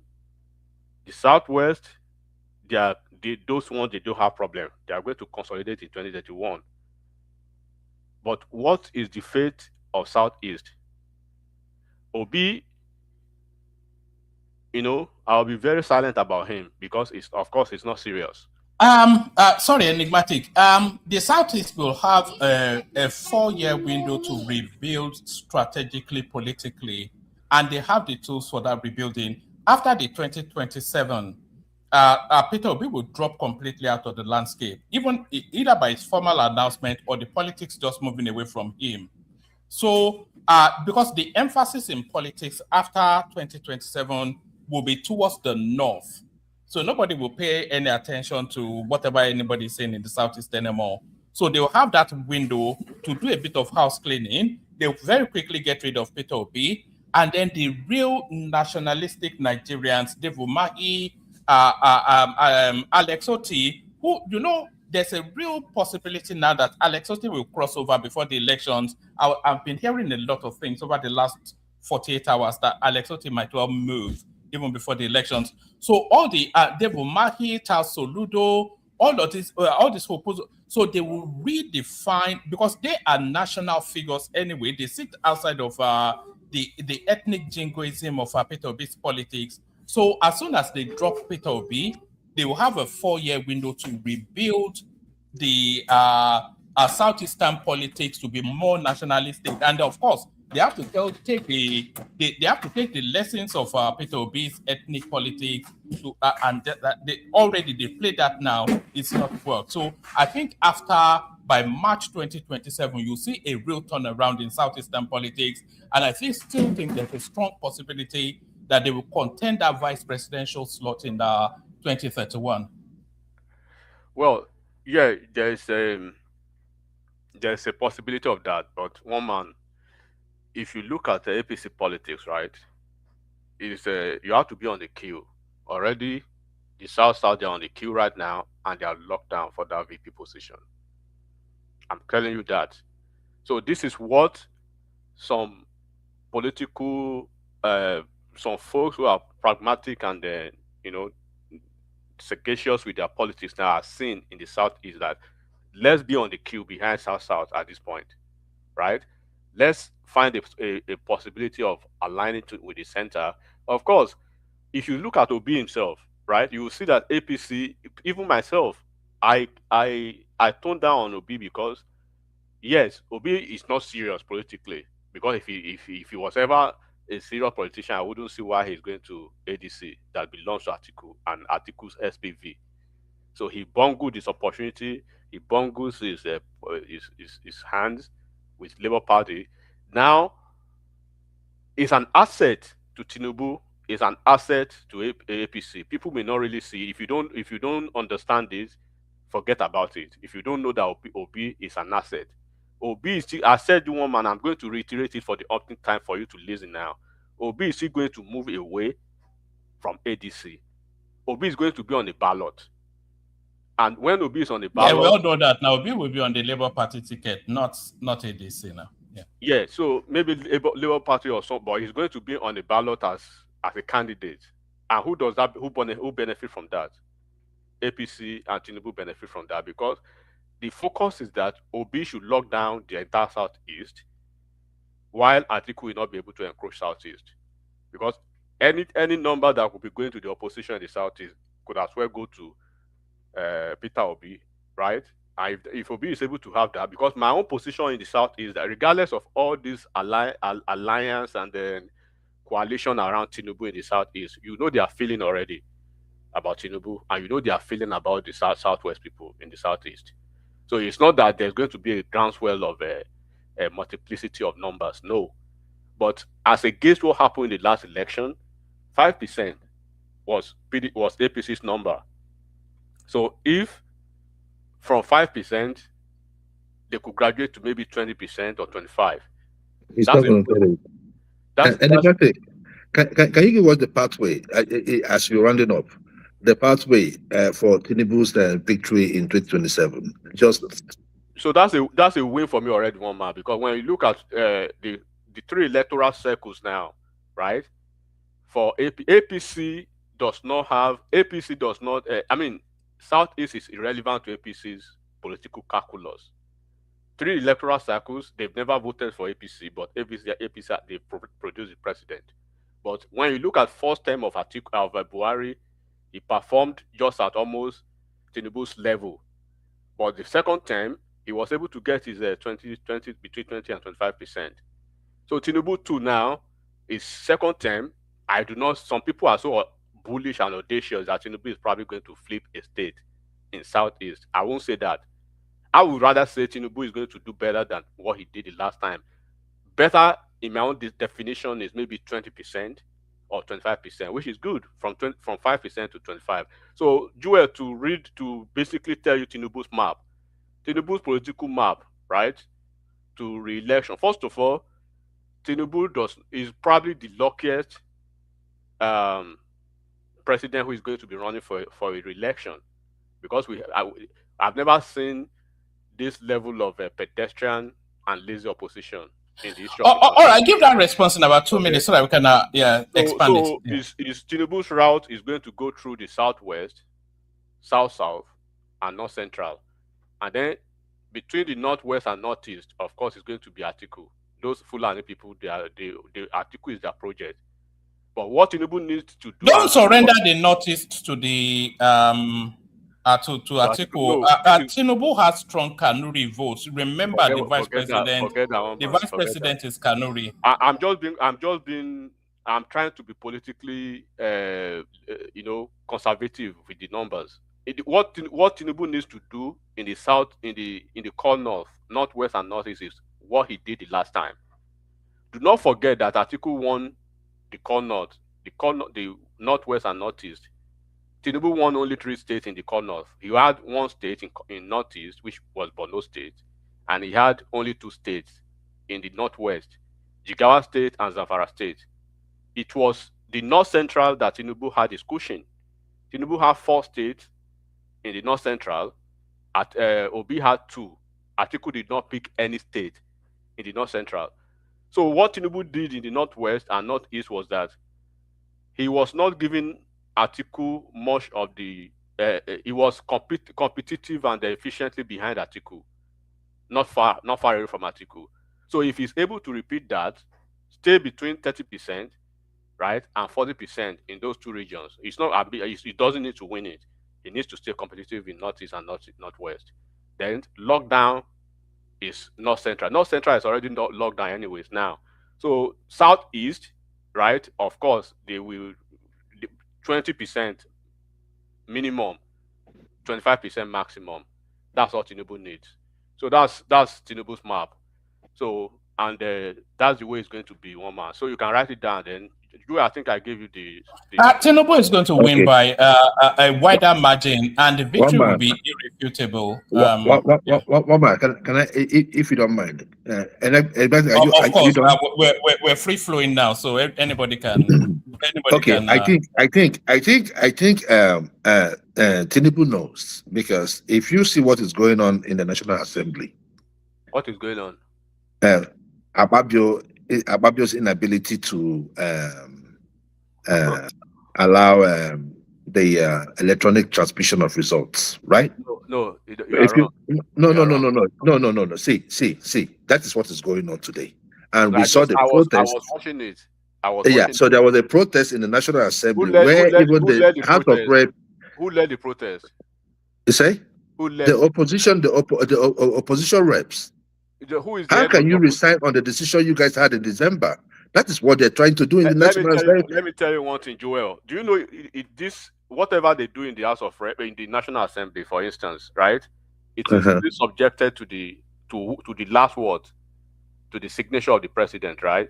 Number 1. Exactly. It's not yet a law. Do not forget they got to this stage, right? With Buhari. Buhari just threw it somewhere. Tinubu can still decide to say, okay, you know what? So why is he afraid? That's the point. You see. So enigmatic. So you agree with me that Tinubu's game plan for 2027 is rigged. Can we agree? You don't need to read it. It is the problem. Enigmatic, sir, please let me ask you. Job Nasri, what is your understanding of real time election, real time transmission? What is your understanding of it? Let me explain something to you that he doesn't understand. Joel, let me explain to you. Go ahead. Those people who were opposed to the do you know the proviso? Eventually, they said, if you're opposed to the proviso, at least nobody is going to say they gag you this time around. If you're opposed to the proviso, please stand up and raise up your hands. Abaribi, all of them, they stood up, right? And they wrote their hands, 15 of them, 15, they counted the numbers and they wrote it down. If you are in favor of the proviso, please stand up, right, with your hands up. They did, and they tabulated the number. On those who were opposed, 15. Those in favor, 55. And they said, okay, 55 has it.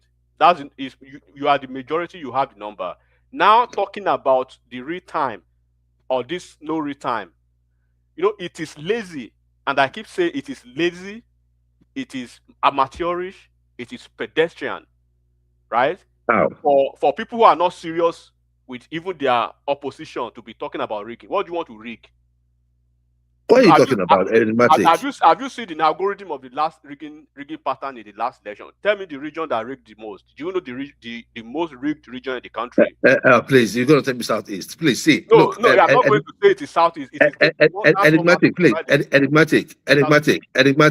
Enigmatic. Look, see. So when you see Donald Trump Who is afraid? Who is afraid of nobody is real-time transmission? Enigmatic, let Enigmatic, let him tell me the meaning of real-time transmission. Let him tell us. Okay, What do you let understand by me answer that question. Hold on. Let me answer that question. Hold on. I'm asking Job Nasri. I'm asking Job Nasri. Now, hold on. This is what it is. This is what it is. One voice. Let Drill go first and Rational Mind after him. One voice. Yes. Okay. See, what we are asking for is this: when you vote at the polling station, it is signed by the agents. You take a picture with the machine, with the IREF machine, and you send it to IREF. Right? That's it for the viewing portal. Okay, so hold on. So what were they doing before? Hold on now. I'm not asking you a question. So what's different from what they did 2010 and what you just narrated now? Yeah. So what now happened was this, right? In the last election, there was a caveat that if there was any network issues, right, that the ECA form, right, will supersede. Now, what that happened was that they now started having glitches. Because of the glitches, the ECA form is what was submitted to INEC. That was where at the collation center, that was where they did the rigging. Now we are saying, why don't you vote at the collation? Now the issue of internet is not an excuse no more. What you are even Right? asking for in Nigeria? Hold on. Why don't you take a vote? Why don't you vote at the polling booth? One man, can you see that it's black being? It doesn't even understand. No, have you ever voted in Nigeria before? No, hold on. Before you go into yes. Before you answer that question, everybody hold on. Let Solomon come in. I think he only has a very short moment to come in and share his thoughts. So he's been texting me to say. I wanted to say something now before you Solomon. One man, let me just finish. Just give me 30 seconds. Okay. All we are saying is that results should be transmitted from the polling unit to the IREF viewing portal. That's it. If there is any network problem, if there's any network issues, snap it first. It will still upload where there is network. There's nothing hard in that. So that we don't go through, everybody has the result. We don't have to go through the stuff that we go through in the collection centers in Nigeria. You don't know what you're asking for. You don't understand what you're asking for. Hold on now, Kenny. Everybody hold on now. Solomon, just give us that thought quickly. I think everybody is eager to get into this conversation. Solomon. Yeah, good evening, everybody. Can you hear me? Now Solomon be this. Perfectly, Carry on. Look at that. That babe has released him. That babe has released him at last. No, but I just came in because of this enigmatic this thing, submission about Southeast giving not less than, if not more than 20, not less than 20% or more than, or sorry, not less than 25%. Is not Mr. Enigmatic, you're not right on that. I'm telling you, Southeast is going to give Tinubu more than 25%.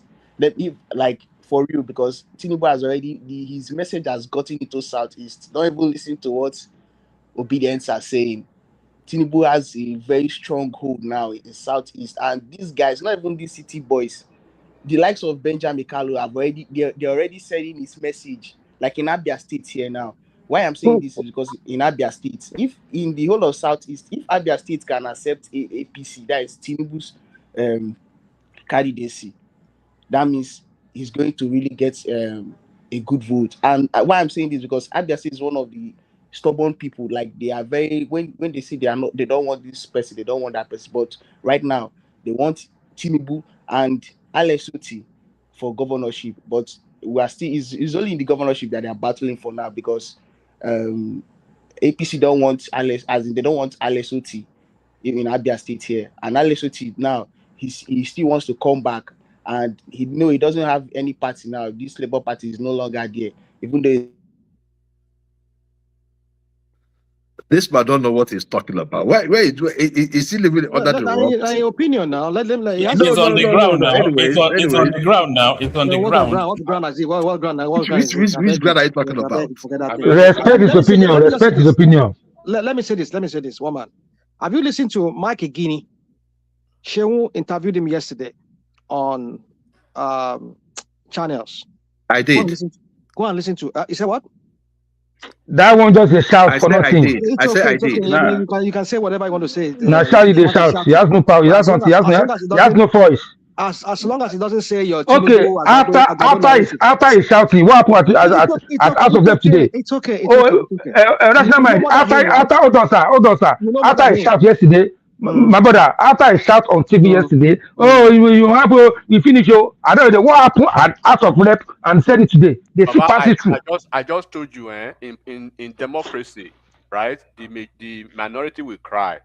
But we know that. We all know right? that. My Even point is this. I was asking my point. Let me land my point. Okay. Please, Mapi, let me land my point. So if you listen to Mike Guinea, this guy, he really explained what was the intention of the beavers and the IREF. In fact, he said, even before the IREF was used, he used a form of it, even though it wasn't sanctioned, it wasn't something that was employed by INEC when he was the state INEC officer for Cross River State, and the election that brought Imoke, and they were seeing it as the election as the result were coming in. Now, what he said was that, if I were to go by what he said, I mean, he kind of agreed with the Bamidele, because that guy was the one behind, he's the brain behind all this crap that is going on in National Assembly. He's the guy that is doing all this behind, he's pulling the string behind. I know what's it called? Asu Rock is using him. He's the mode they have there among them, along with the idiot from Akwa Ibom. But it's okay. But let's do that. But my point is that. Sorry, Rational Mind. Can every single person listening to us now, if you are not already subscribed, please do. We need 100 subscribers in the course of this stream. So subscribe. We do this every single day. Join us every single day. But make sure you are subscribed with the bell notification and all the bells and whistles. Subscribe. Every single person listening to Rational Mind now should be subscribed. Sorry, carry on. He said in 2014 or 15, before the election, INEC and FCC, is it FCC or NCC or whatever, NCC, they did a survey, and they said the network, they had this meeting with the network providers in Nigeria, that at least they can give at least 96 or 93% coverage. Only like 3 or 4% that is left out. And in fact, the way they designed this beavers, it can work online and offline. So what he was just trying to puncture hole into all of those things that Bamidele and the rest of them were doing in Senate. They were saying, no, it will not function. Now, he said the intention of the IREF, if not because of the Supreme Court ruling, that was saying that the guidelines, it's not the law. I don't know how, whatever how they put it in the Supreme Court puts it, that the intention was that the IREF was to be used. Because if you say, okay, all right, we should go with the tabulation from the collation centers, because that is where the whole bago is done. Like what's his name said earlier. That's what the mago do. Now, if they produce what they produce from the collation center, if it's different from what is on the IREF will supersede. That was the intention.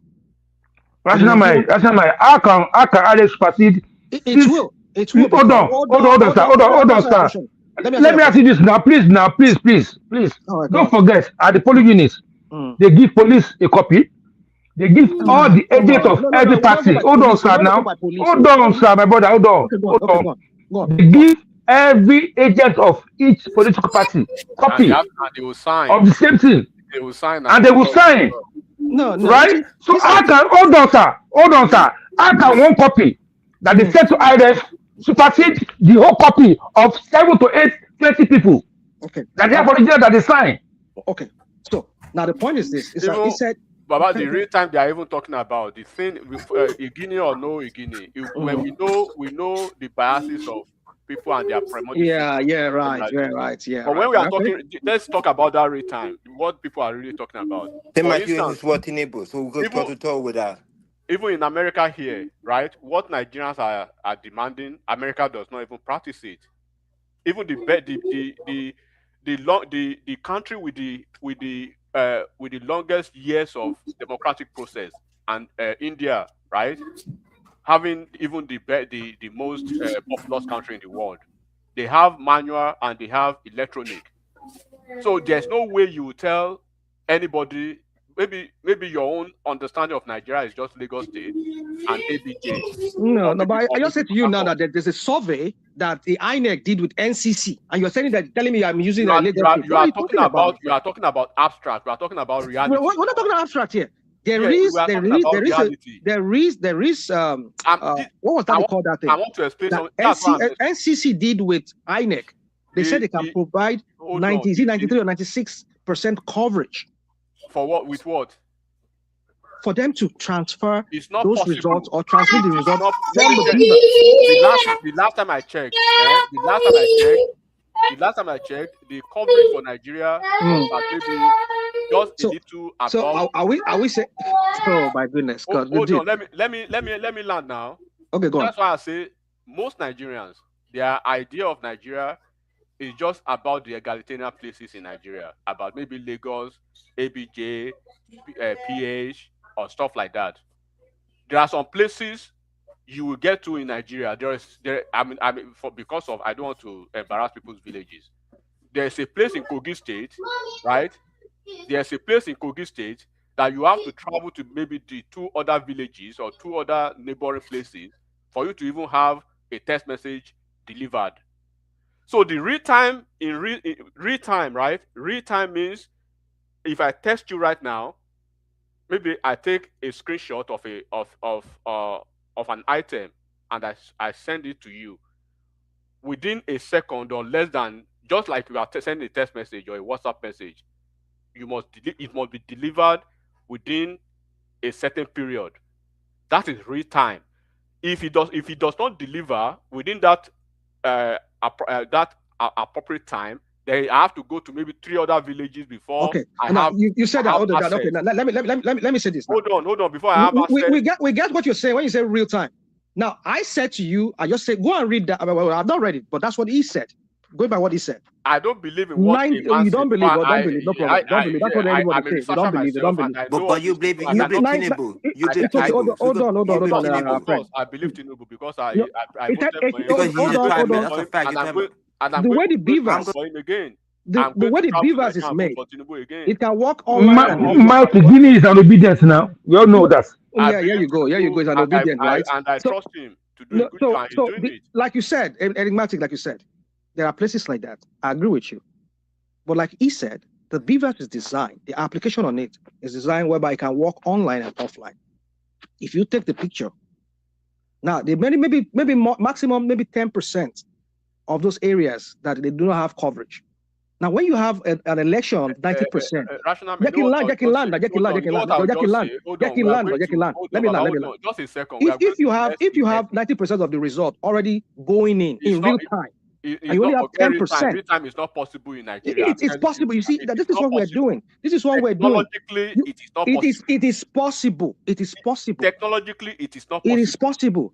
They bought enough. They bought enough space. Not. Even when why is it not possible? Enigmatic. What are you talking about? When you are talking about, when you are even talking about 2,200 billion on internet services, right? And technology. Only 10%. Hold on. Because the digital coverage of the country does not support it. It's about the digital coverage. Because if you go outside of the urban areas, you struggle for network. Never mind. One man. They said the last time was 92% coverage. I'm talking about the lived experience. Even the great America don't do that. America don't do this time lecture. America, UK, we don't do that. What we are saying, just upload the result. Even the owner of the Starlink, he doesn't believe in technology transmission of election. He believes in manual. And you that do not have net. I said the owner of Starlink, he does not believe in it. The video is there. He said it by himself. Well, all right, guys. One voice at a time, let though, me for just the, say this. for the Politically, let me benefit just of the advise, audience. Yeah, let me one advise voice. the Yeah. opposition so that they will not cry again next time. This is how to do it. In 2027, right, when you are going back to the polls, right, make sure that you are not focusing on just only the presidency. You focus on those people you are electing to the House of Rep and the Senate, so that you have the majority numbers, and you'll be sure that those you have credited with your numbers, they are not going to run back to where you did not send them. So if they have the number, they would have defeated the majority. At the end of the day, the majority has the vote. So, and then when you are talking about technology now, let me just tell you, even the Nigeria's coverage, right? There are some places in Nigeria that they are covered by just only the 2Gs. Some are the 4Gs, and I don't even think Nigeria has access to 5Gs yet. And when you look at the numbers of the 2G, they are like 80%. They do have 5Gs. Okay, they are like 80%, right? So I don't know your village, but I know that if America does not have the capacity, if India does not have the capacity, and all of a sudden you want to wake up because you want to win an election or because you want something. You see, we make this kind of excuses. Let me just add this thing, rational mind. Ghana is 30 million. Hold on now. Hold on. They are talking about Ghana. Ghana is 30 million. Forget Ghana now. Forget Ghana now. Ghana is a tiny little country. Do you know where the difficulty is? Yeah, come up, Jeffrey, if you want to chat. Any and everybody can come up. You know where the difficulty is? If they embed it in law that the results have to be transmitted at the polling booth in real time, that is to say then, for whatever reason, if those results are not able to... Now, that's anarchy. It's anarchy now. That is to tell you then that hold on, let me land the point. If for whatever reason the results are not able to be transmitted in real time, then it is very, very easy to invalidate the results of those spaces. We are not animals. What am I saying? We are not animals. Nigerian hold on. One minute. Let me just make this point. Let me make this point. We're not animals. See. If look, one man. Maybe 1 week that you have access. That is when you wait until you proceed with the process. Who wants to do that? No, that is not the issue. The issue is this: we know there might be delays because of some network issues. That does not mean that if it does not come in, that we'll carry sticks and all that. No. Sorry, everybody, hold on. Big apologies. Anybody that wants to come up, because I'm seeing a lot of people in the comment section saying they want to come up. Just click on that link that says StreamYard. You come up. That's what everybody in the studio did. So there's no designated says. Just click on that link and then come in and then share your thoughts. Sorry, carry on. Talk about this, so one man. What I'm trying to say is this. Upload the result to the INEC viewing portal. Then you can do your collation. That is what we are saying. And according to Mike Igini, it is possible. We should be moving forward. We should be forward thinking. Mike Igini is talking like a man just like you. I'm not going to take Mike Igini's word for what I know. I do my own research as well. No. Eddie, you cannot just just wishfully just throw away what that guy was. Mike Ogini is an obedience now. We don't know who he is. Guy now who don't know. So what are you saying? He's a partisan guy. You come online and talking gibberish. And he worked in INEC. He worked in INEC. What is the gibberish there? I don't even know him. Enigmatic, sir. They don't know what they're asking for. They don't know. That's why I asked that question. We know what we're asking for. We know what you don't know. So clear because it has happened in the past. You don't know what you're asking for. Excuse for it. Never happened in the past. We don't want any excuse. We don't want no more excuses. You are the one afraid of rigging because you want to rig. You are the one that you want to rig because you are a rigger. What is rigging? Just post what you have from the polling booth. We will not allow you to rig. We will not allow you. We will not give you permission. We will not give permission. Because you guys know you guys cannot do nothing. With 30 governors, you guys are still afraid. Sorry, baby. Sorry, my darling. You're afraid. You've caused trouble in all political parties. Only for him. Okay. Why are you afraid? What are you afraid of? You are the one afraid now. Let me tell you. We can only have one voice at a time. Otherwise, The audience Enigmatic, let me tell you something. Enigmatic, let me tell you something. Guys, I You just call said the now. I Southeast. just said now. One voice at a time. Carry on. You call the Southeast. You call the Southeast the dot, right? Tinubu will need the Southeast in 2027 more than he needs oxygen. He doesn't need Southeast need. Oh no, I'm telling you honestly because let me tell you, we Please know now, guys, everybody, everybody, hold on. Everybody, hold on. Please, guys, one voice at a time. Our audience need to be able to I'm follow done. what we're saying. Okay, and then we have Next to person. hold on. I don't care who's speaking, but it has to be one voice at a All right, time. yeah. Sorry, So let me carry on. quickly say this. For Enigmatic, before the you go. benefit of the audience. Okay. And can Enigmatic. people please subscribe? Everybody listening to us now, make sure that you're subscribed. Sorry, carry on. So real quick, Enigmatic, before you move on. Now you said Tinubu doesn't need Southeast. So why all this paparazzi about city boys and the crap that he's doing in Southeast? He doesn't need it. Let me answer you. Press the CMO, right? First of all, who needs who, right? APC does not need Southeast. Southeast needs APC. Tinubu does not need Southeast. Southeast needs APC. Because without Southeast, APC, right? They've delivered 3 different times. They delivered Buhari the first time. They delivered Buhari the second time. Because they had Northwest and Northeast. Hold on now, bro. Hold on. Because but now they don't have Northwest and Northeast. Hold on. So Southeast is in play. Hold on. Can you let me please? So they deliver Tinubu. Let me just tell you this Northwest and Northeast you are talking about. One man, you can pull it out now as I'm talking to you.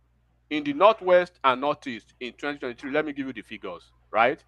In the Northwest and Northeast, out of 13 states in the Northwest and Northeast, APC won only 3, right? PDP won, I think Kwakwanso won Kano. PDP won the rest for Atiku. And when you look at the figures between the Northeast and Northwest, Atiku won the election in the Northeast and Northwest. Tinubu had to go back to North Central to cushion the effect of that. Do not forget, right? Going into 2023 election, there were a lot of sabotage. There were a lot of internal pushback. There are a lot of people who worked against APC, Tinubu, to say by extension, the likes of Malami that you are seeing now. In fact, all the folks you are seeing in the opposition now who are in ADC that are just coming out as opposition now, they were the same opposition that worked internally against Tinubu then. And they delivered most of the states for Atiku. While most of those folks were working for Atiku in the north, right? Do not forget traditional APC states in the north. The APC lost them. But no state that APC never lost, state that APC never had issues to lose, Katsina State that was Buhari State, APC lost most of those traditional states because there were people working from behind, right, that never wanted Tinubu and they worked for Atiku. And coming to the southern part of the country, right, the entire Buhari's cabinet from the southeast, they work for Peter Obi. The entire Buhari's cabinet from south, they work for Peter Obi. Then there were sabotages everywhere. Regardless of all the sabotage, this guy pulled through. So the northwest and northeast, Tinubu knows that Atiku is on the ballot. He knows at the end of the day they are going to favor Atiku, just like Enigmatic. last time. Hold on, let me. Enigmatic. It still does not change the fact that Tinubu got 58% of his vote. Tinubu got 58% of his vote from the north. And if he's not getting that northwest, even though he did not win those states, and then he got numbers on those states. Guys, you're not helping me at all. But land it quickly as well, Enigmatic. And then hold on. And then after you land it, I want to hear from Titus, who is a new voice that's just joining us. Back to you. So when you are talking about the numbers, I just gave you the figures again. But when you are talking about the figures now, the northwest and northeast, right? They voted for Atiku. Atiku won the northwest and northeast. If Tinubu had not won the north central, right? And the number that was what I told you, that if Tinubu remains competitive just like he did the last time, that's all he needs. Where Atiku was winning, Tinubu was coming second, and he was not coming distant second. For instance, in Katsina State, Atiku won Tinubu just by less than 10,000 votes. But when Tinubu went to Kano State, right, Atiku had 100 and something thousand. Tinubu had over 500. Kwakwanso had maybe like 900. So Tinubu had like a deficit or a gap of almost 400 in Kano State alone to cushion what he lost, right, in Kano State and in some other states. Then when you go to Kaduna State, where PDP won, Atiku had like maybe 300,000. All right, enigmatic. You have to land it so we can move it round. So when you look at the numbers, it is a clear game that Tinubu has gone through Southwest, South, and North Central. Then whatever I can get from Northeast and Northwest, that is it. Southeast is irrelevant. Whatever they bring, we take them.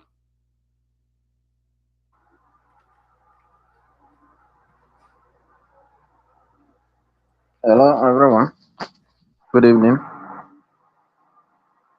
Can you hear me? Yes. Okay. Sorry. Hold on. Can you hold on? So let's hear from Titus, who's joining us for the. Just hold on.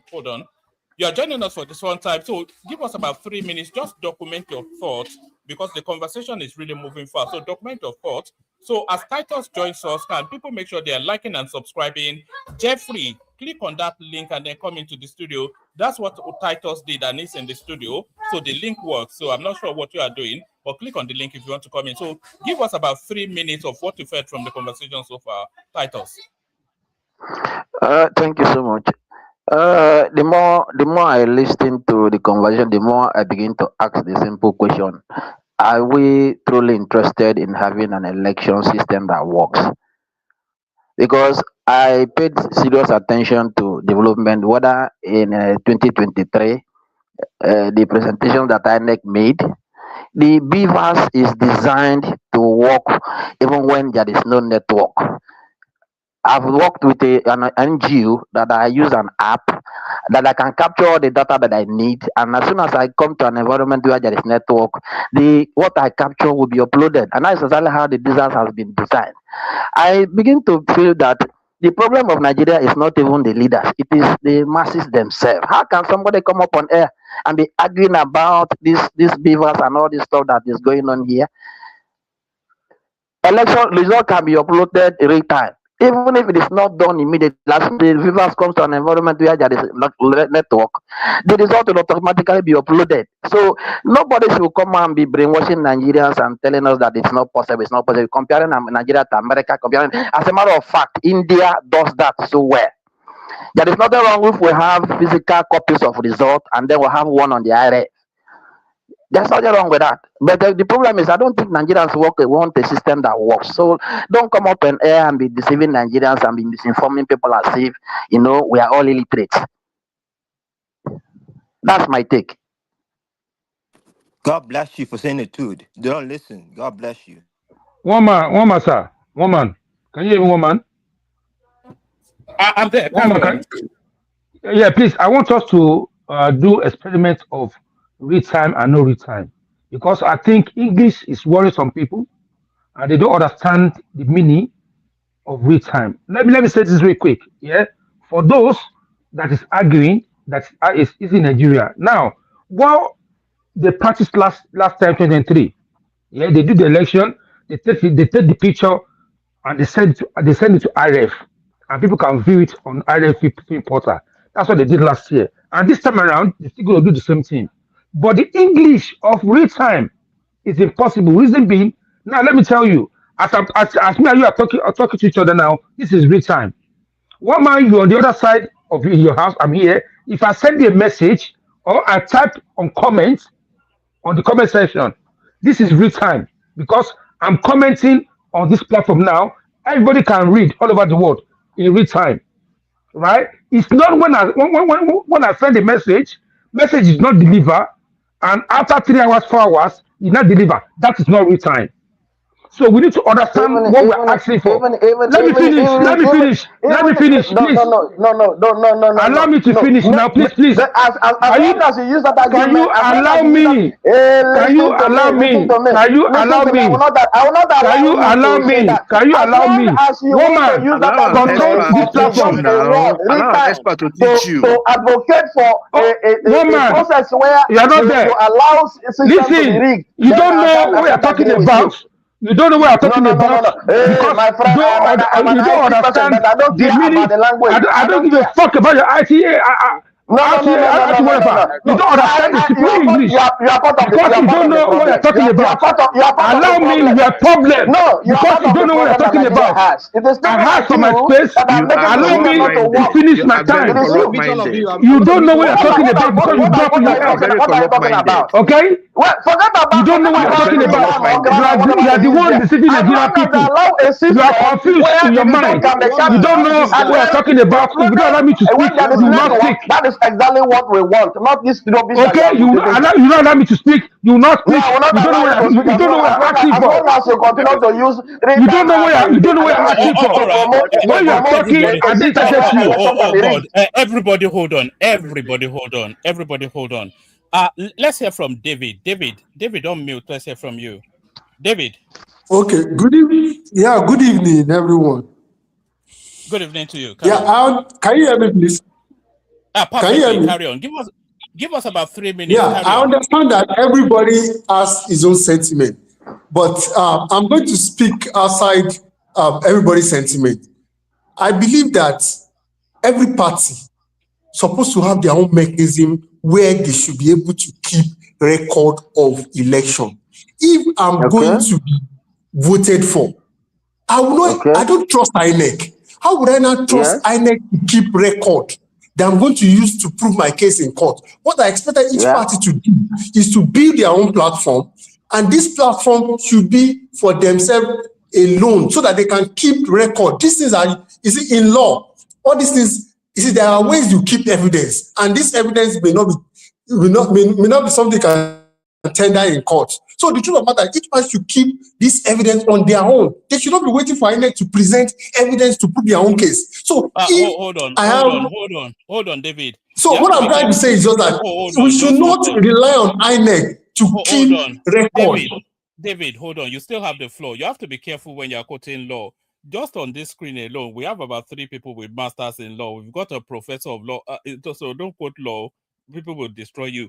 But INEC is the umpire of the election. So by design, you may say in application that's not the case, but by design, they're meant to be the neutral arbiter of that election.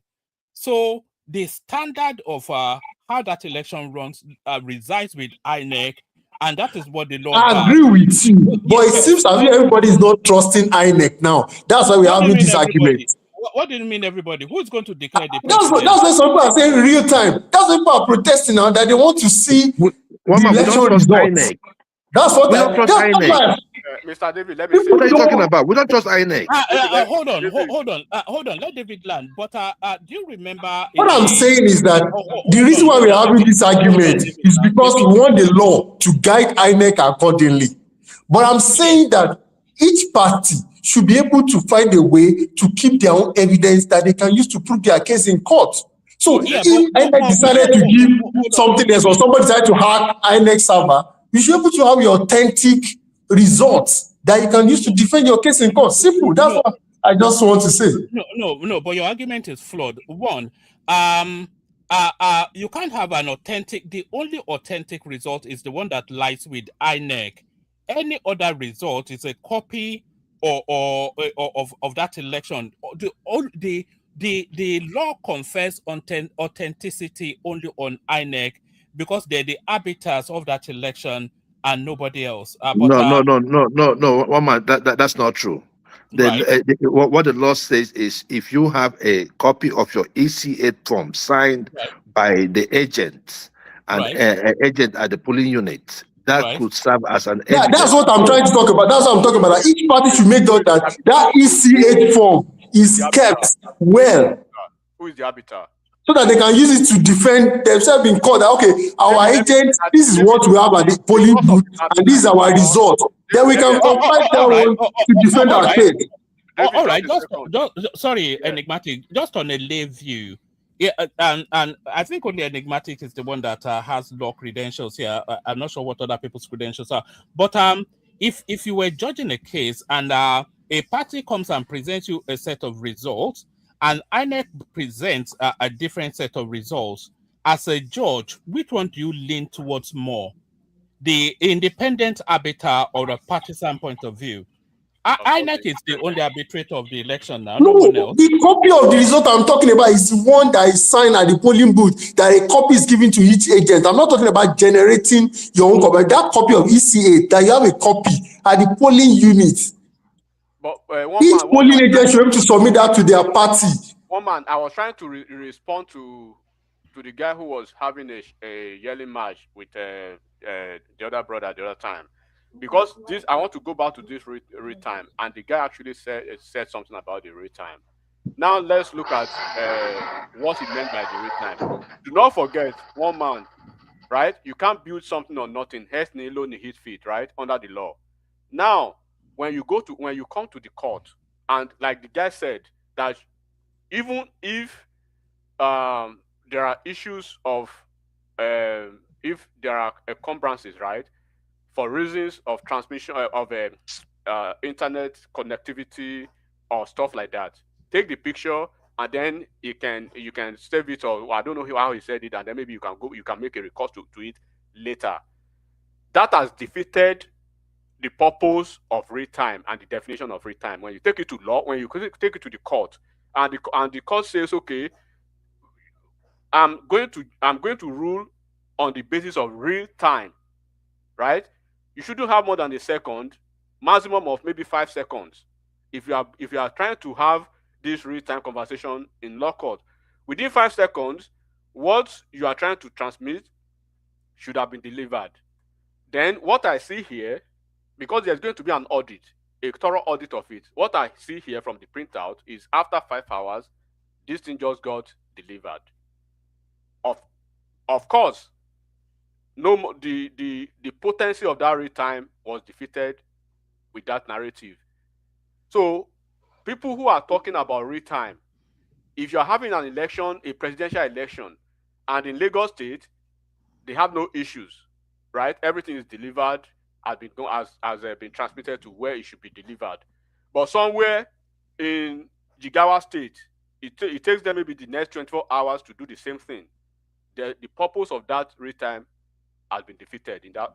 What man, can I say something without being interrupted? Enigmatic. Hold on a second. Can I say something? Everybody, hold on. Land enigmatic. Yes. Sorry, Ola. Rational Mind came first. Then he sorry, piped Ola, up first. and then you come. Yeah. So beyond this intellectual parody and trying to hide under real time or no real time, there is a proviso where you can resort to the manual process.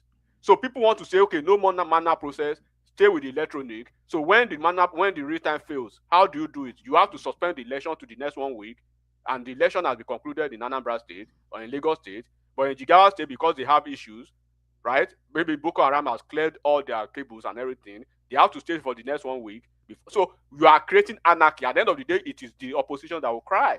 Because always there's no anarchy. There's no anarchy anywhere. There's anarchy. You guys are just making stuff up. Can I say something? I just explained to you technology in granular No, form. there's no such thing. You guys are just making things up in your heads, all of you. So you guys should go and get ready to get. I take your advice on we should go and vote our rep members. I think that's a good advice. All right. Let Rational Mind take the floor. So, one man, please. I don't want anybody interrupting me. Let me just say this. When you listen to people, I don't want to mention just Mike again in name alone. Go and listen to other people who have said it. You don't understand when we say real time. NCC said they can give us coverage. The only maybe percentage of the areas maybe they do not have coverage. Maybe let us say 20%. 80% has coverage. Those 80%, immediately they finish the polling. I mean, the voting in that polling station. The official take a picture of it, loads it on that Beavers or whatever device they have, that device, and it gets there. Even though right there, it can transmit it in real time through the IREF if there is network there. Now, 80% of those can go in real time. 20% maybe not in real time. But he said offline, when you take the picture, if you cannot send it that minute, it's there. It's still oscillating in that device. As soon as you conclude, you walk down. Maybe you walk to the main. I mean, collection center. Collection center. As you're going there, it starts loading automatically into IREF. That's what we're saying. That's what we're saying. You guys are just making stuff up, just looking for excuses. Leave this, You don't want to do these things. leave this guy with the What are you ulterior talking motives. about? Just What are we leave him. dancing around on this thing for? So I was As saying if that it's not, if as you if go it's to not collation possible. center, Okay, you are saying that you are walking to the collation center and then it got delivered, right? That was Yes, exactly. Exactly. That's how it works. Now let's talk about places where you will not have the opportunity within the next 24 hours. How do you do that? Tell me. Now you know what? Say that again. I'm sorry. What about some neighborhoods in Nigeria that you do not have such privilege, such connectivity privilege? How would you handle that? My friend, there's something is in the beavers already. I agreed that the hard copy, keep that too. That it means it defeats the purpose of what you are canvassing for that real time. We can have both. We can My have both. friend, We can have both. It doesn't defeat the purpose. It doesn't defeat the purpose. Rational mind. I'm staying on that real time with you because when we go to court, Is it PTO? Okay, can I say something now? 80% can be sent in real time. That's what we're saying to you. Only 20%, probably 20% that will not be gone in real time. Enigmatic and rational mind. Can I contribute now? All right, rational mind. Enigmatic. You have to let their opinion. And it got you have to delivered in 5 hours. Then no more real time. Then all right. All right. Forget about the grammar now. Forget about the grammar. My guy, when I say everybody, What is wrong with that guy that's talking now? What's wrong with him? When I say everybody includes you, so when I say everybody, I mean literal everybody. So I know it's a very intense conversation, but you have to allow for opinions that are different from you. Let them penetrate and establish their point. So have you landed rational mind? Then we go on to Ola. So real quick, my point is this, woman, real quick. So you see, this whole having to do this and that, it's not rocket science. We understand that not every area is covered. We understand, but at least if more than 70% of the election result can be sent in real time, the remaining 30% we can make do with whatever, because like they said, the beavers has the capacity of storing the results which the picture was loaded, except maybe they now manipulate that thing. They delete the because I know from what I get, there's a timestamp on it. When you took it from the police center, in fact, I want to say this, woman. Let me say this. This is just, I will conclude this way. I think ADC or any opposition party, they should start having their own app that every of their rep members, representative in every polling station, it depends on how they want to pay them, give them that access to that app.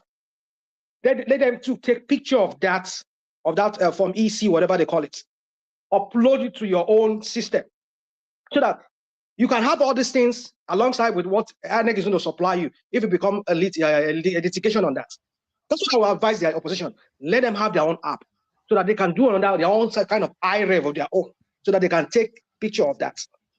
Or that's a site where Can I speak now? The person that I want to speak, please hold on. At least someone is saying. Okay. Yes. Ola, then you, Titus. So Titus, when you're not speaking, stay muted so that your background noise does not come into the stream. And people, you can interject a little bit, but don't let voices overrun. I don't want the audience to miss your intelligent conversation because 3 people are talking at the same time. So Ola, floor is yours. Yeah, see, rational mind. I think we hold it the duty to educate our. Sorry, Ola, big apologies. Sorry, I'm very sorry. Very, very sorry. We were after 100 new subscribers. We've only had 10. So if you're not already subscribed, please do. 10 out of 100, that's 10%. So if you're not already subscribed, please do. Carry on, Ola. Thank you. So I think we hold it duty to inform our people properly. You see, one thing that we canvas for is this: you only look at the intended consequences, but you are not looking at unintended consequences. Not all politicians that are making proposals are doing it for good intentions. Some already, they've lost to 2027 already, but they are preparing for chaotic situation. Now, look at it this way. Even in the real business where they are doing transaction real time online, they always have like a business continuity plan where they fall back on something like a manual. Just imagine you went to your branch, the servers are not working, you cannot log on to your system, does that mean that people in the bank will not be able to withdraw or deposit money? No, they'll be able to do. So now you said you want real time. I know, so it's not even technicality now. So now the real time transmission of that result. The question is this. Yes, I think they've considered that okay, you can do it. But the problem here is this. What happens when the system breaks down and you cannot transmit online? That's just the problem. I think the transmission, you understand, that's the purpose of your agent. When you have agents in the polling unit, you understand, your agents are supposed to be aware of the results. They are supposed to have copy that they all countersign. And that copy of countersigned copies are what they are going to upload, isn't it? Now, so when you have them there now, if this now right in the presence, if they are trying to upload and the thing is not dropping, and don't forget some people that may want to even sabotage this effort. They may be in the telecom company, they may be working with a regulator. Do you know some people can cause some kind of a data drop just to sabotage whatever, so to make your election inconclusive?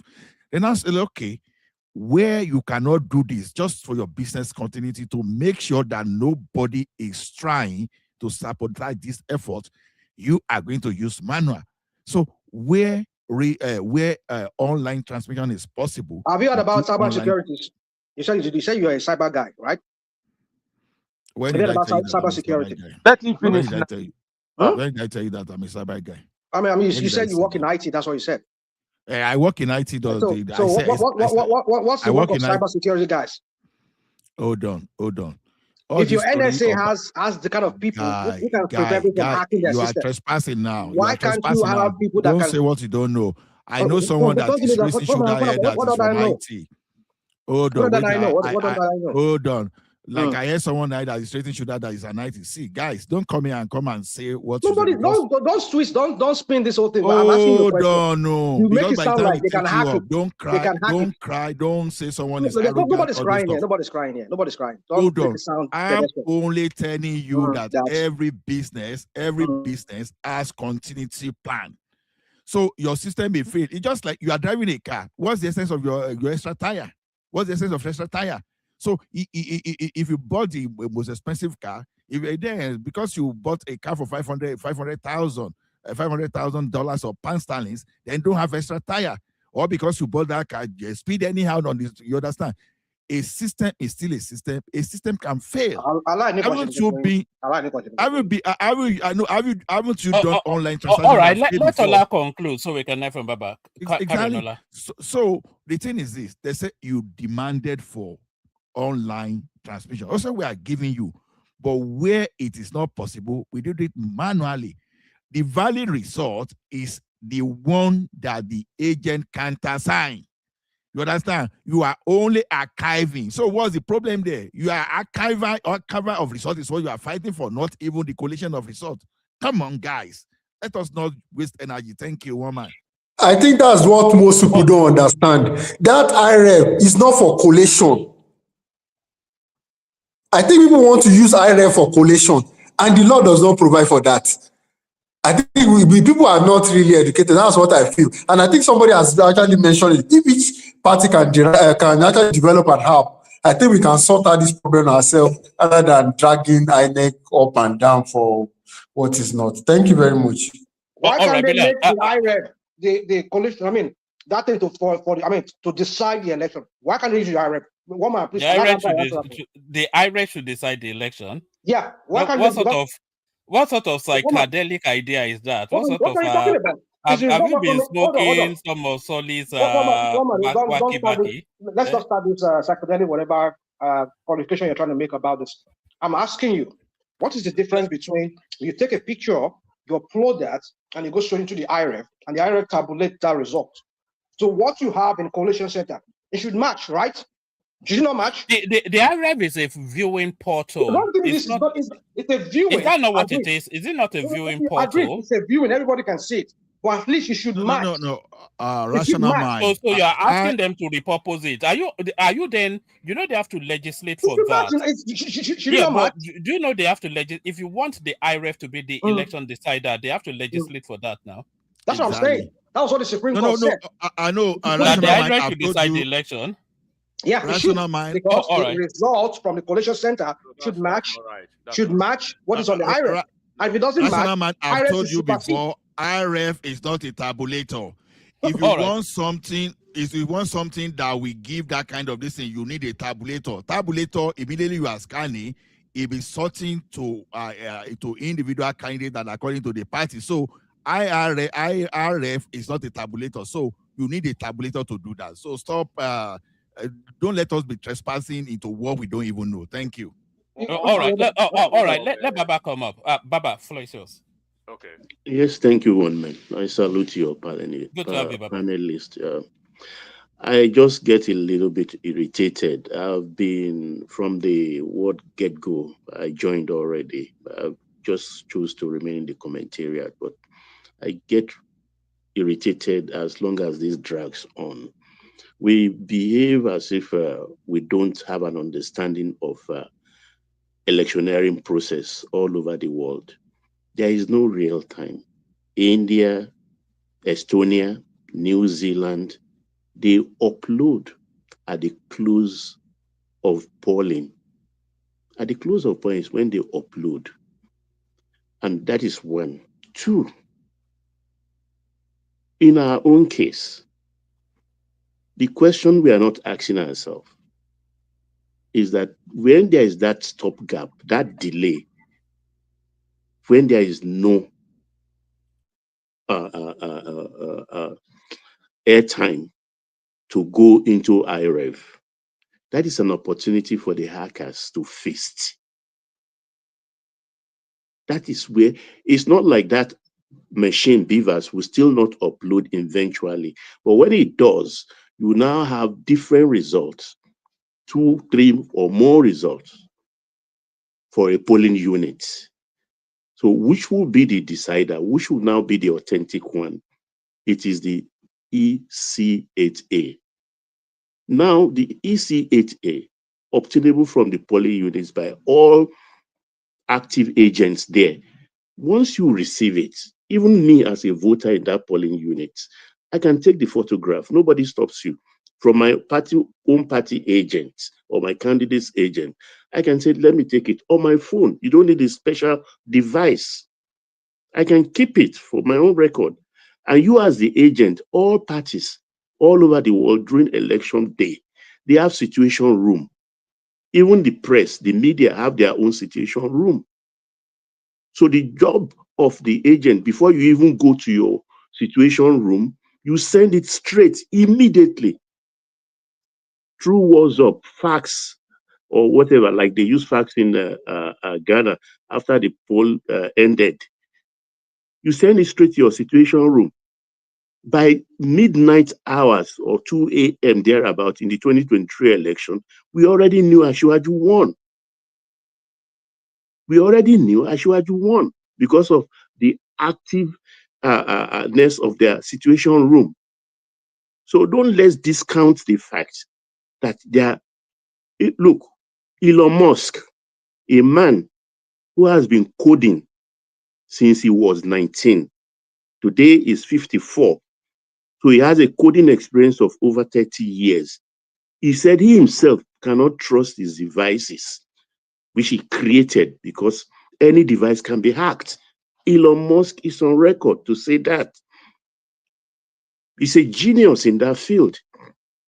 Nobody can deny that. He said it.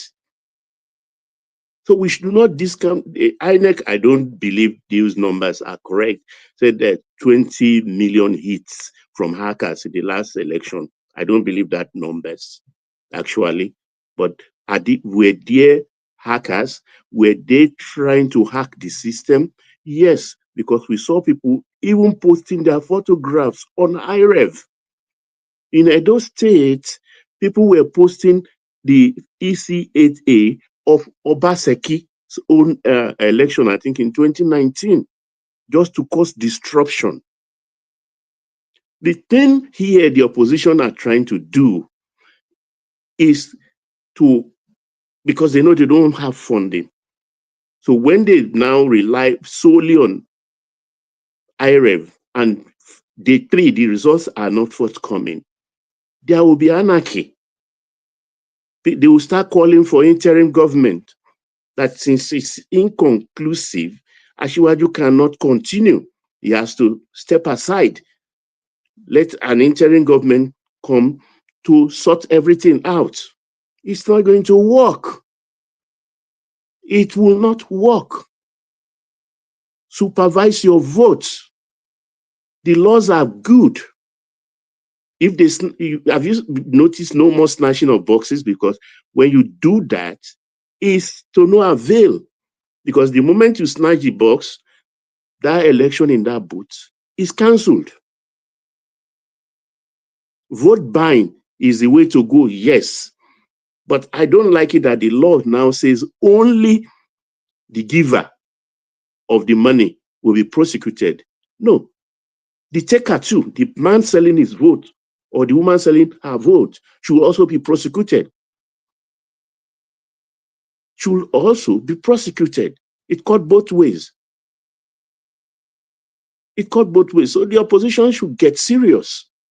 Go get money, pay, because I discussed it on people, and they are, last time our agents were bribed. Go get double agents.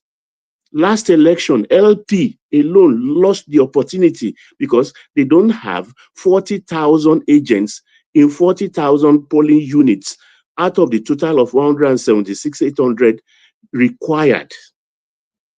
They didn't man it. That cost them, possibly. So don't let's deceive ourselves, please. There is hacking. Hacking is possible. It will cause great disruption. I'm a man to go to in my family, for instance, and social friends. If they lost a number or they lost their phone, I need this person's number. Where do I go? Not on my phone. I go to my Rufai'S. I don't rely on my phone. The moment I talk to you, a first-time caller, I'm discussing with you, I register it in my phone. I still go to my Rufai'S and record it. I have voluminous Rufai'S. So I'm safe. So I'm not one to guide my phone or fret if my phone got lost. I have manual. So thank you very much, Woman, for the opportunity. All right, we'll give it 10, 15 more minutes. We are after 100 subscribers, as I keep on saying. We've only had about 12 people. So everybody look at your device. If your device is showing that you're not subscribed, please do. There is no reason why we shouldn't be able to get 100 subscribers. Now we need about, was that 88 now? So we still need that 100 subscribers. So if you're not already subscribed and it doesn't offend you to subscribe, then please subscribe. Ola. Woman. Okay, all right. Yeah, okay. Baba. So after all that, Thank you, Baba. Hold on now. National mind. Stop us from talking now. I just yeah, only after you. Only after you, he will come in. So Ola, yeah. So, Baba, thank you, sir, for what you've just said. See, the system, without, like I said the other time, without saying that manual backup, IT system, there are a lot of ways to frustrate IT system. Let me say this instance. Some people may go and call the fiber optic to a location to make sure. Is it not Nigeria whereby they give up a brigade commander at the security level? So what is telecommunication that they cannot even damage? In the country where they bust gas pipeline, oil pipeline, they will just go and call fiber optic to where a particular to a data that link to a particular location. They can go and destroy a base station to make sure that thing is not happening. At the end of the day, they will create a situation whereby they will say the election is inconclusive because some people already know they are not going to win, but they are ready to scatter everything. So I think when people are talking of this free time, they are not even looking at the danger. That is why Rational Mind is telling me about cybersecurity. Look, there's a way there are different level of insecurity. They can start from the hardware, where they will blunt the base station that will not get signal. They can even bribe some people within the telecom that they will only increase the voice and they will decrease data services. And at the end of the day, you won't be able to do anything. Let us be very careful of what we ask for. Sometimes we don't even know what we ask for. We don't know the inherent risk. We just say, go and do this, you go and do this. Those people that want to quantum that 2027 election, they know exactly what they are doing. But we Nigerians, unfortunately, or well, not unfortunately, it's what you know. What you don't know, you don't know. We don't really know the evil plan of these people. Thank you, woman. Woman, let me just say something. It's rational mind. It's so nauseating to hear. After himself, sir. Yeah, no problem. It's so nauseating to hear people here come here and just mentally abuse us like as if we don't even know what we're talking about. Somebody was saying to us here that they hacked it. That was why they were able to upload people's pictures. What are we talking about? What the heck is this? About said that you can No. Woman, that's up to you. If you want to say anybody's name, I'm not mentioning anybody's name. What the heck is that? Like they hack somebody and then they put. Oh my goodness! Did you not see it? No. There are people who uploaded their pictures, but that is not hacking. That is not hacking. Some stupid people, maybe for some reason, they do some stupid things. You don't hack because you want to put somebody's picture. You not hack and just replace the Formisi, whatever crap, and then you put somebody's photo there. No, it's part of the whole grand scheme to make a nonsense of the IREF. Because if the IREF in the first place was not what was going to be decided, why did they shut it down? Let them hack it. Since you know at the end of the day, we're going to go with the Form EC, whatever crap that they gave them from the collation center or from a polling booth, that is what's going to decide the election. Why did you shut down the IREF? So let them hack it and do whatever, manipulate whatever thing. You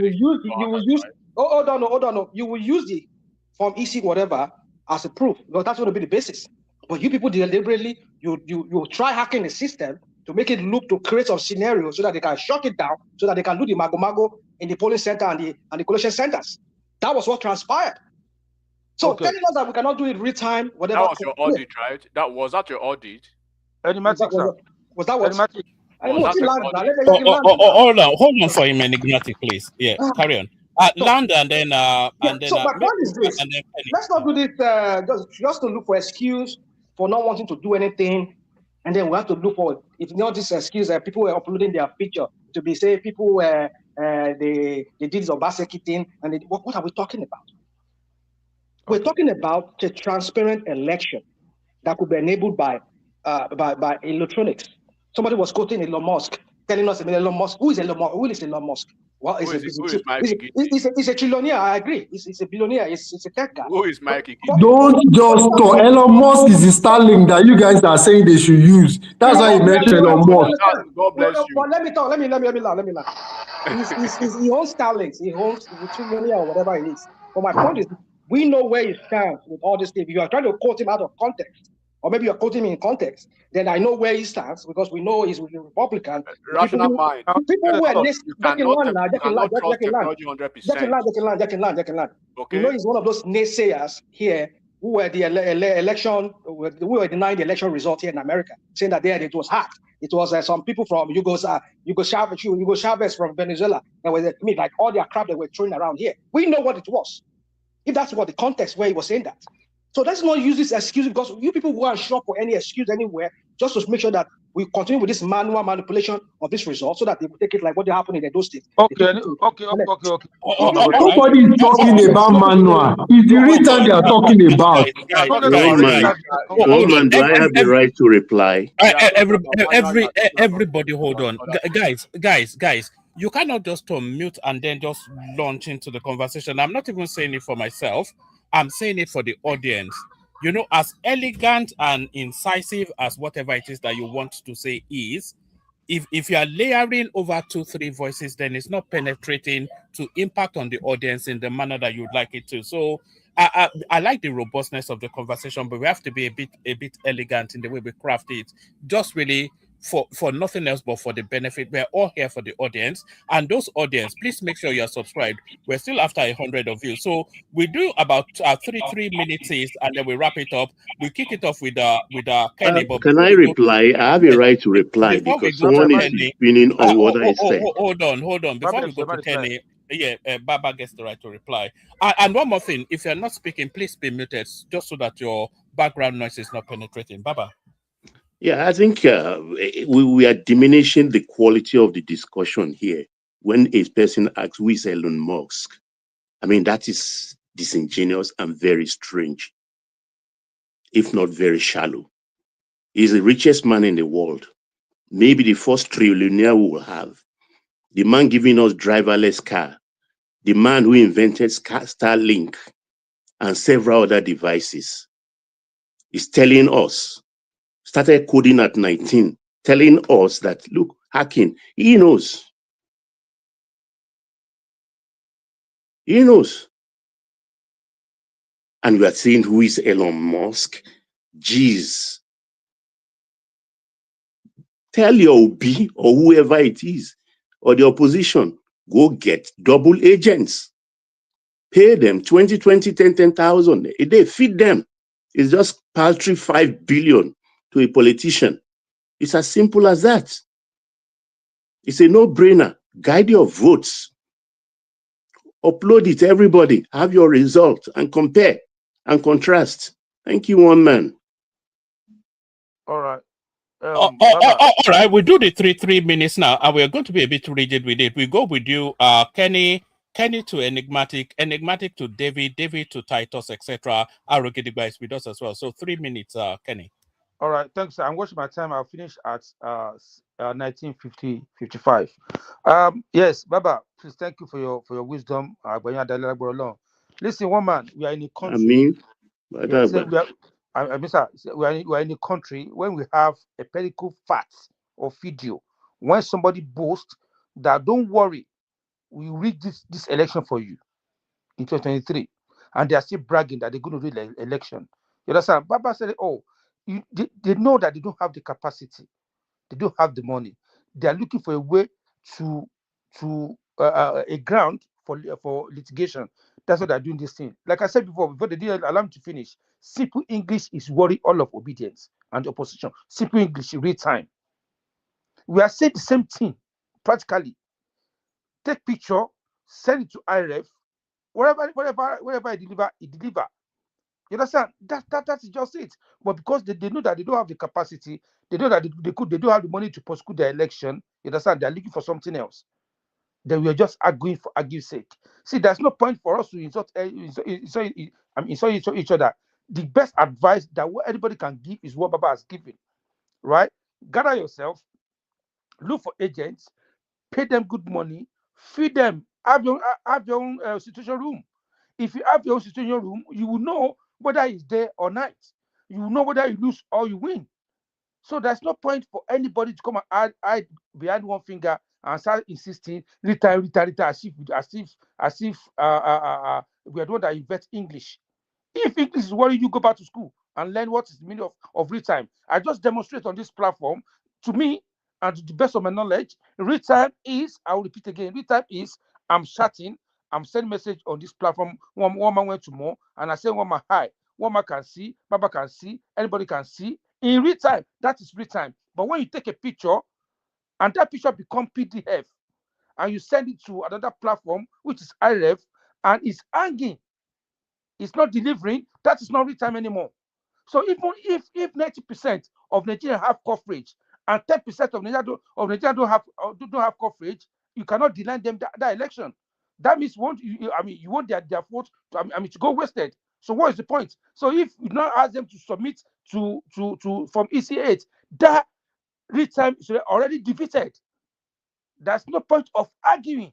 What you are fighting for already defeated, because there's no way we don't have coverage. There's some places in Safara which bandits, they demolish the post of internet. They don't have no internet in my village, in Ilesa, Eredesa. I'm saying it. There's no network in Eredesa. In Ilesa there. It's not far from Idebujisa. We don't have network. If you call, nobody can hear you. Thank you very much. God bless you. Oh, all right, brilliant, excellent. Well done, Kenya, and well done also for keeping rigidly to the timing. We're 70 people away from that target of 100 people in the 100 new subscribers. It is easily achievable if everybody now listening that is not subscribed, if you subscribe now, we will hit those figures easily. So 70 more people to subscribe before we come to the end. Enigmatic, you're up next. Give us just 3 minutes to condense the conversation. Enigmatic, Hondi. Okay, starting at 155 for 158, I should drop. So now, let's look at what people are asking for in Nigeria. Real time, right? We are not talking about anything else. The real time. Does Nigeria have the capacity for that? The answer is absolute no. America does not even do that. Even the biggest democracy with the biggest population, India, does not have that, right? And that is the reason for the proviso, because once you follow it through the law, it becomes sacrosanct. Legally, constitutionally, becomes sacrosanct. So if you tell me that 70% of them could be like a rational mind was positing the other time, that if you're able to upload 70%, then the remaining 30% can be done later. It defeats the purpose of real time. If you take it to court, they are going to knock you down, because the sanctity of the law and the constitutionality of that is that it must be real time. It means you cannot postpone it 5 minutes later or 5 hours later, or maybe in Agbabu, right, where they don't have network. In the next 1 week, you are not transmitting to the to INEC, and in Lagos they've concluded last week.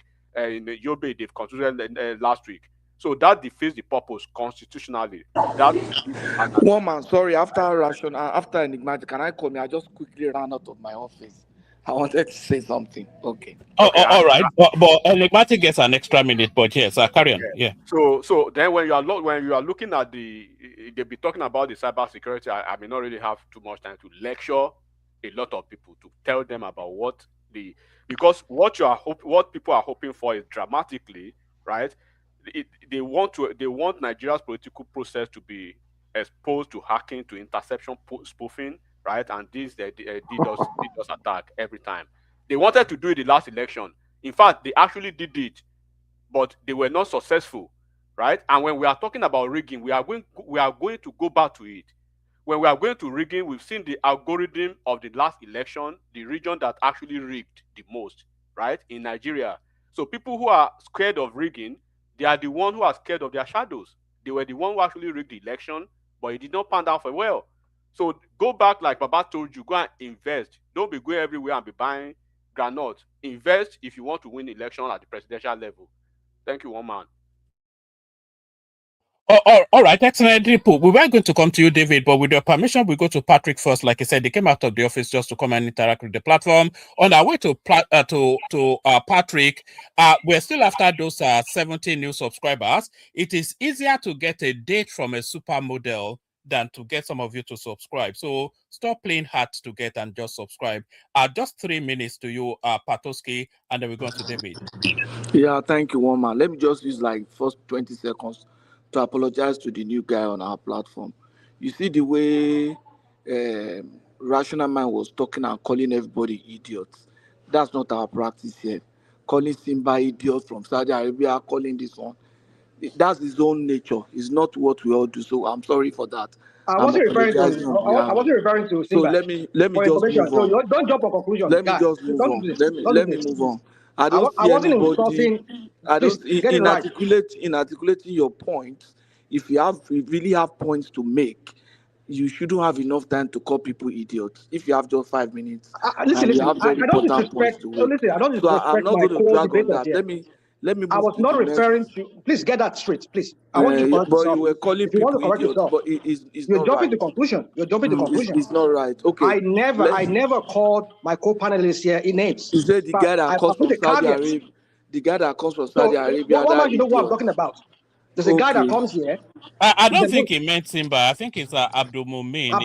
Yeah, that's what I'm saying. I mean, if anybody that comes there, does it make you try to call anybody like that? You not be calling people idiots now. It's wrong. And it's okay. I know I personally cautioned you several times. It's not right. Nǹkan tó wà ń bẹ̀ ni pé a máa start GoFundMe láti send the Rational Mind lọ sí etiquette classes. Per idiot, you pay $100 then gbèsè. Okay, so but Rational Mind, sorry, I'm just calling your attention to that. But let me quickly address something that you guys are not looking at. Now, the spokesperson of the opposition just told us that they hacked his national security advisor's phone.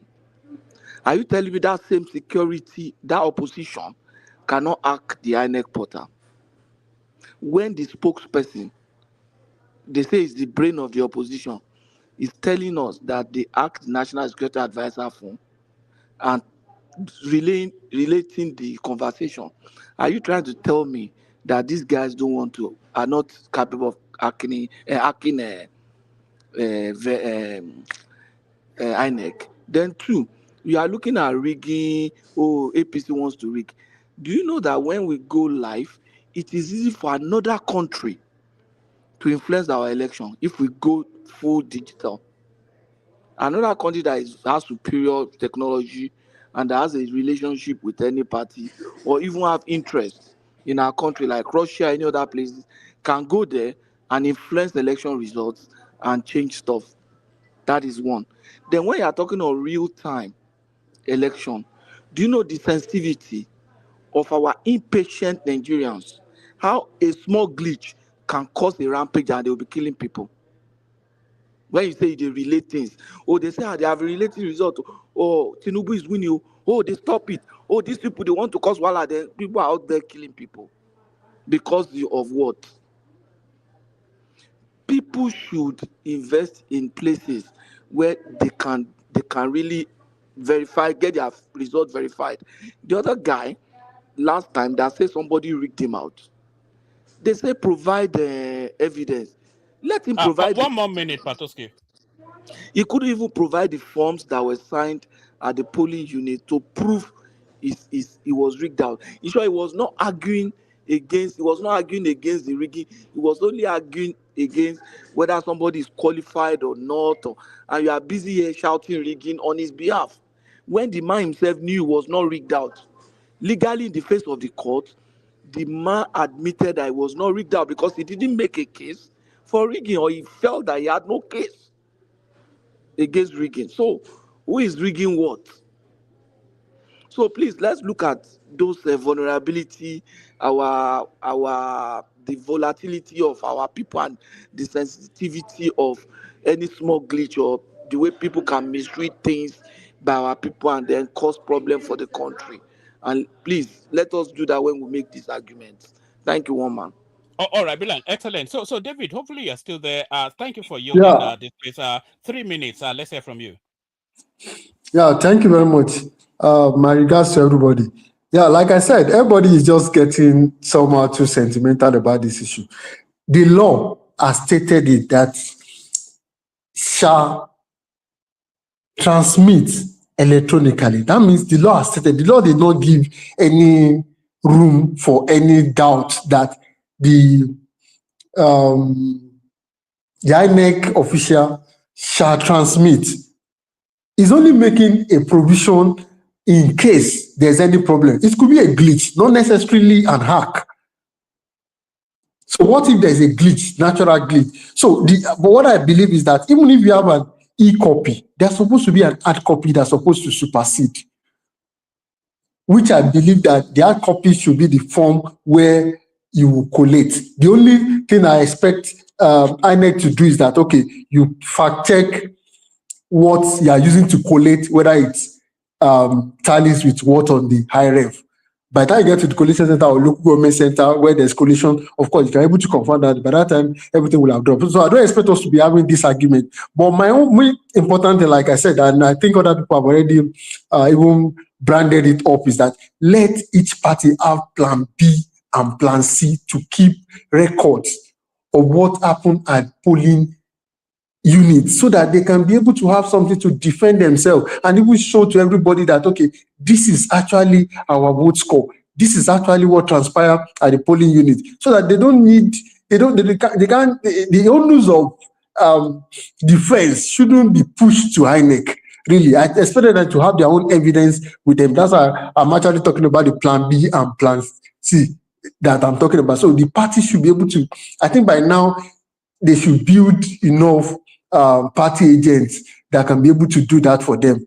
I think they have almost a year now. I believe the opposition can do that, and the of course, I believe APC has been running situation room for the past 10 years now, so they should be able to. So we shouldn't now put that thing on INEC. We should have plan B, contingency.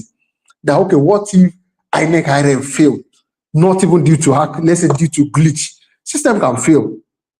It's not 100%. So that's what I expect everybody to understand, that we shouldn't be dragging this thing too much. Once your agent snap it, you have a copy. So you can easily work on that and use that as a defense. You don't necessarily need to, now, if INEC now, at least you can be able to use that to counter INEC that, okay, this was the original, this was what you snap from the original AC8. So we should be able to defend, you're able to defend yourself in court. But what I found out from the last election is that none of those candidates. All right, 1 minute.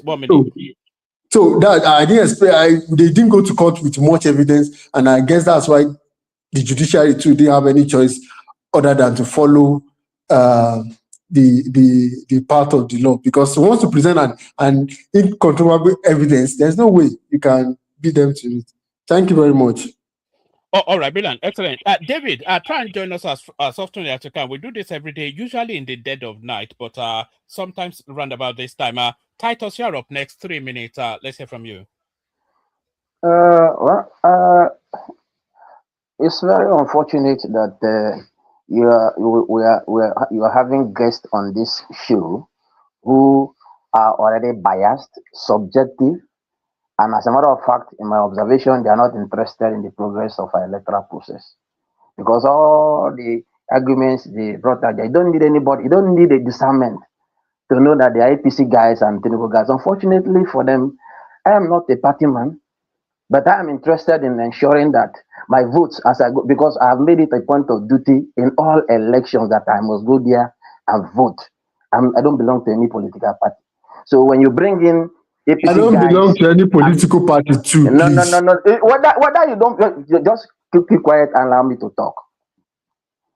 When you come up on here, whether you are an APC carrying card member or not, I already know that you are a Tinubu person by all the subjective statements you have made so far. But my question is, based on what someone once said in the course of the discussion, is there anywhere in Nigeria that it will take 72 hours for you to get to a collation center in the local government? There is none. You can't find that. So stop being disingenuous in this discussion. You are not interested. I wish I can sue you for that statement, telling me I'm a Tinubu person. Hold on.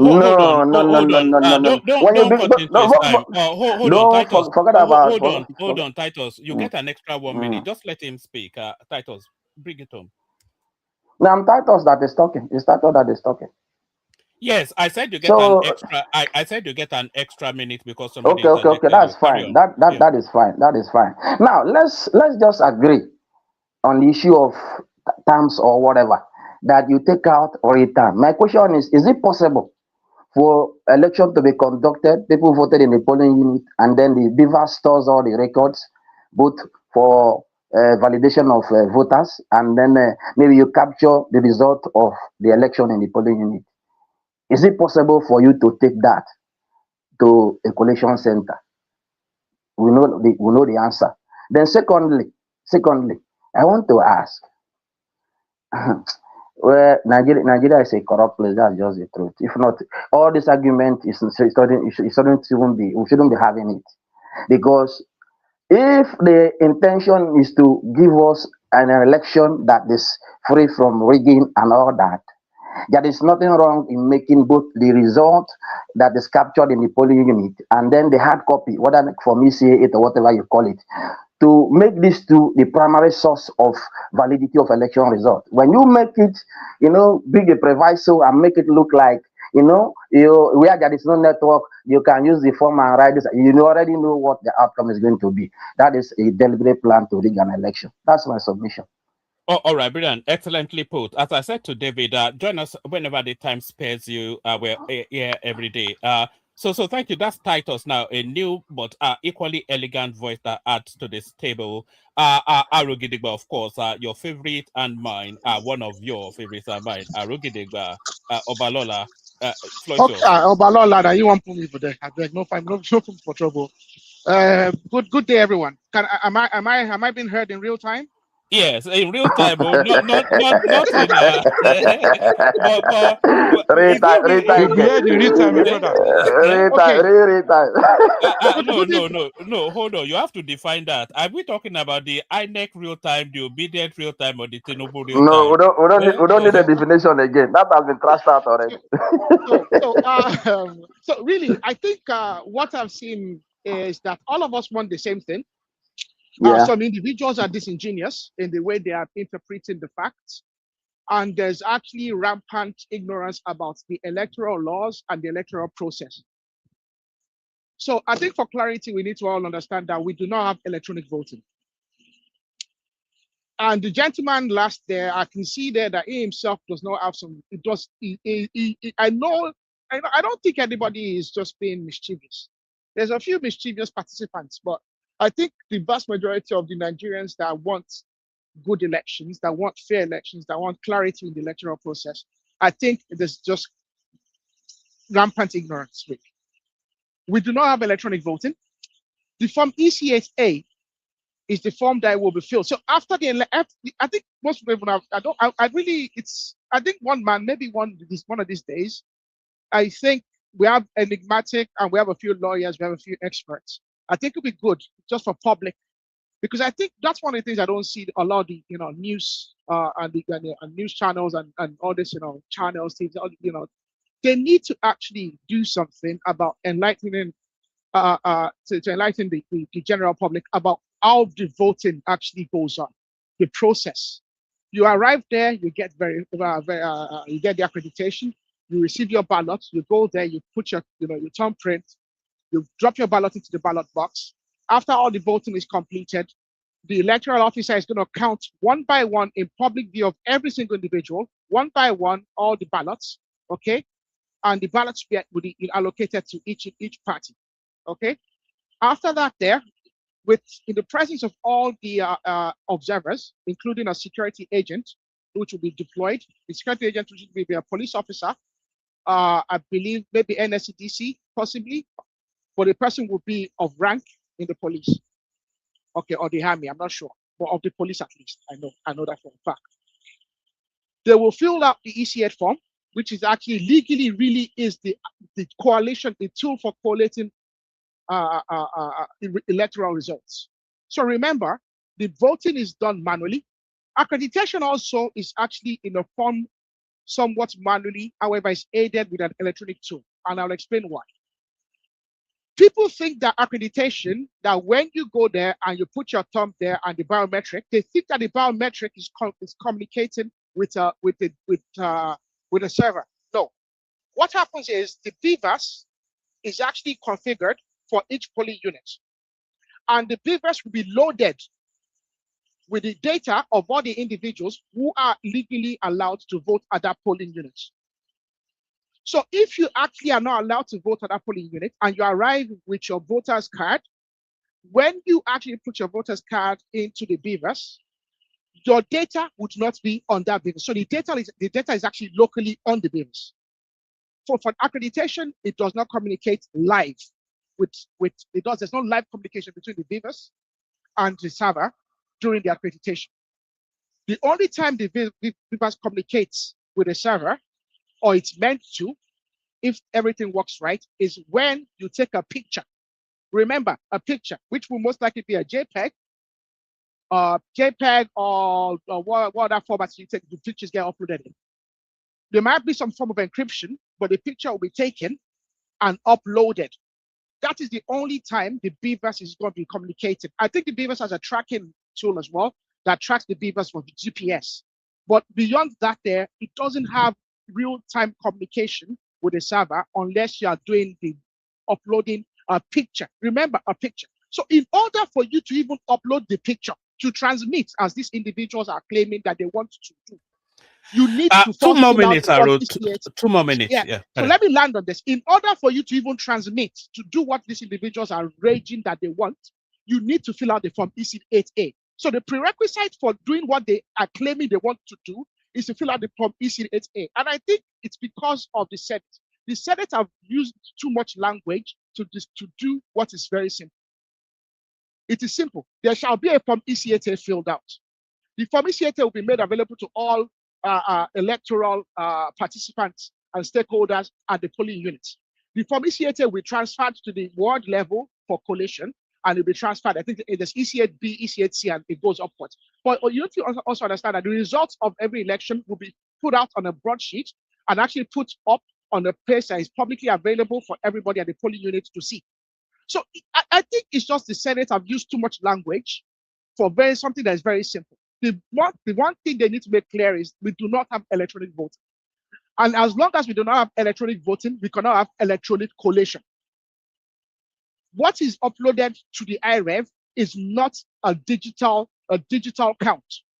It is just a JPEG image, a picture. That is all. It is no more than taking a selfie. So people need to understand it. No one is going to put a tabulated value into the IREV. No. What you are going to see on the IREV is a picture, an image. That is nothing more than that. So the only way. Let him learn now, woman. No, we're still listening. I think his system glitched. This is what we're talking about, real time and glitches. I was about saying that people they use WhatsApp they cut and they want this guy is in the UK, by the way. His system is I'm trying not to confuse and use too much difficult language. I'm trying to simplify it, and I think a lot of Nigerians do not understand the simplicity of this process. So it's up to us as individuals to make sure that what we put in the ECTA is what is true, and every individual who is a participant of the election at that polling unit is going to witness what is going to be done when the ECTA is being filled out.